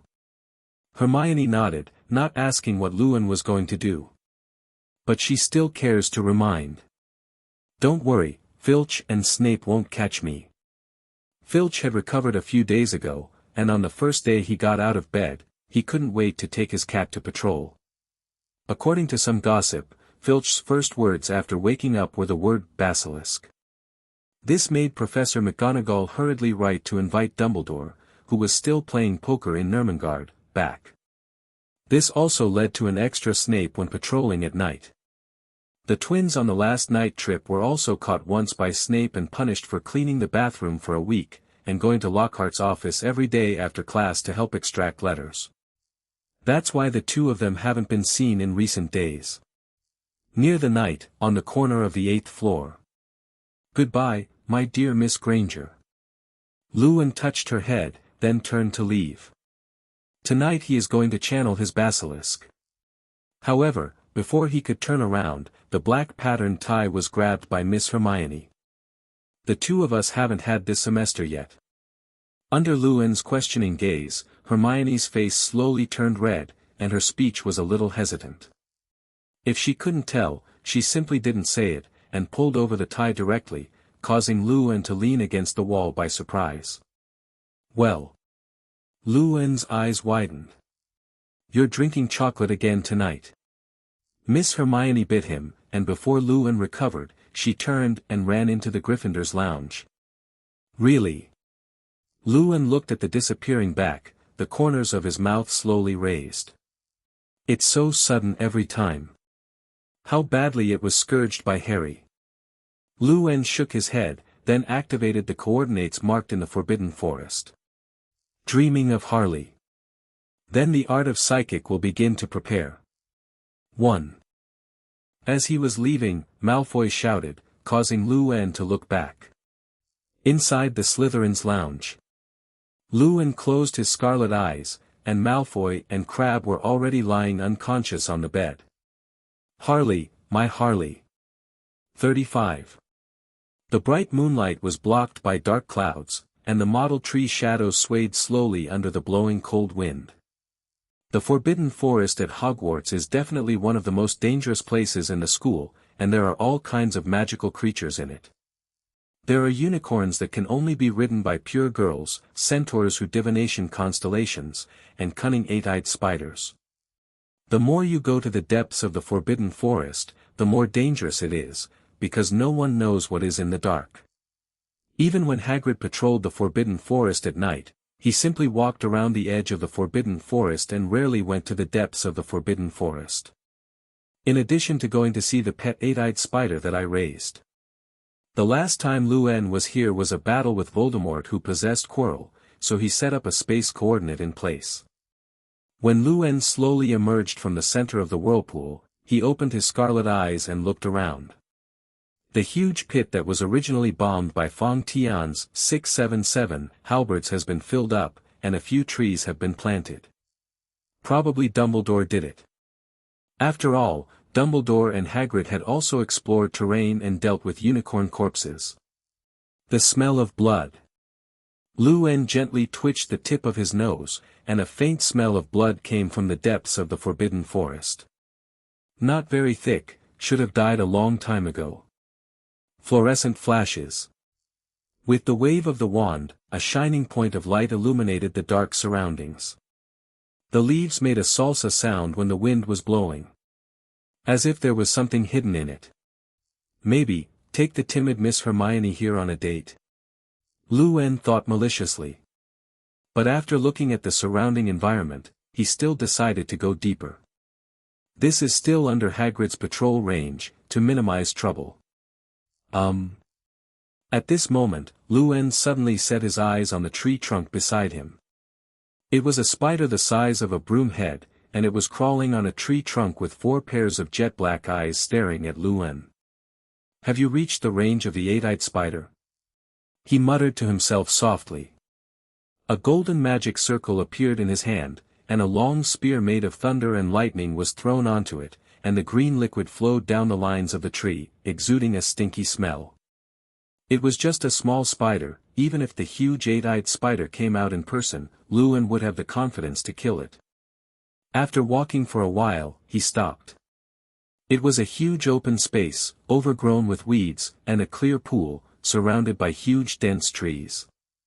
The shadow of the moonlight is reflected on this pool, like a mirror in the dark night. This place should be fine. Luen took out his wand from his sleeve and cast a transformation spell on the surrounding tall trees. Soon, with the activation of the transformation spell, a huge and smooth prism surface stood around, surrounding the pool. Well, there's still a magnifying glass. After everything was ready, the 3 sickles in Luen's eyes slowly turned. Now let's see if the basilisk can stare him to death, or the kaleidoscope illusion will control the basilisk first. Then, start psychics. He slowly closed his eyes, and his hands began to seal. Hai, Su, Yu, Shen, Wei. After finishing the seal, Luen patted his palm towards the ground. The strange patterns were like spider webs swimming on the ground, and they were soon connected into a circular pattern. At the same time, he hid his body in the Shenwei space to avoid being attacked by the basilisk. Boom! A burst of white smoke suddenly appeared, and the smoke was so large that it almost covered the entire open space. Hiss!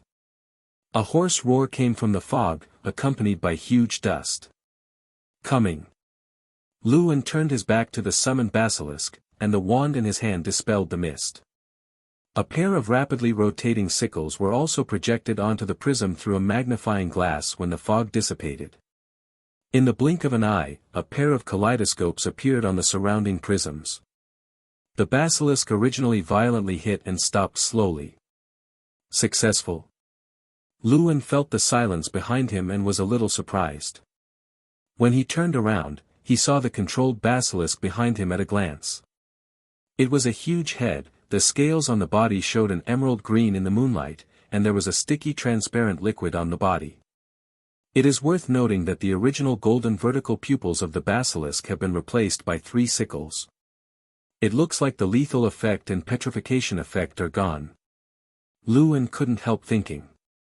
But it's not bad, at least the overall value of this snake with a life of nearly 1,000 years is ridiculously high. Snake venom, snake teeth are all good materials. And, who said that without the lethal pupil, there would be no attack power? With such a large body, it is also an existence that walks sideways in this forbidden forest. But, where to put it? Make a suitcase like Newt-senpai? Hiss. Just as Luen was thinking about what to do with the basilisk, the controlled basilisk let out a hissing sound. Luen turned his head to look, and he didn't know when, the 4-eyed spiders were already crawling around. Pairs of black spider eyes stared at Luen in the middle. They smelled the same kind of blood on this human. However, although there are more and more spiders, they still dare not approach this pool. Luen rubbed his arms a little hairy. He has a dense phobia. Because the spiders are afraid of the basilisk, they dare not come here. Looking at the dense group of big spiders, Luen stretched out his hand and glanced at his watch. It is already 1 o'clock in the morning. It's over soon. He glanced at the basilisk waiting for an order and didn't let it rush up. Instead, choose to take care of these annoying spiders yourself. Thunder dragons. Llewyn took a deep breath, the golden arc at the corner of his mouth burst out wantonly, and the golden hair was also surrounded by crackling arcs. Roar! Golden lightning spewed out of his mouth, forming a semicircle with unstoppable power, sweeping towards the group of spiders by 0.1. Boom, one by one. Huge trees couldn't help being destroyed and fell to the ground scorched. The thick charred smell filled the air, and the ground was full of thunder arcs, bright as day, as if it were a restricted area of thunder seas. It's okay to breathe with all your strength.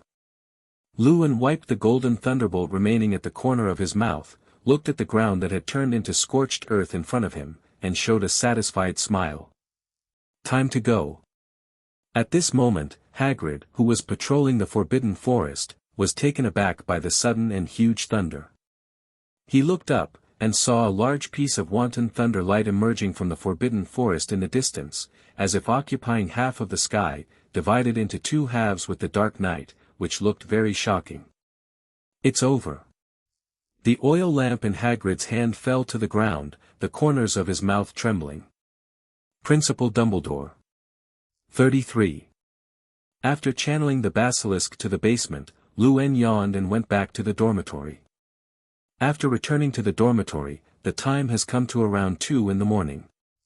After extinguishing the still shining wand, Llewyn lay down on the soft bed and went to sleep.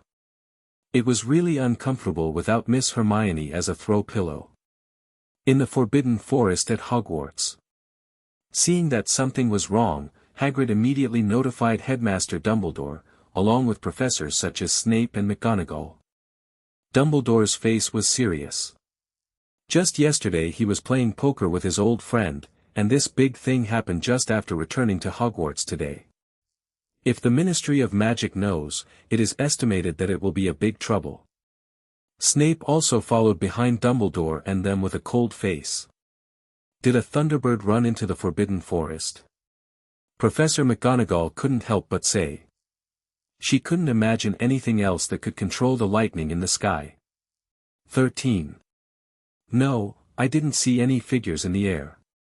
35. Hagrid shook his head immediately. His research on magical creatures was profound, and Thunderbirds had seen it before. The kind of lightning that blocks half of the sky is not something that Thunderbirds can release. Just like those fire dragons' flames, no, maybe not even dragons' flames can reach that range. 39. Hearing Hagrid's words, Snape frowned tightly. He didn't know much about magical creatures, so he couldn't understand Hagrid's shock. Oh, Merlin's beard. When Hagrid pointed to the place, the short Professor Flitwick's eyes widened for a while, looking at the coke ground scattered with thunder and lightning in disbelief. More than a dozen sturdy trees fell to the ground, chopped into coke and burning with roaring flames. If not stopped, the fire will get bigger and bigger. All curses end. Dumbledore frowned and took a step forward, aiming the Elder Wand in his hand at the restricted area of the mine. As the light flashed by, the arc showed no signs of weakening. What happened? The professors behind him were stunned. Isn't it magic, natural lightning? Dumbledore's eyes were solemn. It looks like there's something terrific hidden in Hogwarts. Thinking of this, he controlled the water in the pool with the Elder Wand and poured it towards the slowly burning flames. Wait, those are eight-eyed spiders. Snape used his wand to control the corpse of a creature that was still intact, and the corners of his mouth twitched when he saw the 8 eyes clearly. He has long heard of these spiders in the Forbidden Forest, and their venom is the best potion material. But these spiders are swarms, so no one dares to provoke them, not even Snape. After seeing this spider, Hagrid obviously took a step back with a guilty conscience. After all, these spiders were bred from his 8-eyed spider. This group of spiders has provoked a creature that shouldn't be provoked. Professor McGonagall covered his mouth and said. As I get older, I can't stand these pungent smells. I've sealed the Forbidden Forest with a spell, and no little wizards are allowed to come near here. Dumbledore said in a very soft voice, his tone was flat, as if nothing had happened. Hagrid, move out of the hut and stop patrolling the Forbidden Forest. We have to keep them safe. Listening to Dumbledore's words, several people present nodded in agreement. No amount of sunlight, however bright, could penetrate Slytherin's subterranean patterned windows. Llewellyn got up and stretched, looking refreshed. After releasing all the excess power in the body, it is strange that I feel uncomfortable. However, he also did not expect that his full-strength dragon breath would have such great power, and it seemed that the fusion with the Dragon Slayer crystal was deeper. After the lamp came to the auditorium, Llewellyn saw Hermione waiting for him at a glance. Well, there's also the Weasley brothers waiting for him. Have you heard what happened last night? As soon as he sat down, Fred asked several people mysteriously. Hearing this sentence, Llewellyn's mouth twitched. No way. What's the matter? Miss Hermione questioned. She went to bed early last night because there was no Llewellyn to accompany her. That thunderbolt in the Forbidden Forest. Really? Llewellyn lowered his head and took a sip of black tea, keeping silent. I saw it too. At this time Harry also came over. Ronald was still yawning, obviously unaware of what happened last night. Because Gryffindor is on the 8th floor, if nothing else, most people in Ravenclaw who live on the top floor should have seen it. I heard the thunder, but I didn't see the lightning you said. Hermione shook her head. The girls' dormitory and the boys' dormitory are opposites, the side that Ben can't see the Forbidden Forest. The golden color that renders the sky is really shocking. Fred explained to several people vividly. Am I really that great? Llewellyn couldn't help thinking after listening to Fred 677's narration. George and Harry also joined in, and you almost said that those lightning bolts could blow up the whole of Hogwarts. Anyway, I saw Headmaster Dumbledore come out of the Forbidden Forest this morning. Fred raised his eyebrows. Is it really that great? Because the group of Gryffindors were outrageous, Miss Hermione turned to look at Llewellyn, her brown eyes full of confusion. Don't look at me, I slept in Slytherin's dorm last night, 9. Llewellyn shook his head. Everyone knows that the Slytherin lounge is in the dark basement, where can you see the Forbidden Forest? Did you not go out last night? No. He slowly put his hands into his pockets. I'm also a wizard who obeys school rules, okay? The reincarnation of the Dirty Earth is coming, do you have any plots you want to watch? You can comment and leave a message, smiley face. However, at this moment, Llewellyn suddenly froze. Llewellyn pinched her little nose angrily. The frog cub I've been missing for months is coming back. Photo. Hermione narrowed her eyes and leaned closer. Looking at the fiery little lions chatting, Llewellyn calmly took out the photo sent to him by the frog cub. It's been a few months, and if it wasn't for the sudden photo sent, Llewellyn would have forgotten about the frog cub that he had raised for 11 years. The photos sent last time left a deep impression on him. That's a picture of Orochimaru in Konoha, and the frog cub made friends with a little snake there. So this time I don't know what photos were sent back. Llewellyn took out a few pictures inside the wizard's robe, 3 in total were not too many. The photo in the first chapter is of a dark basement. A feminine man in a red robe with auspicious clouds is pressing his hands on the ground. Ninjutsu lines appear on the ground. In the middle of this ninjutsu pattern, there is a living person who is constantly struggling, and the surroundings are covered with dust. It was as if some cult ritual was going on. As for the remaining second and third photos, they are all group photos of frog cubs and friends. A photo with a giant toad and a photo with a white snake. There is no important information. It was the first photo that made Llewellyn stunned for a moment. He had some impressions of this ninjutsu in his mind, as if it was to summon the soul of the dead from the Pure Land, which was considered an S-rank forbidden technique to blaspheme the dead. But, is there a Pure Land in this world too? Llewellyn does know that there is a legend of death and the 3 brothers here. At least Harry Potter's invisibility cloak and Dumbledore's Elder Wand are clear signs that the Deathly Hallows do exist. What about the god of death? If death also exists, it means that this world does have space to store souls. Thinking of this, Lewin couldn't help shaking his head. Why do you think so much? The frog cub may not bring back this ninjutsu. Glancing at the date in the lower left corner, came back 2 nights later. What are you looking at? A melodious voice sounded, and Hermione lay on Lewin's shoulder at some point, looking at the photo in his hand with brown eyes. Isn't this your frog cub? 99. She suddenly remembered the scene of meeting Lewin for the second time on the train, when Lewin had a cute green frog nestled on top of his head. But I saw it once, and never saw it again. It went on a trip and sent me pictures and came back. Lewin received the first photo in the Shenwei space, and then handed the next 2 group photos to the girl to see. Can your frog cub really travel? Hermione blinked her smart eyes and said in surprise. She thought that what Lewin said on the train was just a joke, but she didn't expect to send back photos now. Looking at these 2 group photos, a hint of amazement flashed in her eyes. Is there still such a big toad in this world? There is also that smart and delicate little white snake, which doesn't look so scary, but rather cute. I travel a lot, and I haven't seen it a few times in the last year. Lewin replied with a shrug. When he didn't come to Hogwarts before, Frog Cub would often accompany him as a lonely person at home. But since he came to Hogwarts, Frog Cub hadn't seen it, and if he hadn't sent back a few photos from time to time, he would have almost forgotten. And frog cubs weren't as fun as Miss Hermione. Looking at the lovely white face lying on his shoulders, Lewin leaned over gently, a gentle touch on her cheek. There are still people watching. Hermione closed her eyes in embarrassment, her ears turning crimson. She wiped her cheek with her hand and couldn't help complaining. We didn't see anything. Hearing Hermione's words, Fred and George shook their heads quickly. Then let's find a place with no one.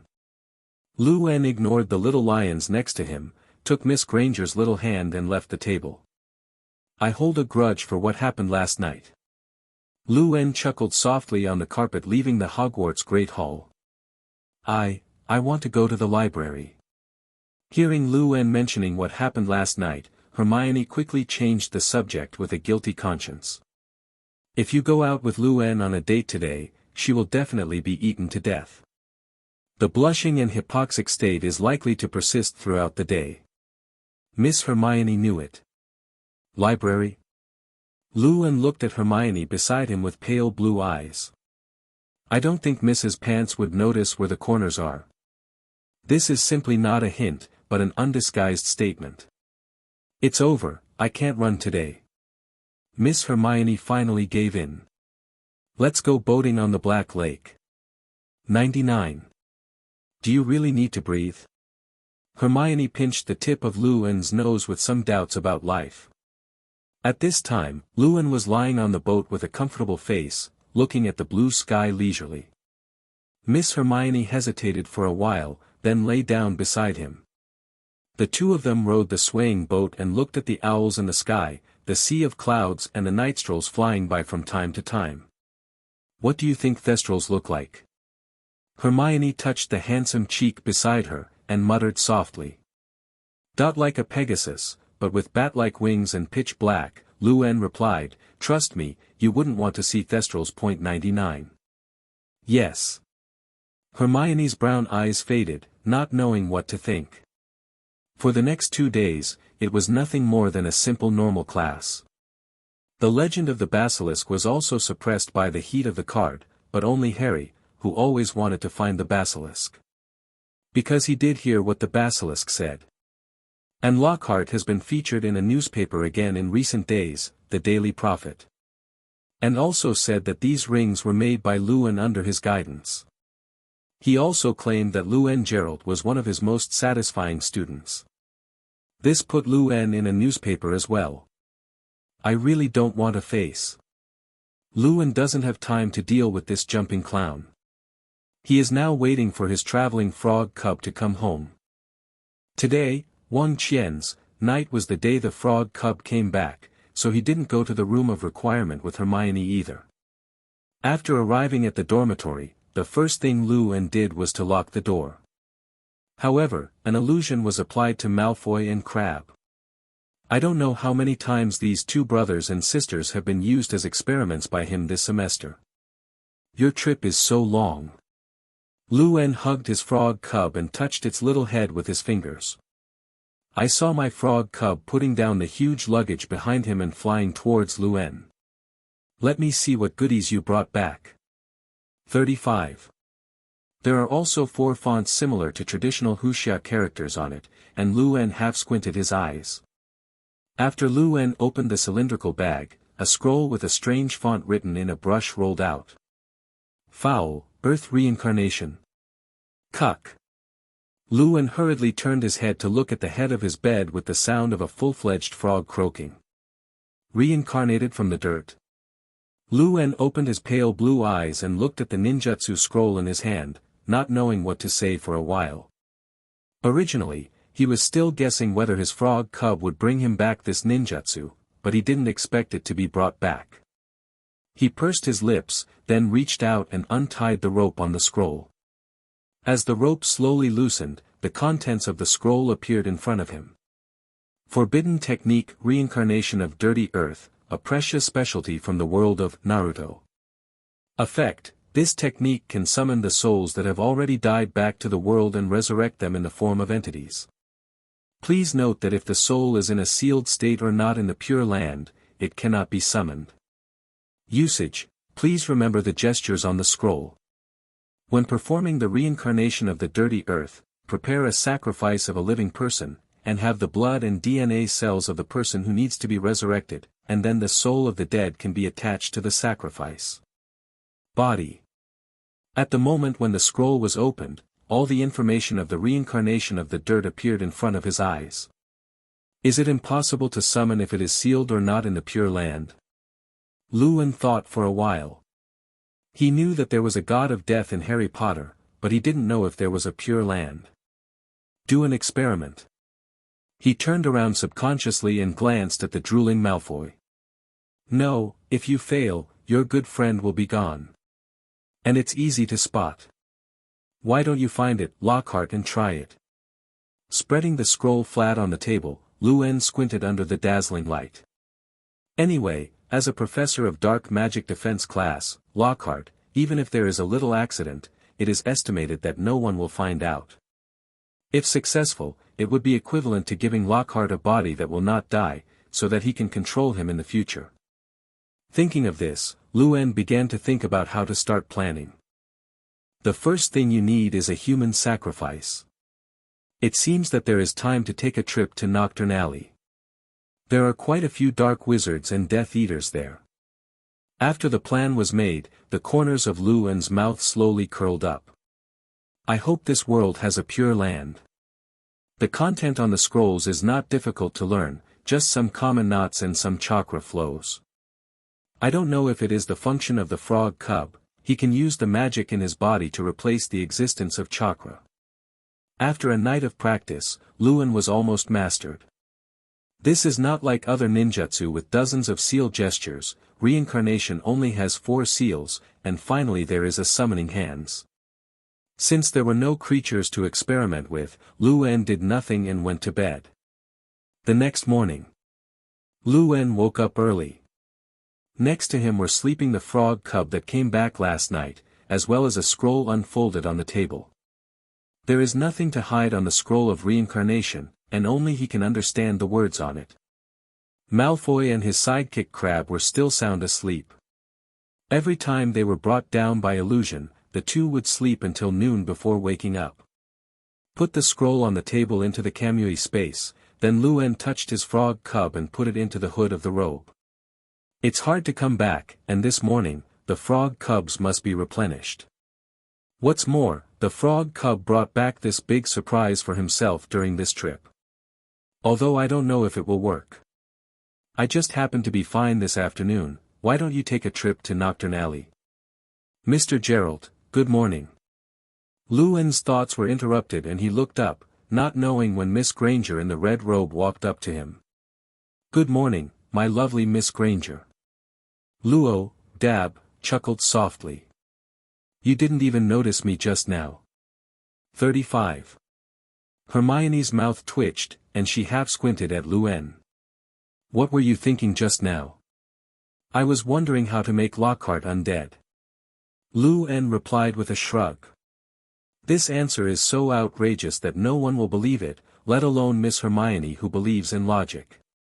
Lockhart will thank you for knowing. Hermione tilted her head and covered her mouth with a smile. By the way, do you have any plans for this afternoon? Luen took Hermione's hand and asked softly. Afternoon arrangements.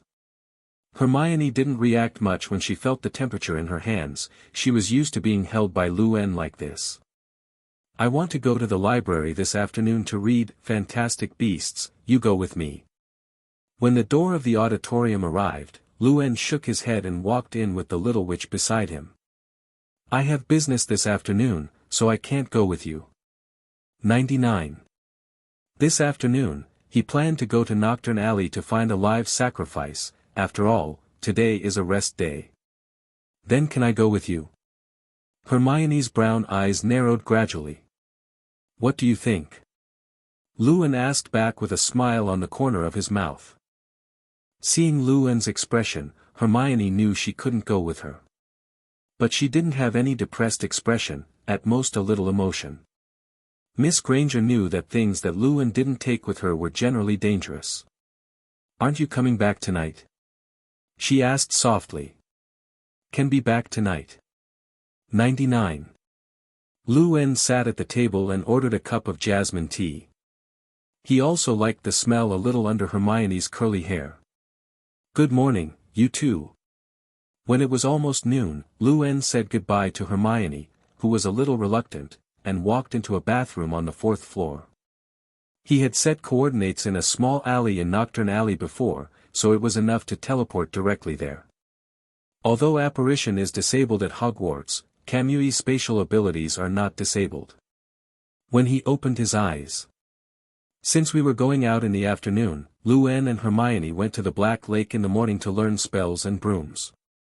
Harry, who was sitting on the side, came over with a plate. Behind him were Neville and Ronald. As the vortex began to flow, the surrounding air, along with Luen's body, was sucked in like flowing water. Knockturn Alley is here. Inside the alley of Knockturn Alley. As a vortex slowly emerged in mid-air, Luen's figure appeared in place. He covered his splendid blonde hair with a hood and turned to look around. There aren't many wizards in Knockturn Alley in normal times, let alone between noon and noon. It looks a bit hard to find a living sacrifice. Luen walked slowly to the depths of Knockturn Alley. There is a place where dark wizards and Death Eaters live, and ordinary wizards will not settle in the depths of Knockturn Alley. On the way, he also saw the Borgin store that was opening a shop, and there were 2 or 3 wizards picking out the goods. Or, just grab one and take it back. Luen couldn't help thinking. Anyway, taking Bo-Jin away is definitely not wronging him, but this is one of his gold masters, so he can't capture it. After all, most of the refined potions are sold here. If you're looking for a dark wizard in Knockturn Alley, Borgin should come in handy. At least he has always opened a shop here, and he must know more than ordinary people.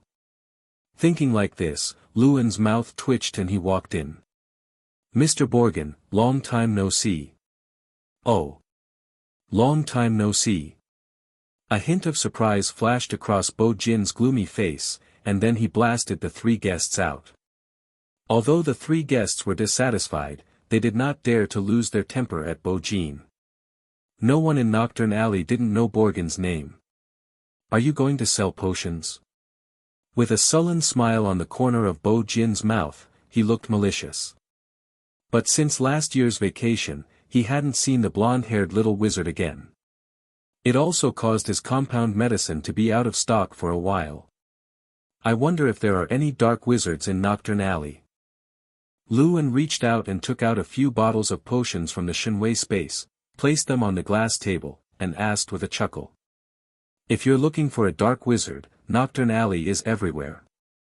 Bo-Jin picked up a bottle of potion and glanced at it. It was in good condition and it was a bottle of Veritaserum. You know what I mean, Mr. Borgin. Luan said, pale blue eyes staring straight at Borgen's wrinkled face. These are all your rewards. Sense of crisis. Bojin frowned and looked at the indifferent eyes, couldn't help but took a step back, keeping himself as far away from that gaze as possible. Although I don't know what you want to do with those outlaws. But, I do have news of them here. With that said, Borkin took out a Daily Prophet from under the counter and handed it to Luan. This is a recent daily newspaper with a portrait at the top. It was a thin and frail wizard with an undisguised tiredness on his face. Marcel Avery. Luan whispered the wizard's name. He had heard about this report from his little girlfriend, who seemed to be a fugitive, and Avery was one of the 28 pure-blood families. A Death Eater on the run.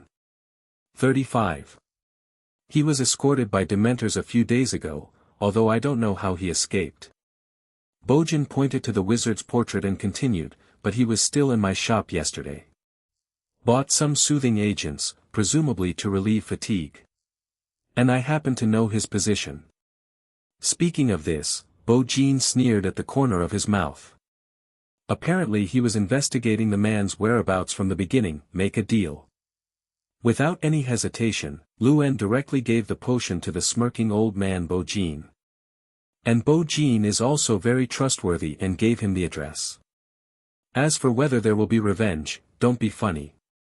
Bojin knew the ability of this little wizard in front of him, and he probably wouldn't be able to please him in a fight.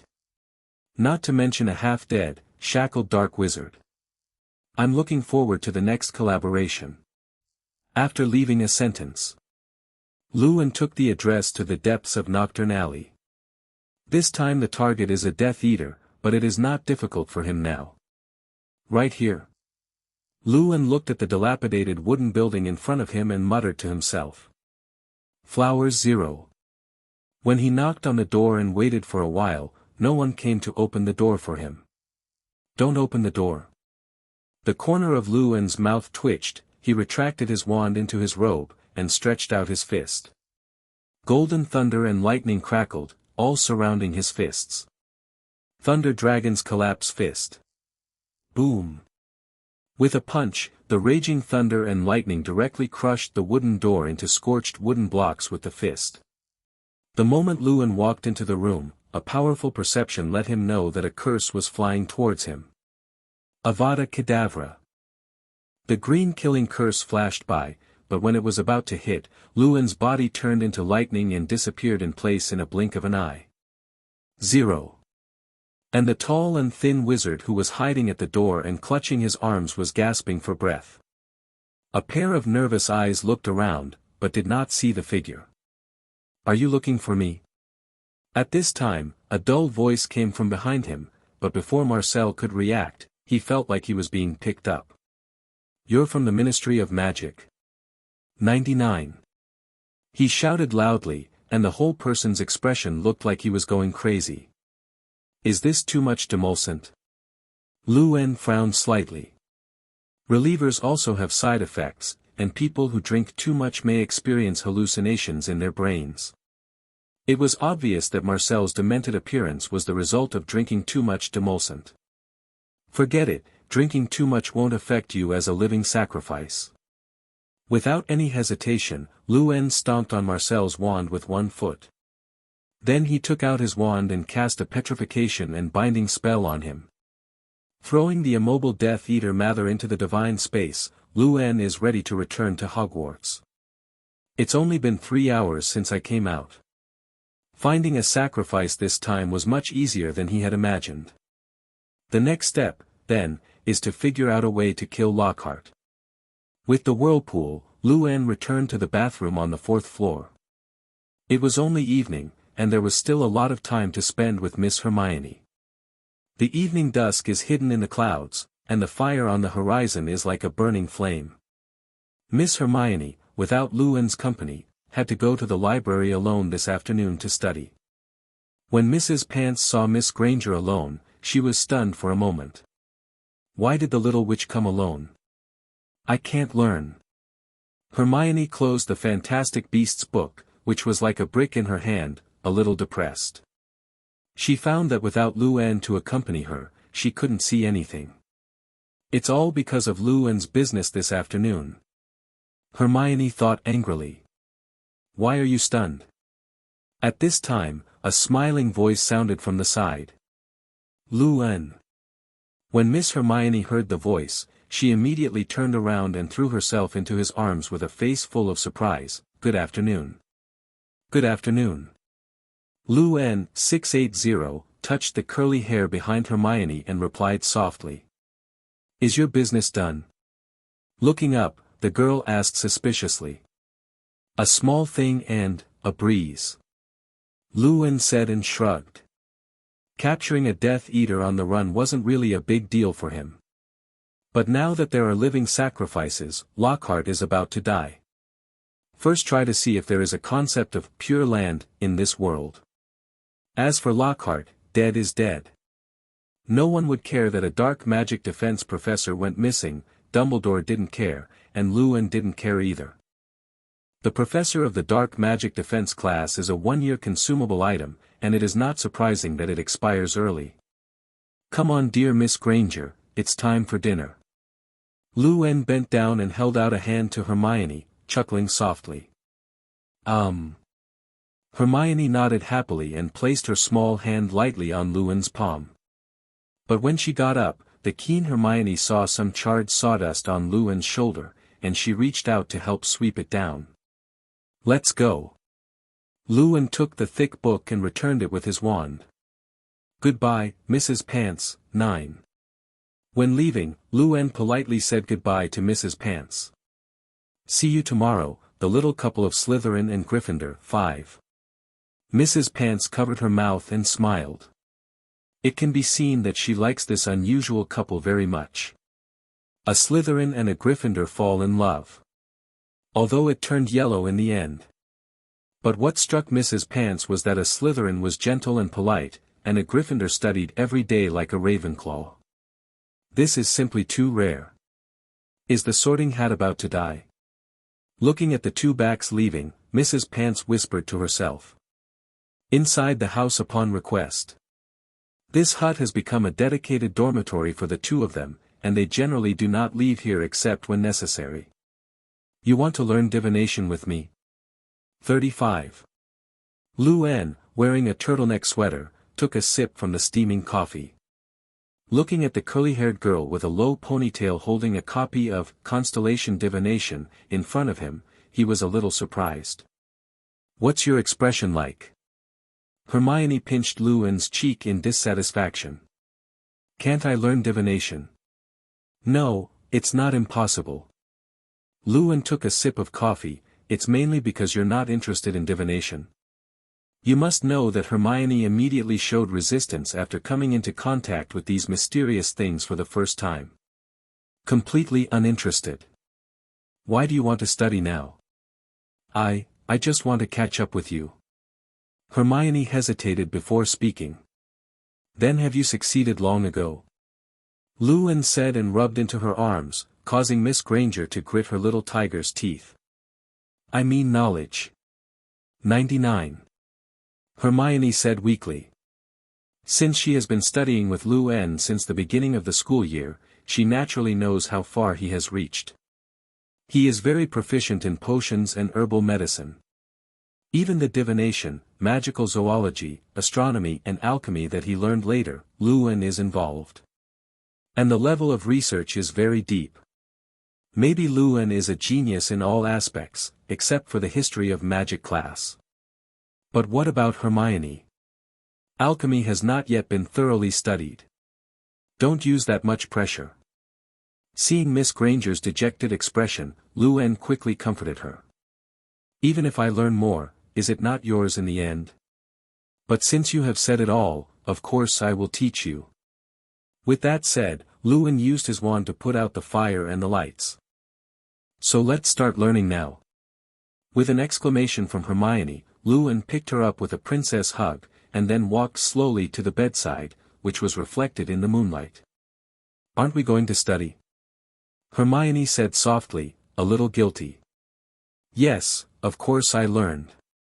99. After placing the shy Miss Beaver in the moonlight, Luen waved his wand and pointed at the dark ceiling. The starry sky is presented. With the azure light shining, the constellations of light were reflected in the air in the room. Then he lay down beside Miss Beaver. Now I teach you to learn horoscope divination. Those twinkling constellations shone in her brown pupils, and Miss Hermione stared slowly. These constellations, beautiful. Is this a spell of your own creation? Hermione whispered in his ear. Well, in order to teach you to create it yourself. Luen laughed. That, Sagittarius, what their constellations represent. The next morning.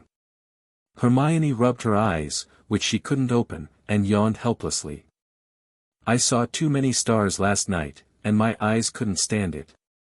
Even Luen is the same. We should probably go outside and teach in the clouds. Asterisk 0.1. Luen suggested. I agree. Hermione raised her hand in agreement.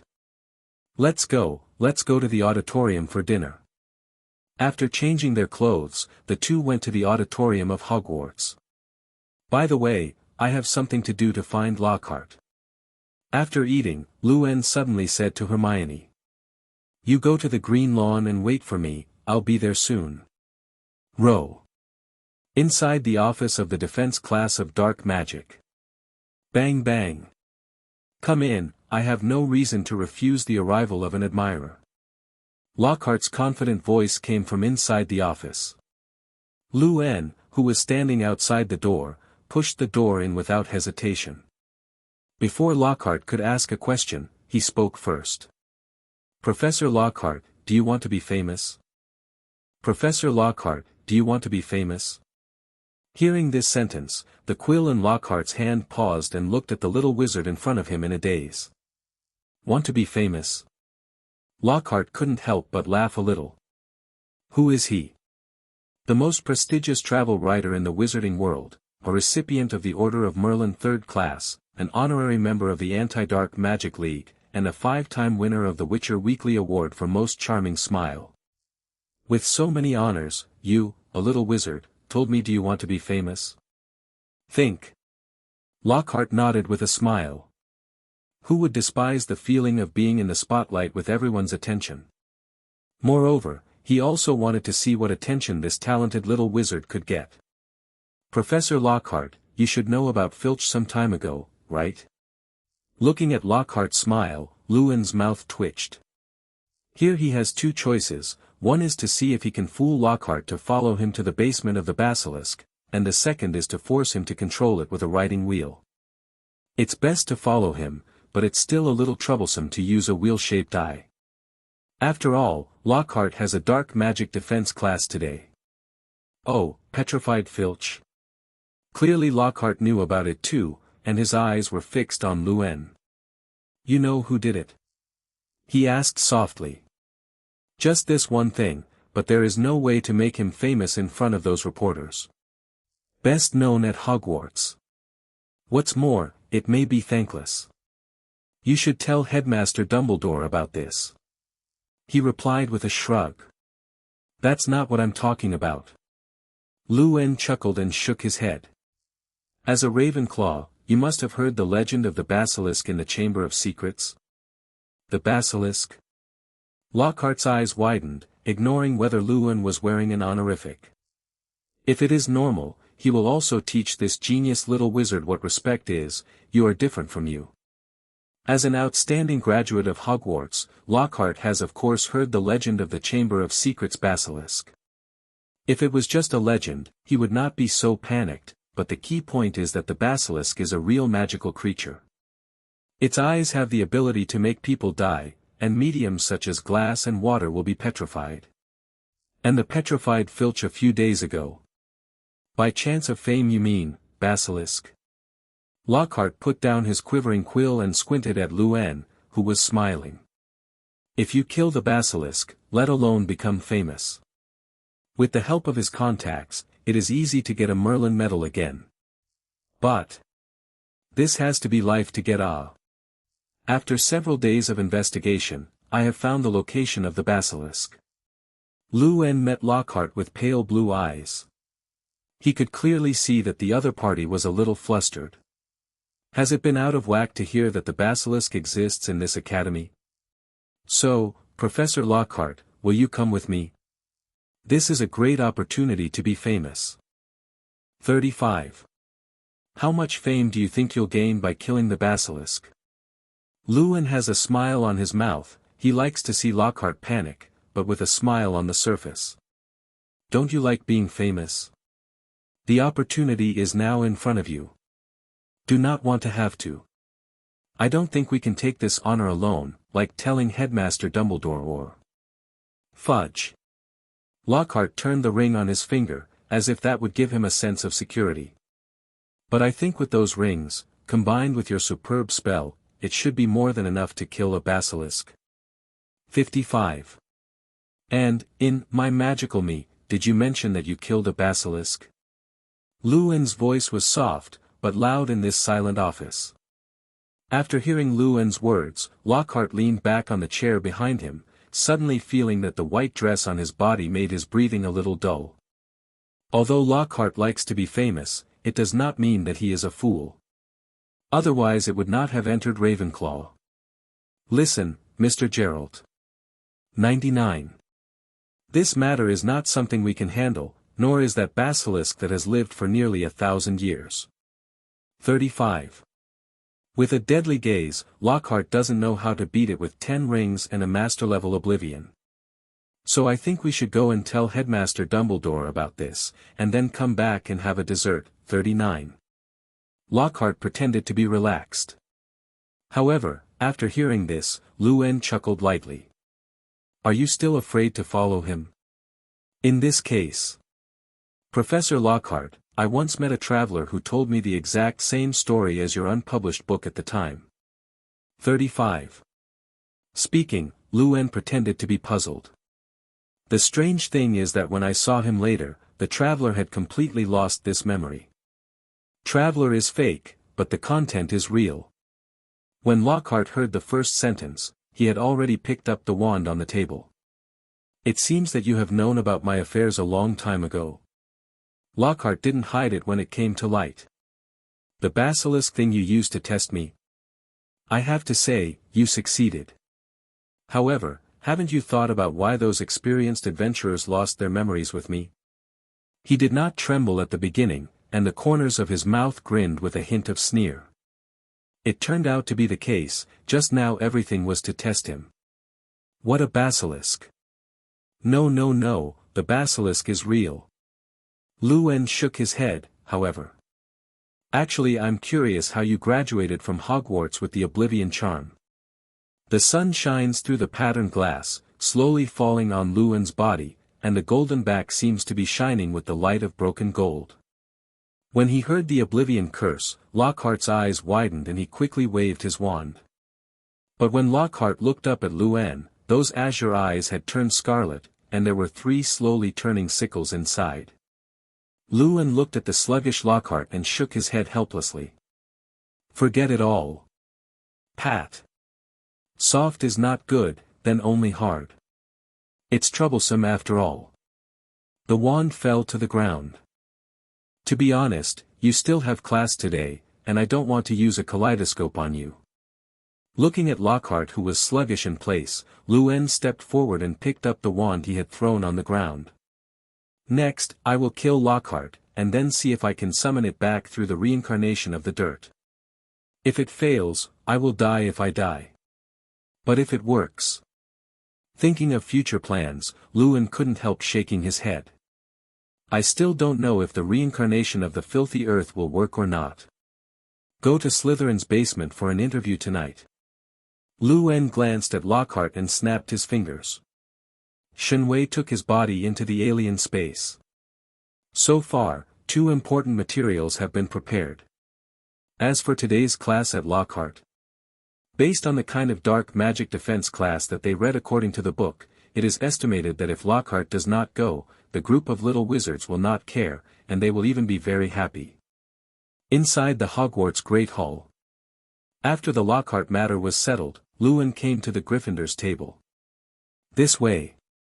Seeing Luan belatedly arriving, Hermione stopped the quill in her hand and waved over there. Why are you so slow? The little witch couldn't help complaining. It has been half an hour since Luan left to look for Lockhart, and now he came back. It's almost time for the first class. Even Harry and Ronald both finished breakfast and left early for the classroom. No way, Lockhart and I talked a lot, and even tried to teach me how to use spells. Luan said with a shrug. Teach you to use magic spells? 99. Hermione tilted her little head and laughed softly. It seemed to her that Luan was more or less the same as teaching Lockhart to use spells. Let's have breakfast. After eating, we have to go to the demon history class. Granger said, resting his chin on his hand. What were you just writing? 35. Luan simply ordered a pumpkin pie and an omelette, glanced at the notebook covered with dense letters on the table and asked. The conjoined font looks very beautiful, and the notes are also very neat, just like a book on sale. It is the knowledge of constellation divination. Hermione handed the notebook to him and said proudly, I wrote down everything you said last night. Luan took a sip of black tea and looked at the contents of the notebook. The contents of the divination represented by the Sagittarius, Orion, etc. he talked about last night are very comprehensive, and there are even pictures of the constellations. Well written. Luan praised. In his opinion, Miss Hermione's going to Gryffindor was a slap in the face.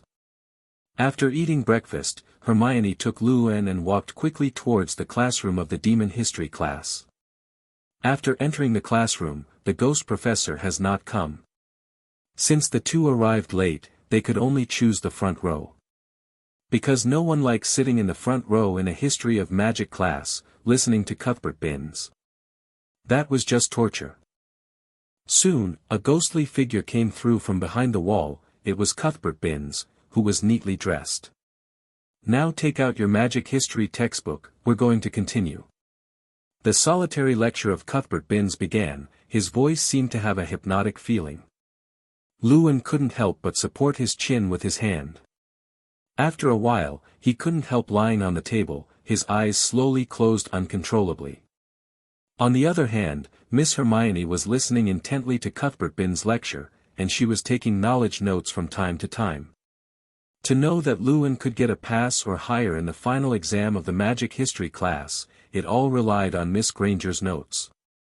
Hermione glanced sideways at Luan, who was sleeping on his stomach, and poked his finger lightly. However, no response was received. It made her feel a little funny. It turns out that his little boyfriend is not all powerful. It was only when she was in the history of magic class that Miss Hermione could feel that the gap between herself and Luan was not that big. I suspect Cuthbert Binns is more effective than a stun drug. Ronald slapped a hatch, and there was a tear in the corner of his eye. Harry next to him also nodded in understanding. Would you like to play on the lawn? At this moment, Harry suddenly proposed. Neither Gryffindor nor Slytherin have classes this afternoon. And Hufflepuff and Ravenclaw have a dark magic defense class in the afternoon.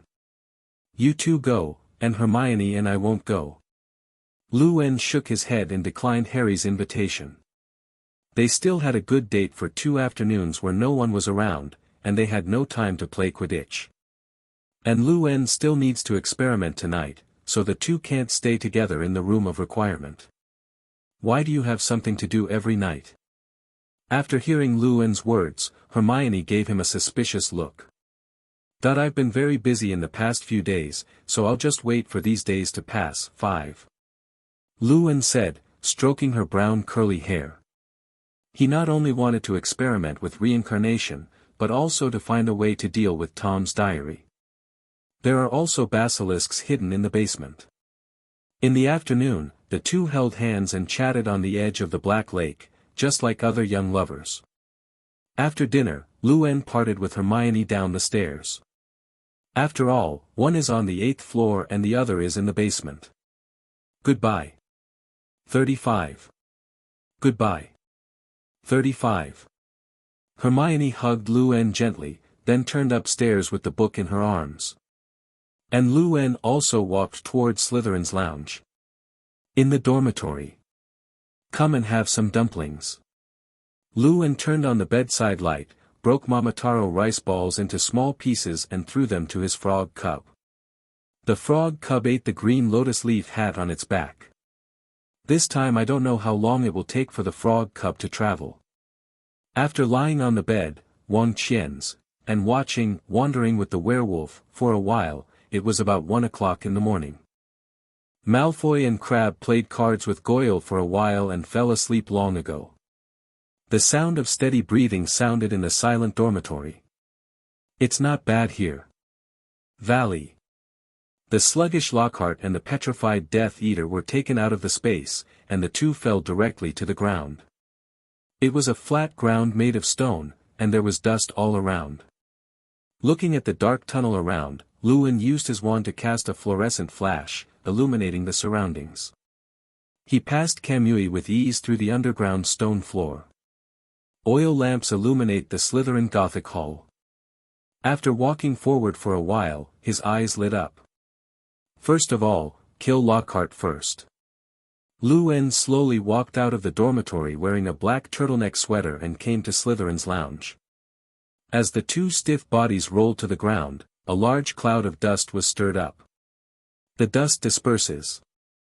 Lu-en frowned, expelling the dust flying in the air, and then set his eyes on Lockhart, who was still immersed in illusion. According to the first requirement of reincarnation in the dirty land, the soul of the summoned must be in the pure land. So you have to kill Lockhart first. With that in mind, Lu-en turned Lockhart's wand into a razor-sharp knife with a transfiguration charm, and opened the kaleidoscope to unlock the illusion. People die only once, and I believe Lockhart also wants to experience the process of dying. Geralt. As the illusion was unraveled, Geralt came to his senses in a daze. What are you doing? When his eyes saw Lu-en who was holding a sharp blade, he suddenly shouted in panic. Lockhart subconsciously went to get his wand from his dress pocket, but it was empty. Don't look for it, your wand is this long knife in my hand. Lu-en raised his eyebrows and said in a relaxed tone, You. Lockhart took a few steps back in horror, but bumped into a wall. I didn't want to kill you. 99. His tone was trembling, and his face had long since lost the confident smile of 680, but instead looked very gloomy. Obviously he just wanted to erase Lu-en's memory, but what about Lu-en? He actually wanted to kill himself. Yeah, you didn't want to kill me. Lu-en flicked the blade and took a slow step forward, but sometimes, losing your memory is more cruel than killing someone. He slowly aimed the blade at Lockhart, who had nowhere to escape, and gradually approached under the eyes of the other party's wide-eyed eyes. I can give you all the fame and wealth you want. I can even get some jobs at the Ministry of Magic. Leave me alone, Geralt. 39. Lockhart was already pleading. I'm sorry, then I'm going to kill you. After hearing the last sentence, Lu-en's mouth curled into a smile. Didn't he want Lockhart's contacts at the Ministry of Magic? Nowhere to run, no resistance. Lockhart could feel the weakness in his body, and the few steps he had just moved were the limit. Do not. Puff. Dab, in Lockhart's constricted pupils, the blade that his wand turned into pierced his chest. Pain ripped through Lockhart's nerves. Goodbye. Lu-en whispered in his ear, like a call from death, Professor Lockhart, see you soon, 35. The sharp blade was drawn, and bright red blood sprayed out like a water column. The dust and blood on the ground were mixed together. Before the last sentence was heard, Lockhart fell to the ground in a trance, stirring up a cloud of dust. Lu-en threw aside the blood-stained blade in his hand. Killing himself with Lockhart's wand is a murder and a heartbreaker. He is a real villain. Lu-en couldn't help thinking. After Lockhart lost his breath, Lu-en turned around and threw Marcel, whose pupils were trembling, into the middle of the floor. After 2 days of cooling down, this Death Eater who had drunk too much had already recovered his sanity, but who would have seen such an exciting scene as soon as he opened his eyes? The handsome man lying on the ground wearing a gorgeous dress, he knew or did not know a wizard. Gilderoy Lockhart. Such a well-known writer was brutally killed by this little wizard in front of him. At this time, Marcel noticed that the robe on the other side was from Slytherin Academy, which means that the little wizard in front of him was still a student. What the hell does he want to do? Watching Lou-Anne take off a lock of Lockhart's blonde hair and start printing his fingers in front of him like he's doing an evil call. Marcel grew alarmed inwardly. People are always startled by things they don't understand. The container is ready. Don't let me down, Professor Gerald. 35. Lou-Anne half squinted and muttered to himself. The seals in his hands were all finished, and as his hands hit the ground, unknown runes began to spread under his hands, eventually surrounding Marcel. The art of reincarnation of dirty earth. With a light drink, the dust on the ground began to surge, and they all moved towards the panic-stricken Mather in the middle. Being petrified, he could only let out a desperate whimper.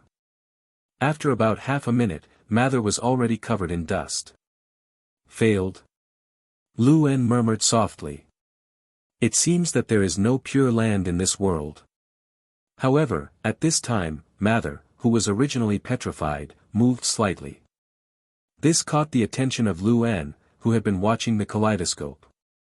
As the dust expelled, the reddish-haired Marcel had turned into blonde strands. That face gradually formed a familiar face.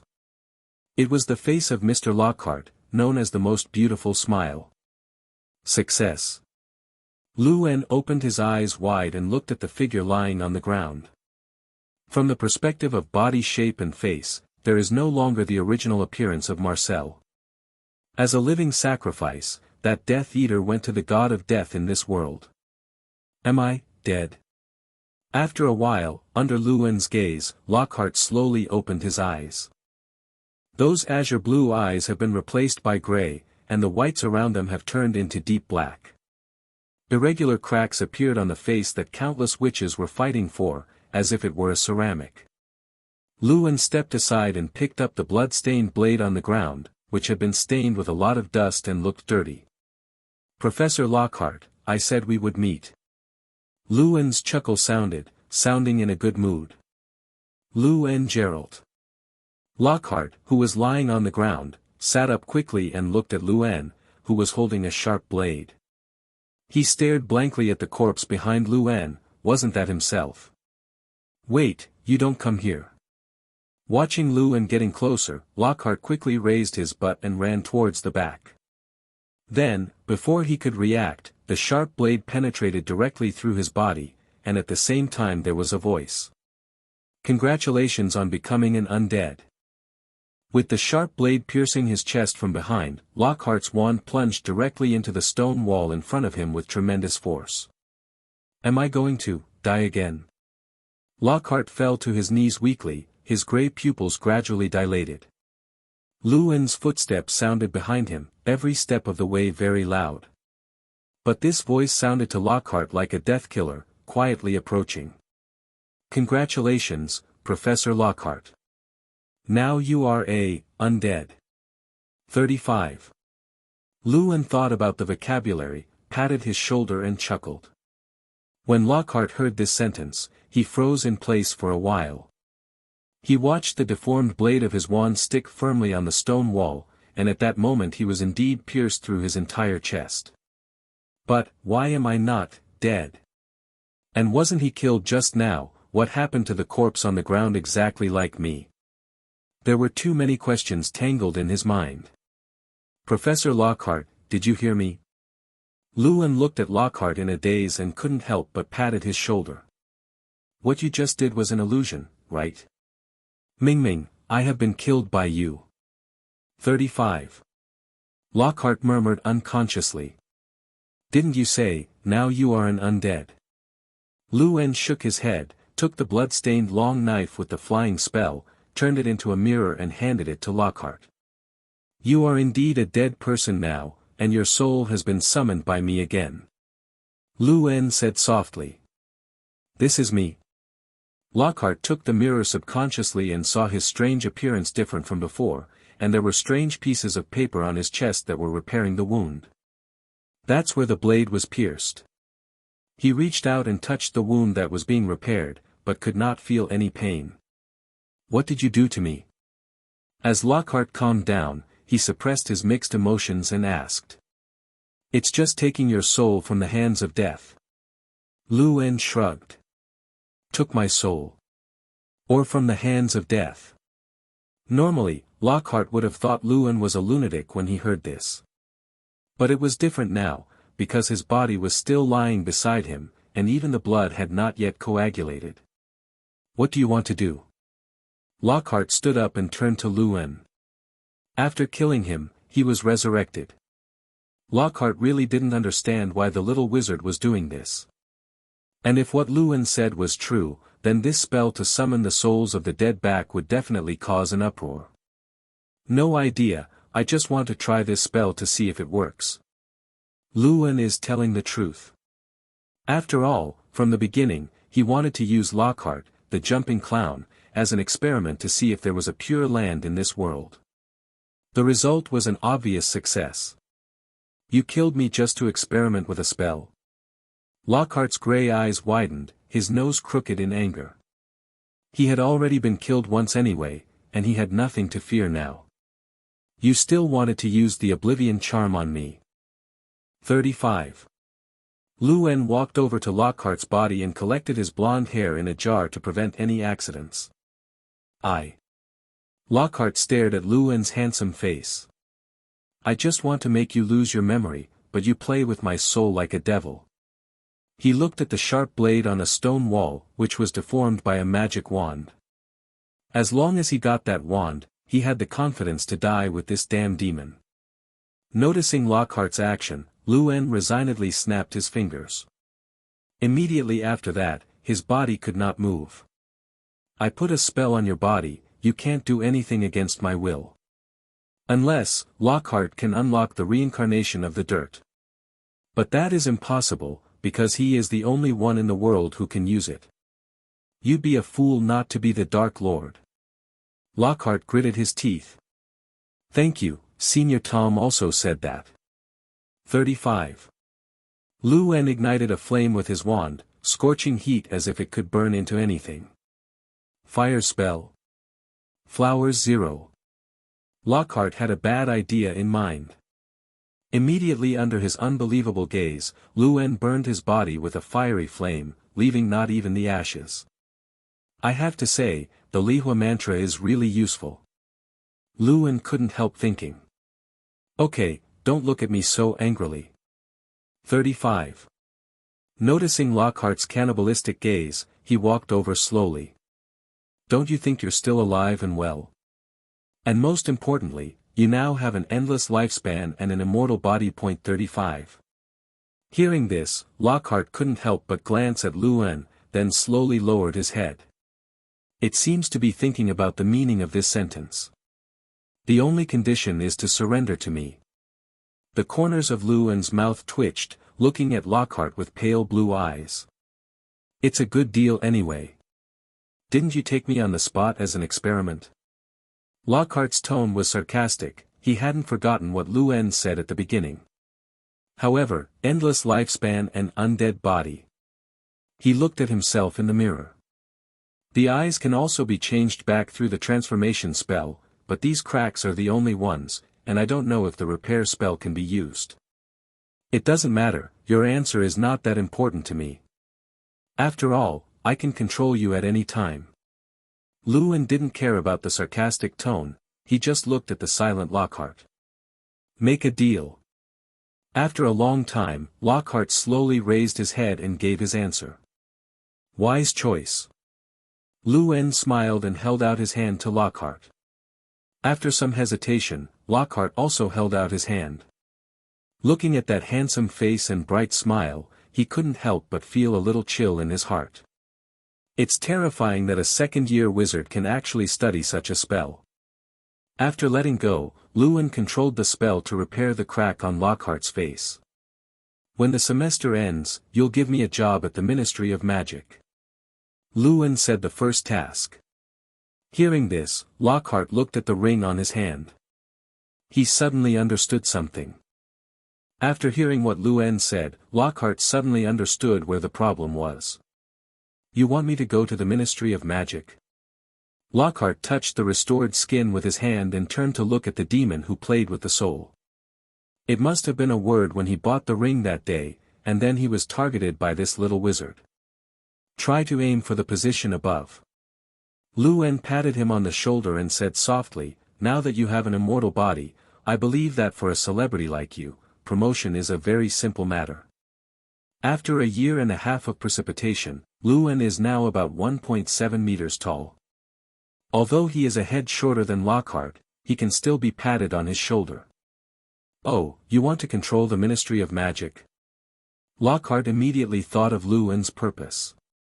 687 must know that in the second grade, I am afraid that Voldemort was still trying to figure out how to integrate into the quagmire of Slytherin's group of snakes. But what about Lewin? Such a young grade is ready to send an intern at the Ministry of Magic. No, it's just to pave the way.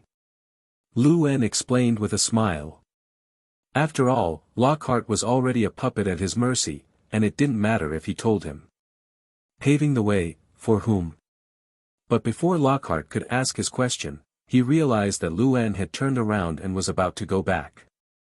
It's 2 o'clock now, you'd better go back and familiarize yourself with your body. 99. After all, you have classes tomorrow, Professor Lockhart. By the way, the location of the entrance is Slytherin's lounge, don't get caught by Snape. After he finished speaking, under his surprised gaze, Lewin's figure was slowly sucked in by a vortex. What kind of spell is this? Lockhart's mind was a little confused, and more had happened tonight than he could have imagined. First of all the ashes of his body have been burned by the fiery fire curse, and then he borrowed someone else's body to be resurrected, pat. A crisp sound made him slowly turn around.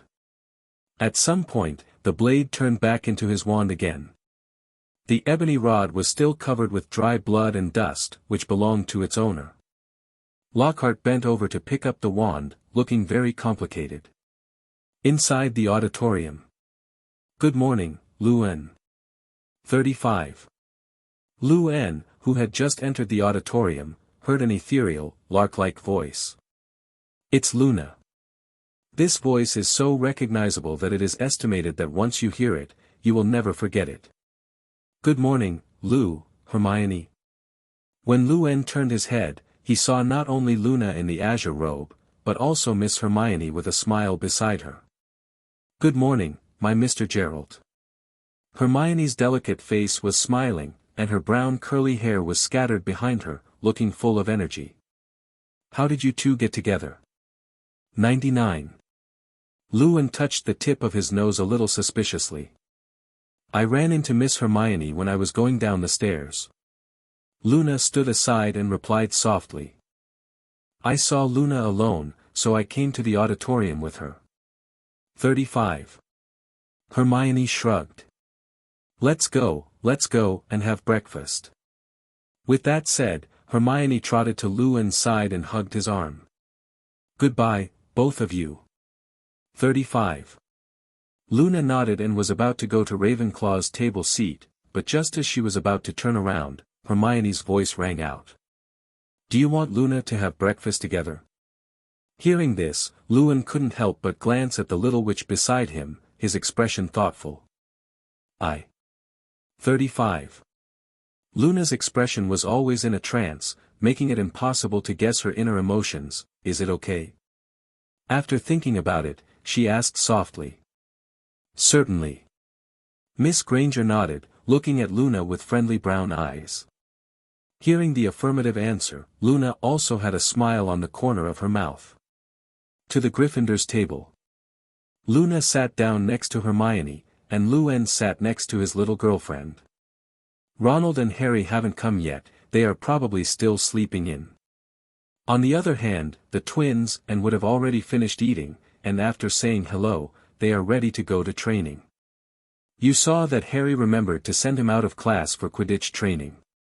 After Wood made a request to Luan, he took the unlovable twins to train. Originally, the two of them wanted to take advantage of the lack of classes in the morning to think about how to make werewolf kill. It is worth mentioning that the card store has been handed over to Cedric and Lee Jordan. Because these two people are also considered to be in the gang. Fred and George, who were already understaffed, agreed immediately. After all, only the two of them are busy in the whole fairy tale. Harry occasionally comes to help, Ronald is a troublemaker, and Luan and Hermione date and study every day. A cup of sweetened milk tea. Seeing Hermione and Luna chatting, Luan said softly. As a cup of hot milk tea appeared on the table, he asked for a few more rock skin cakes. For others it's a toothless rock cake, but to Luan it's a crunchy little biscuit that tastes good. Good morning, Luan, Hermione. Harry, who had overslept, ran to the dining table angrily, and a white mist appeared on his glasses. It's all Ronald's fault, and he didn't call me when he left. Harry, who ordered an omelette, couldn't help complaining to Luan. 01 Ronald. Miss Hermione on the side turned her head with a doubtful tone. We didn't see him at the dinner table. Maybe it's going to the classroom. Luan took a bite of the hard rock crust pancake with a crisp sound. Luna looked curiously at the food in his hand. Looks delicious. Harry had a toothache looking at the cake. You eat rock crust for breakfast? It's okay, it tastes pretty good. Luan said softly. At least a lot better than Hagrid's, and the house elves are still great at cooking. Speaking of house elves, Luan thought of Dobby, who had always wanted to help Harry. Haven't seen it recently. I don't even know where to go. Although Dobby's help method is indeed a bit peculiar. Even nearly single-killing Harry twice.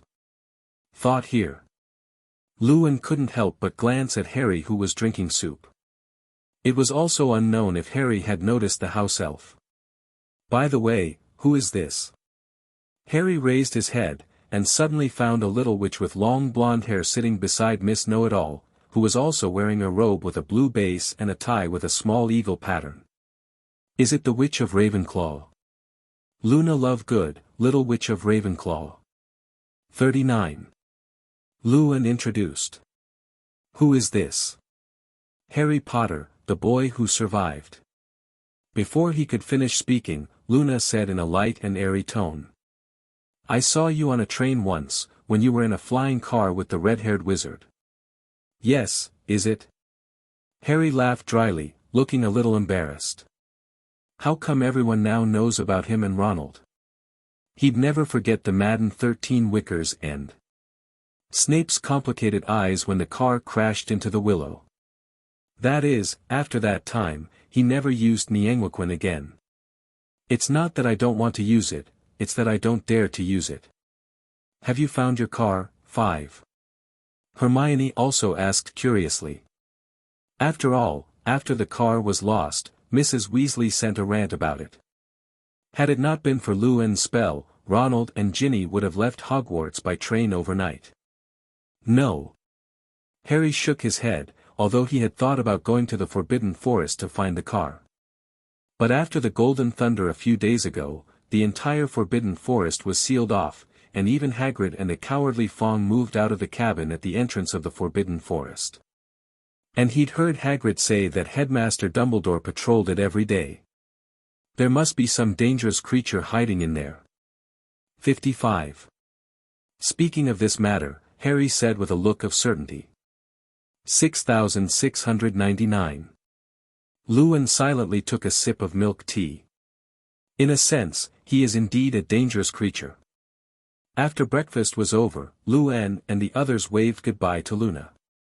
Today's class is Dark Magic Defense, Slytherin and Gryffindor together. And Ravenclaw and Hufflepuff have a history of magic class together.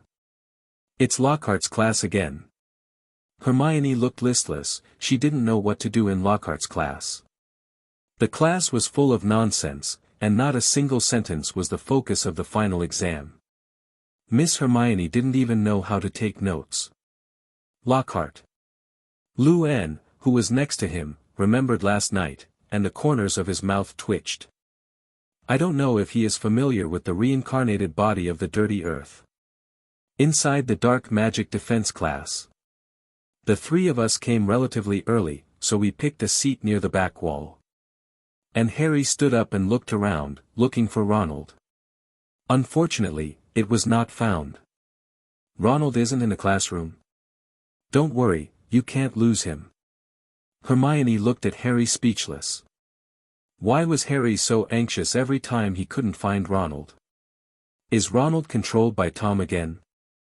Lou squinted as he thought. If nothing else, he should be in the basement now. It looks like I'm going to the basement tonight to settle the matter with Senior Tom. The basilisk has now been controlled by his kaleidoscope, and he has no idea what Tom will look like when he sees his basilisk. The class bell rang. Lockhart was nowhere to be seen in the classroom. I don't understand why Headmaster Dumbledore hired such a professor. Why do you think so much? Maybe you will change professors next year. Looking at Hermione lying on the table next to him, Lewin reached out and took a strand of brown curly hair, wrapping it lightly around his fingers. Besides, isn't the self-defense spell I taught you enough? He picked up his curly hair and gently swiped it at the tip of the girl's nose. Go away you. Feeling the movement on the tip of her nose, Miss Hermione knocked off the messing hand and gave him a shy look with her brown eyes. I'd just like to see your expression. 35. Lou smiled and poked her puffy cheek with his hand. It looks so cute. Harry beside him felt out of place. With a thud from the classroom, Lockhart with blonde hair walked in. Different from the confident smile in the past, his smile now looks very reluctant. Why does he look half dead? Hermione let go of the fingers biting Lou, wiped the saliva from the corner of her mouth and asked in a low voice. Who knows? Lou looked at the fingers with a row of teeth marks, and shook his head in response. Miss Granger does look like a lion cub sometimes, in terms of biting people. Today's Lockhart donned a blue embroidered dress 693 with a red base cape on the back. Just like the decorations in the past. Okay, the little wizards are quiet. Lockhart clapped his palms and shouted. His eyes had changed from gray to blue, and the whites of his eyes had returned to normal. It looks like it must have used a transfiguration or confusion charm. Let's talk today, some ways to deal with werewolves. Lockhart glanced at Lou in the corner without a trace. I saw Lou looking at him with his chin on his hand. Just like the usual meeting, like a harmless little wizard. After all, he killed himself and took his soul from the god of death and put it on an unknown sacrifice to resurrect. He's reading from the book again. But no matter how you look at it, it is exactly the same as the original. But after what happened last night, Lockhart didn't dare to think so. He also smiled after noticing Lockhart's gaze. Hermione shook her head helplessly. Lockhart spent the night studying his body. If it weren't for those penetrating gray eyes and black whites, he would have thought he was dreaming. No, I have to find Ronald. Just after class, Harry left such a sentence, and then ran out with the book in his arms. I don't know if I can't stand Lou and Hermione, or I really went to Ronald. How do I feel like he wants to stay away from us? Hermione turned her head sideways, half squinting her brown eyes. Get rid of the feeling. Lou stroked her curls and whispered. It's all your fault. Hermione shook her head, not letting his hands mess with the hair she'd made all morning. Why do you blame me for anything? Lou glanced amusedly at Hermione, who stood up to leave the classroom. He put his book into the Shinwei space, and then he got up and followed. As for Lockhart, after he finished the lecture, he left without saying a word. There was not even a smile on his face when he left. What happened last night, until now Lockhart has not recovered. He doesn't understand his state, is he dead or alive? On the balcony on the 7th floor of Hogwarts. It is more like a large platform than a balcony, with pillars carved with exquisite patterns in the middle, as well as several stone benches and stone tables. Under the blue sky, many owls flew by. This is also a place for the little wizards to rest and chat after class, and of course there are many young couples dating. Like Miss Hermione and her little boyfriend. Are they playing cards? Hermione leaned on Luen's arm, looking curiously at the piles of little wizards around her. She could see that the cards that were thrown out were all shining with blue light, just like the cards Fred and the others made. Almost everyone at Hogwarts knew about the two brothers' Hearthstone, and even Professor McGonagall bought a set. Luen explained with a chuckle. He didn't think that this kind of card combined with magic would be so popular. Even the older catgirls were very interested, and so was Principal Dumbledore. Is it that great? Hermione opened her mouth slightly in disbelief. She was also very interested in those cards at the beginning, but after playing more and more, the freshness disappeared. Fred and the others are also preparing to hold an end-of-semester competition in June, and the winner will have 50 gold galleons and a set of limited cards. The idea for the game was told to Fred and George by Luen, but he didn't expect it to happen so quickly. 50 gold galleons. 35.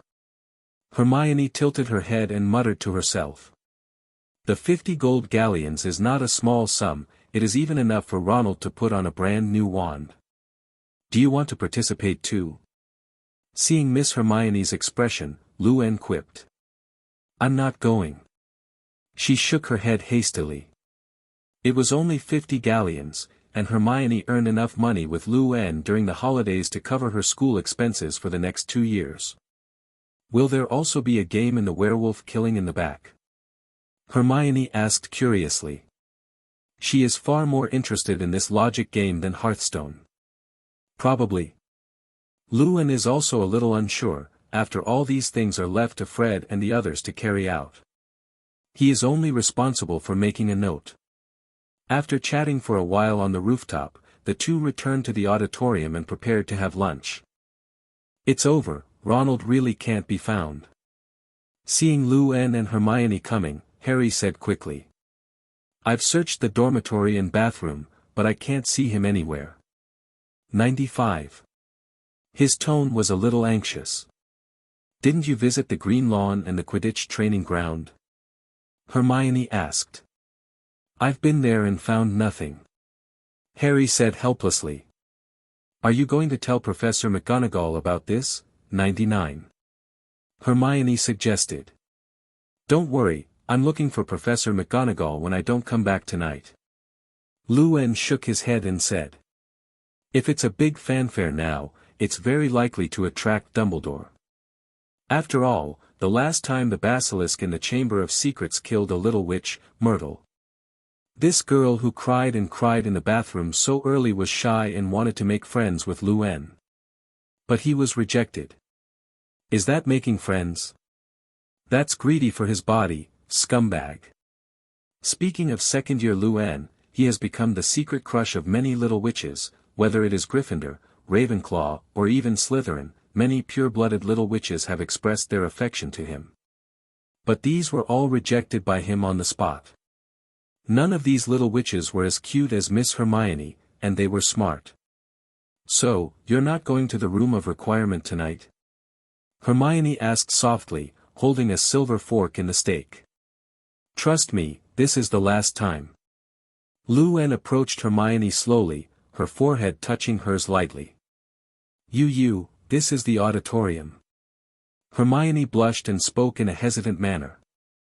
So many times, as long as Luen comes up with something romantic, she can't help but blush. Looking at the roots of his ears that were already red, Luen smiled and pinched. See you tomorrow, dear Miss Granger. Well, see you tomorrow. Her voice was small. Hogwarts at night. Luen glanced at the time on his watch. It was already 12 o'clock. Ronald finally, Mangekyō, did not come back. Harry had informed Professor McGonagall.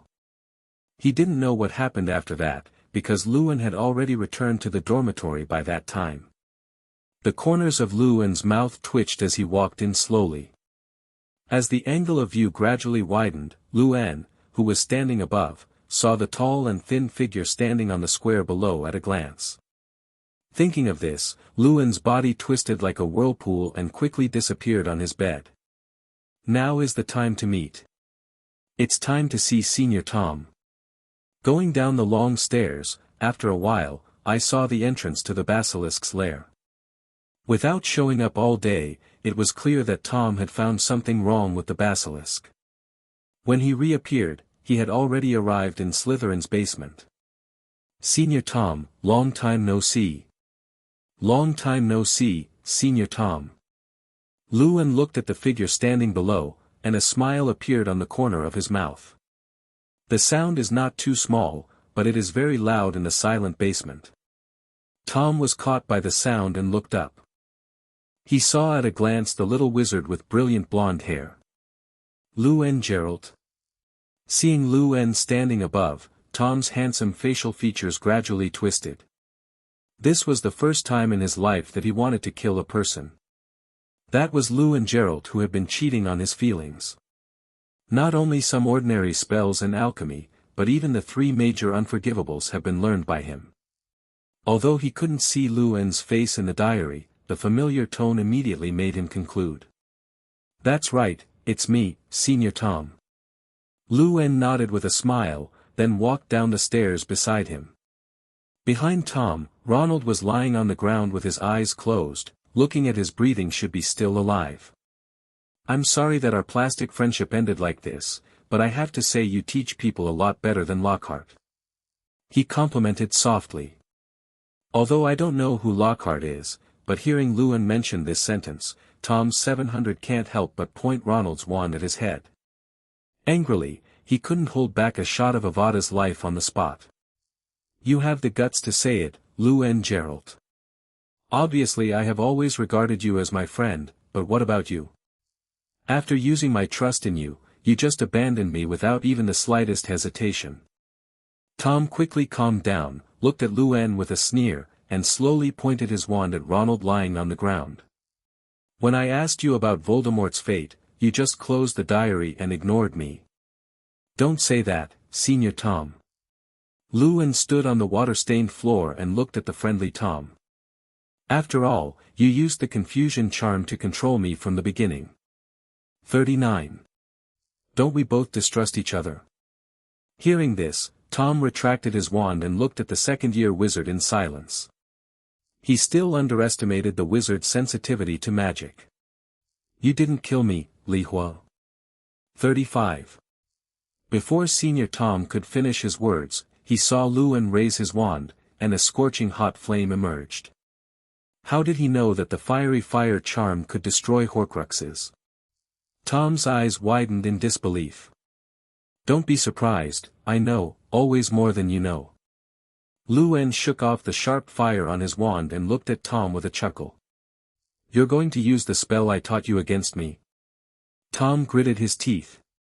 This fiery fire spell was also taught by Luan, and everything was to gain the trust of this little wizard with dark wizard talent, but what happened?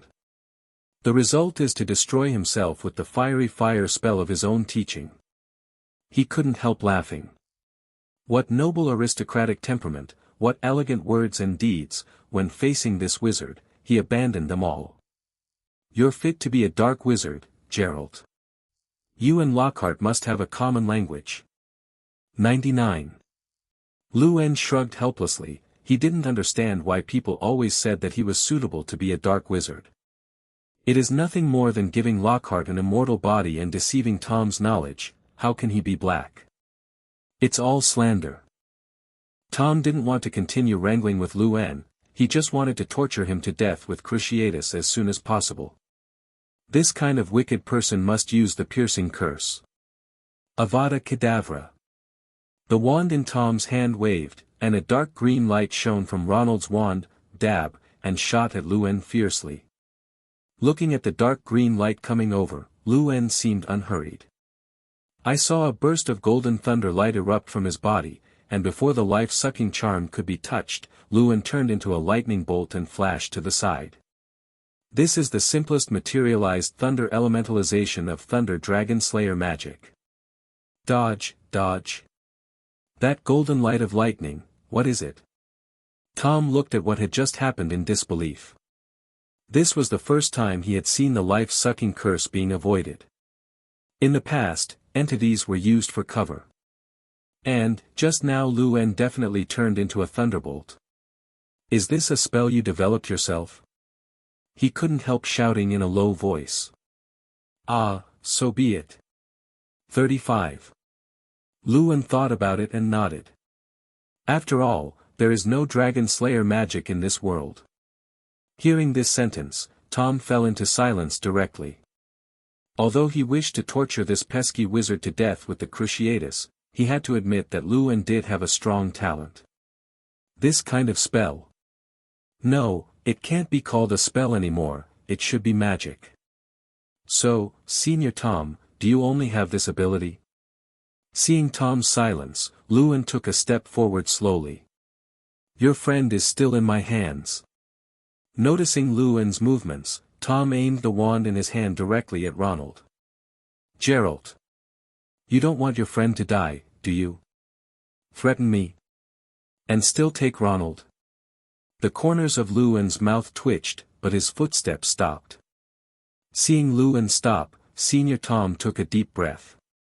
In addition to the hostages in his hands now, he also has a final basilisk.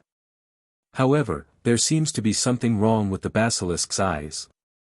Senior Tom Riddle. He studied here all day today, and he didn't understand what happened to those scarlet scythe eyes.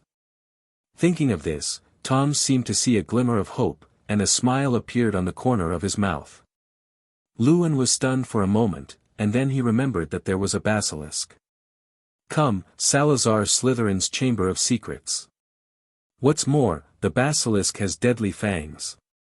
However, even a basilisk that has lost its deadly gaze is not something that a little wizard can deal with. Is that the trump card you prepared? Geralt, the last thing you should be doing is coming to this place. Is the basilisk your last resort? Senior Tom. Looking at the smile on the corner of Tom's mouth, Luwen also felt a little funny. That snake was already under his control, even if it didn't have a parcel tongue. The control ability of his kaleidoscope writing will eyes is completely more powerful than parcel tongue. As a wizard of Slytherin, you must have heard the rumors of the basilisk in the Chamber of Secrets 50 years ago. Tom, dressed in a green Slytherin robe, stood across from him. Seeing Luwen's unmoved expression, he continued. The founder of Slytherin, Salazar Slytherin once kept a basilisk in this secret room that no one knew about, and it has been nearly 1,000 years. Tom's mouth couldn't hold back his smile, so what? Luwen turned his wand and looked at Tom with pale blue eyes. You don't mean to say you can control that basilisk? Tom's confident look made him laugh. You must have heard Parseltongue, Geralt. Ignoring Luwen's laughter, Tom continued. He has regained his composure now. We are born Parseltonians, snakes who control everything. 5. Even the legacy of Salazar Slytherin, the basilisk. Saying that, Tom pointed his wand behind him, and then a snake-like roar came out of his mouth. Although I don't know what happened to the basilisk's eyes, it can still be controlled by Parseltongue. With Tom's neighing sound, there were some faint sounds from the depths of the cave behind Luwen. Luwen turned sideways to look at the cave behind him, only to see a pair of scarlet scythe eyes like light bulbs very conspicuous in the dark cave. Seeing the sluggish figure of the little wizard, Tom sneered. As I said, Geralt, you must pay for your actions. 39. The next moment, the huge figure of the basilisk slowly climbed out of the cave, and a pair of scarlet eyes stared at the two figures in front. Came out. Luwen looked at the basilisk with ferocious scales and shook his head amusedly. Senior Tom, you don't think you can deal with me with just one basilisk? He turned to look directly at Tom and said softly. Even if there is no kaleidoscope to control the basilisk, he has many ways to solve it. Just like his dragon slayer magic. What do you mean? Looking at Luwen's indifferent eyes, Tom suddenly felt something wrong. Why doesn't he get scared when he sees a basilisk? You know, even when he saw the sleeping basilisk for the first time, he was almost scared to death. But what about Luwen? His, kill the wizard. 35. Suppressing the bad thoughts in his heart, Tom didn't want to drag it on, and directly controlled the basilisk to attack with his parcel tongue. But what happened next made him dumbfounded. I saw the basilisk winding its body and crawling in front of Luen, slowly lowering its noble head, as if welcoming its master. That's what I mean. Luen reached out and touched the basilisk's head, then looked up at Tom, who was standing beside him, stunned. How can you control the basilisk? Tom couldn't keep his cool. He groaned loudly. That's impossible, I'm the heir to Slytherin, and you don't speak parcel tongue. Seeing that his last whole card was gone, he was completely panicked now. Is parcel tongue important? Luen chuckled. Under Tom's terrified gaze, his eyes quickly turned into a pair of eerie scarlet pupils with 3 scythes. These eyes.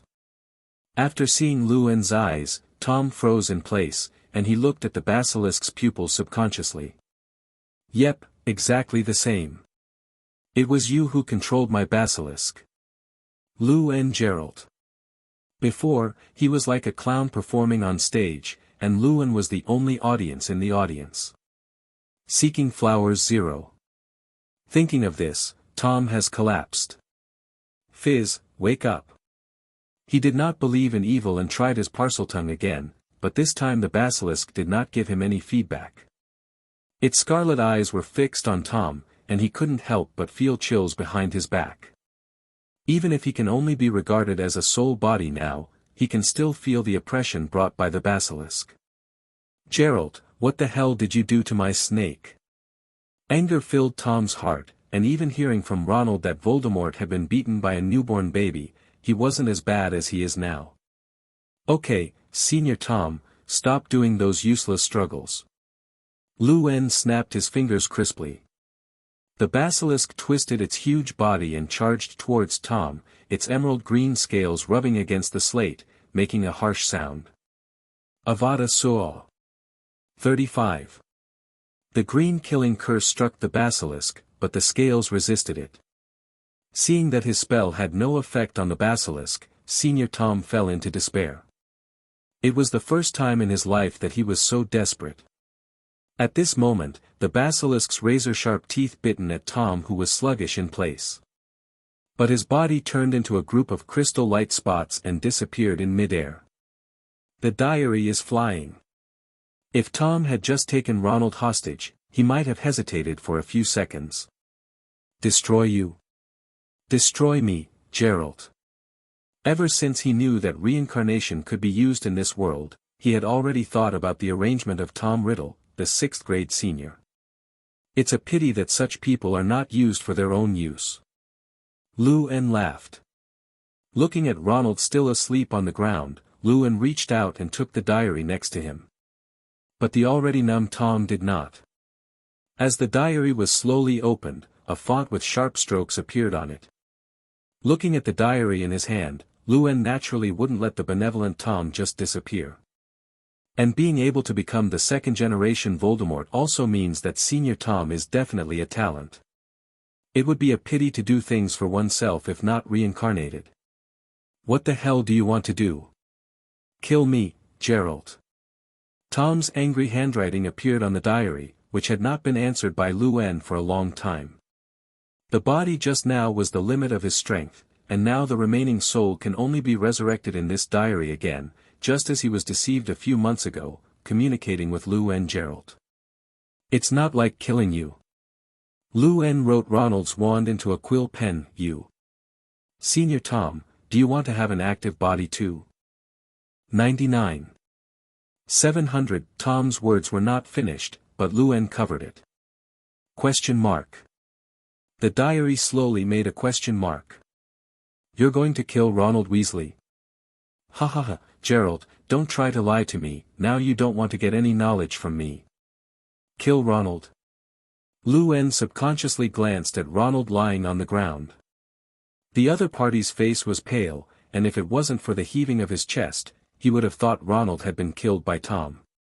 Are you referring to recovering your body by sacrificing Ronald? It seems that Tom has a lot of knowledge, at least this method Luen has never heard of. So there is such a way to shape the body, my friend, you haven't mentioned it. 39. Pooh. After writing a letter, the diary fell into silence. No matter what Luen writes next, Tom just doesn't respond to him. After a moment of contemplation, Luen's beautiful handwriting appeared on the diary. I remember Mrs. Sprout, who seemed to have some rich manure for her plants yesterday. After writing this sentence, Tom finally couldn't hold back his emotions. Fertilizer. What fertilizers can plants use? I beg you, Tom, be a man. He was really fed up with Luen, a second-year dark wizard. Even darker than him. Now Tom would rather be burned alive by a fiery spell than communicate with Luen. It's really killing people. I help you recover, you help me do things. Seeing Tom respond to himself, Luen relied on the snake's head to write this sentence. He knew Tom would not agree. But he just wanted to see Tom's frantic look. Gerald, why didn't I realize that you still like to dream? Tom sneered.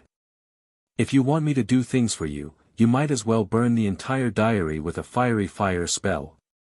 Who is he? He is the second generation of the Dark Lord.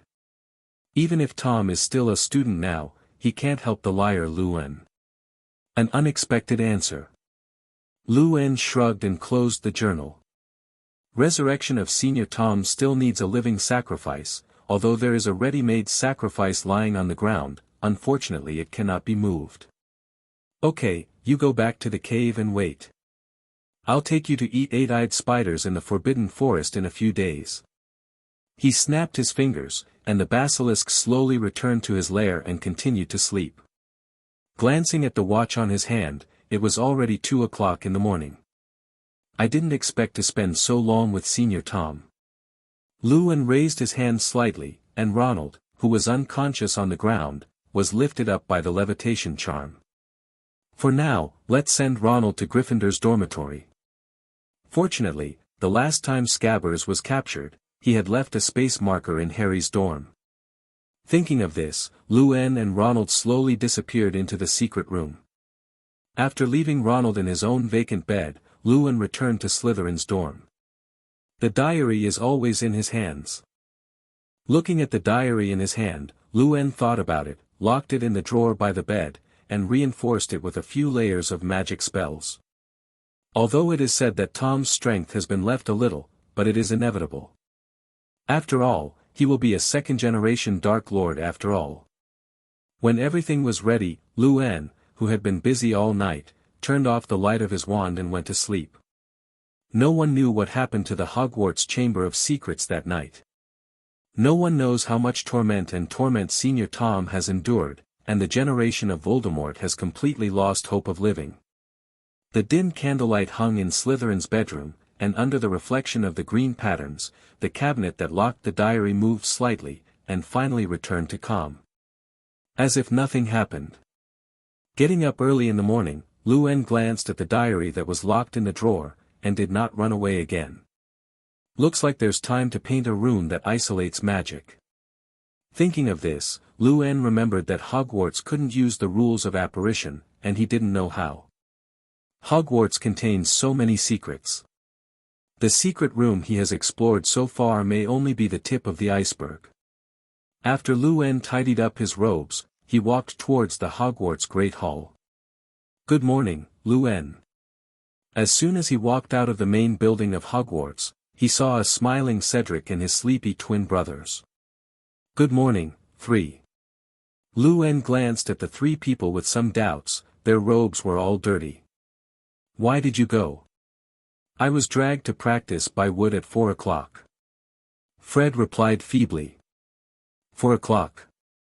Luen looked at both Fred and George with wide eyes.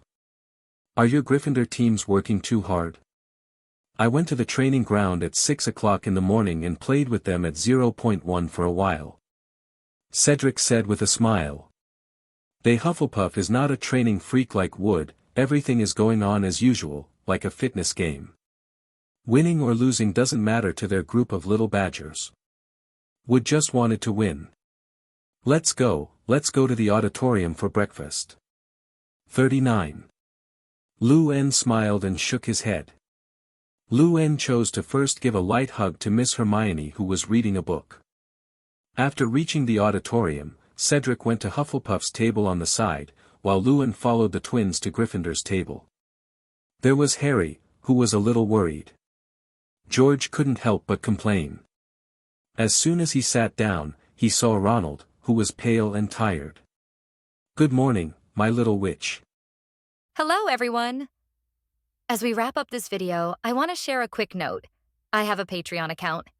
If you'd like to support me and enjoy on-demand audiobooks, you can become a Patreon member.